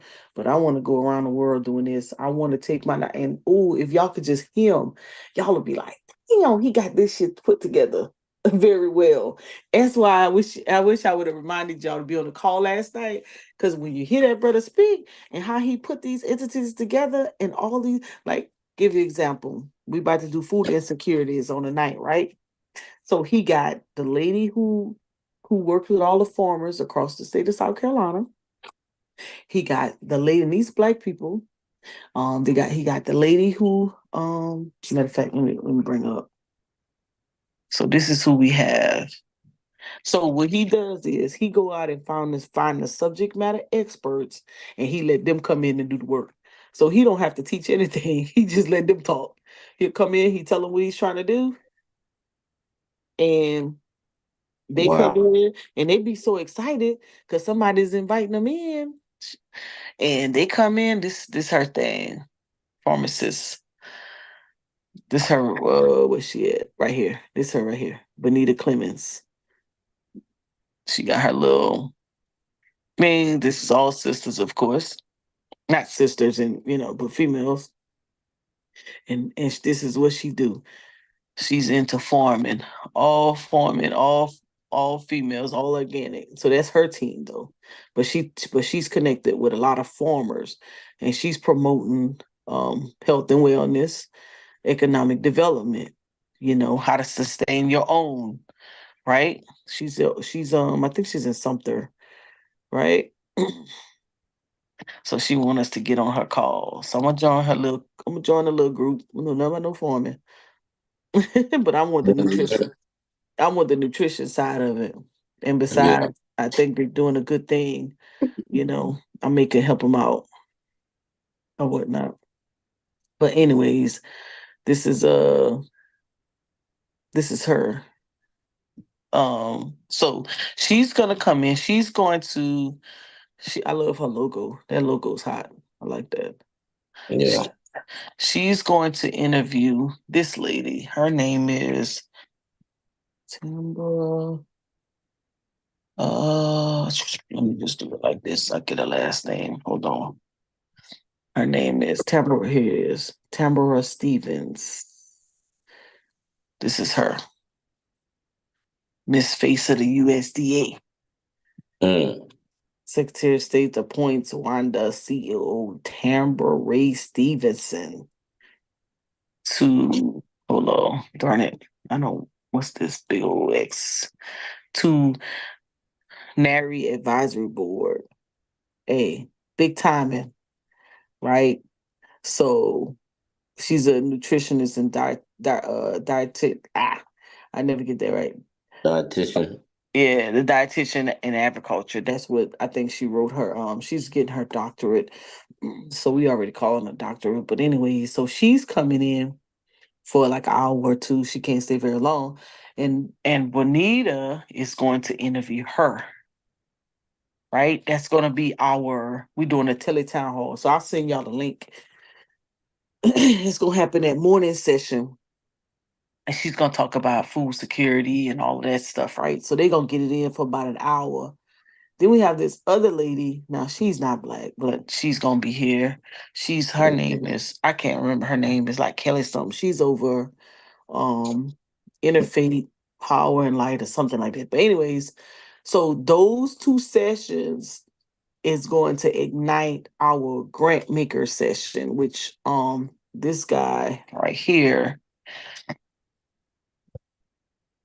So only thing he did was go into the spaces of where these people are. So when they have these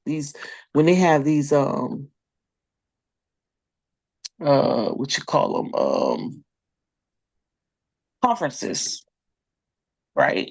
You meet these folks at these conferences. This is him right here. He right here. It's a black and white picture, I think.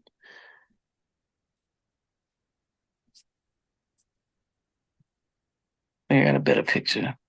He's coming in and he's coming to help us share grants that are available and also um, uh, grant development, like similar to what I just did just a second ago. But I can have a better picture of him. Mm. But anyways, so all we did was went after the subject, whatever field you may be interested. It could be fitness, it could be anything.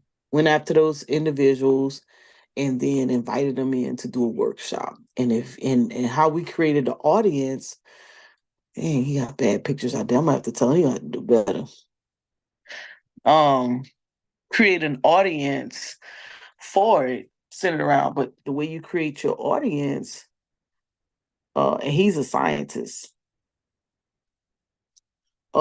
Is it environmental scientist? Yeah. The way you create your audience is this right here, what we just did right here. You got to figure out what your need is, which one of these things you're gonna tackle. And then you decide, you put out a lingo, hey, I'm looking for anyone in the community who's interested in whatever you're doing. We can go back to the water scenario, right? Water fitness or health and wellness. And you'd be surprised, hey, I'm gonna give a grant workshop, technical assistant grant workshop for anybody who interested in health and wellness and want to start a nonprofit. Boom, in this zip code. You'd be surprised who hit your social media back. Boom, boom, boom, boom, boom, boom, boom. Then you take that group of individuals, you have a little powwow. You make sure their organizations is set up. That's what we're doing right now. That's what we did last night. We'll make sure people organizations are set up properly. And then we're gonna we training you because when we go after them dollars, we want you to be able to go after the dollars too. Because we don't want to be the only ones. That's not just power, that's black power. Mm-hmm. I I agree. walk y'all on this journey. So if y'all pick up on it, maybe you'll be able to help someone else who's already doing it. Maybe you know somebody who's working with the youth. And so somebody came to our office, they said, hey, I want to work with the youth. They got our kids going to these IEP programs. They stood them on the wrong path. These kids don't know they're not about to graduate. They're getting a certificate. I want to be able to mentor them. So I said, won't you connect with a science teacher and get those students at the same time you can mentor those students, but you can also introduce them to a career field. They said, huh? Yeah. Say, yeah, don't just get a student, and talk to them about education. Get a student with some direction. Because you're gonna get money. You're gonna get money, and guess what? Only thing you need to do is take them from the school and take them to the conference. National Association of National Black Engineers have 2 conferences a year, one national and one in your region. Then Yeah. you go to another you know, you can go to Eco Science, like I just come from. You can go to the nurses. You can go to a whole bunch of them. You can write the grant on just being what you call them chaperone and mentor for exposing kids to STEM career fields and taking them and the associations are posting the conference, and you ain't gotta do nothing. Just monitor them. Mm. Let them do the work. Wow. You can get with a group, say, man, you got these kids, bro. What you doing with them? All you doing is football. What are you doing on the off season? Exposing them to STEM. You man, let me be your liaison. You know, we can take these kids to this conference. Let's write a grant to take these kids. It's called a traveling participation grant or STEM initiative of awareness. And awareness. Let me show you another grant. Watch this.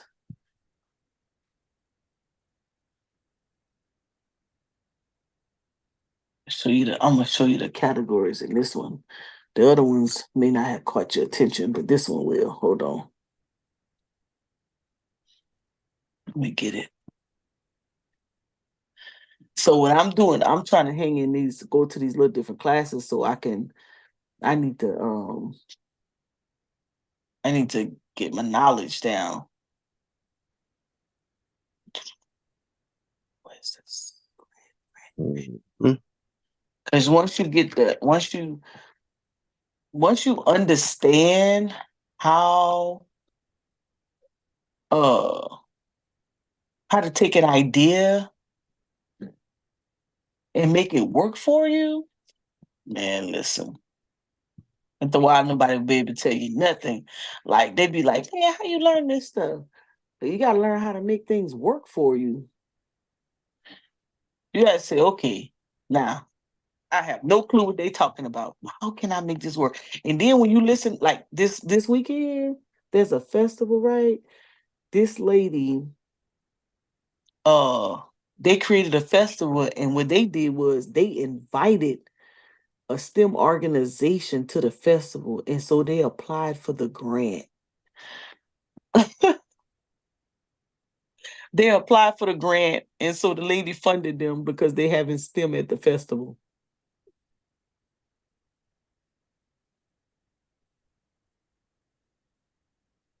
See how that works out? What's that dang grant at? There you go. I found it. Hold on. I'm about to show y'all. So it's foreign to you right now, but the more I talk to you, you're gonna learn. So check this one out. 175. Now, I think this is let me make it bigger.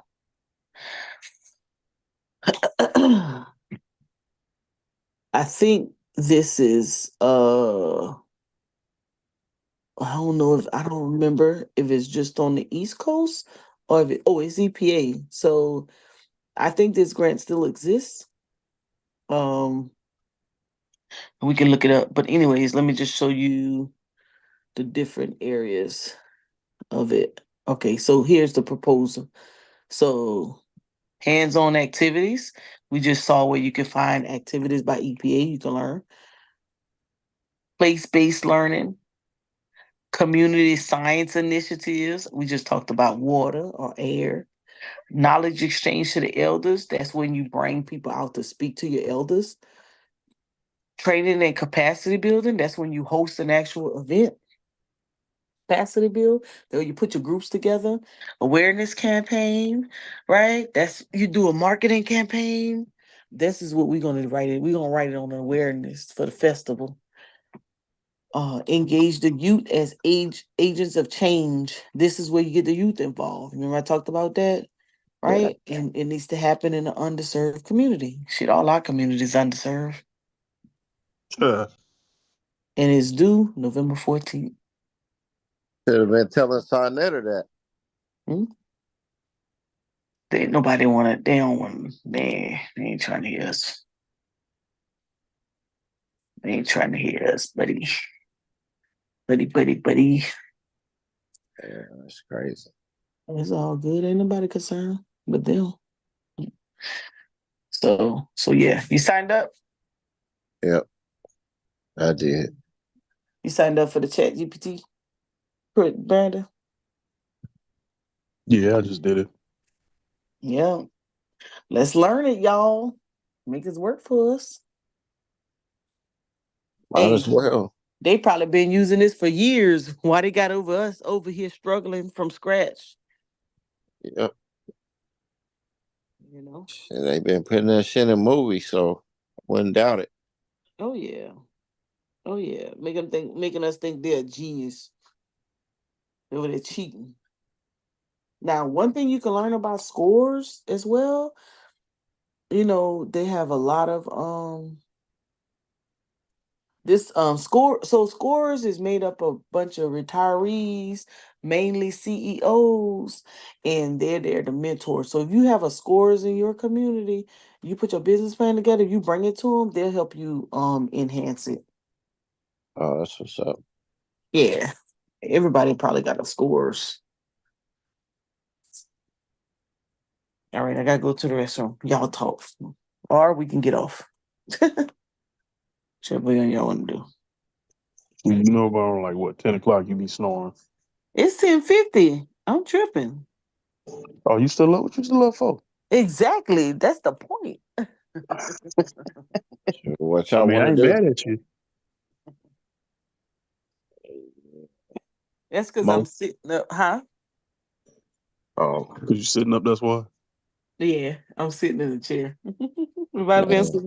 laying down like I normally do, shit, I've been going to y'all a long time ago. Oh, God, boy. Mm-hmm.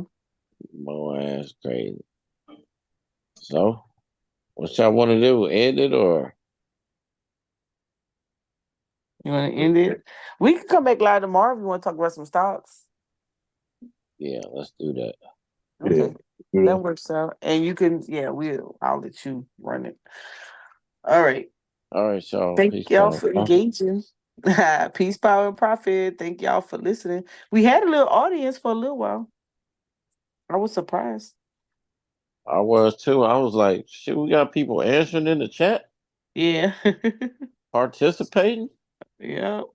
Greatly appreciated. Yeah, that's what's up. Yeah. All right. All right, All y'all. right, everybody. Good night. All right. All right. Good night. Night. Peace.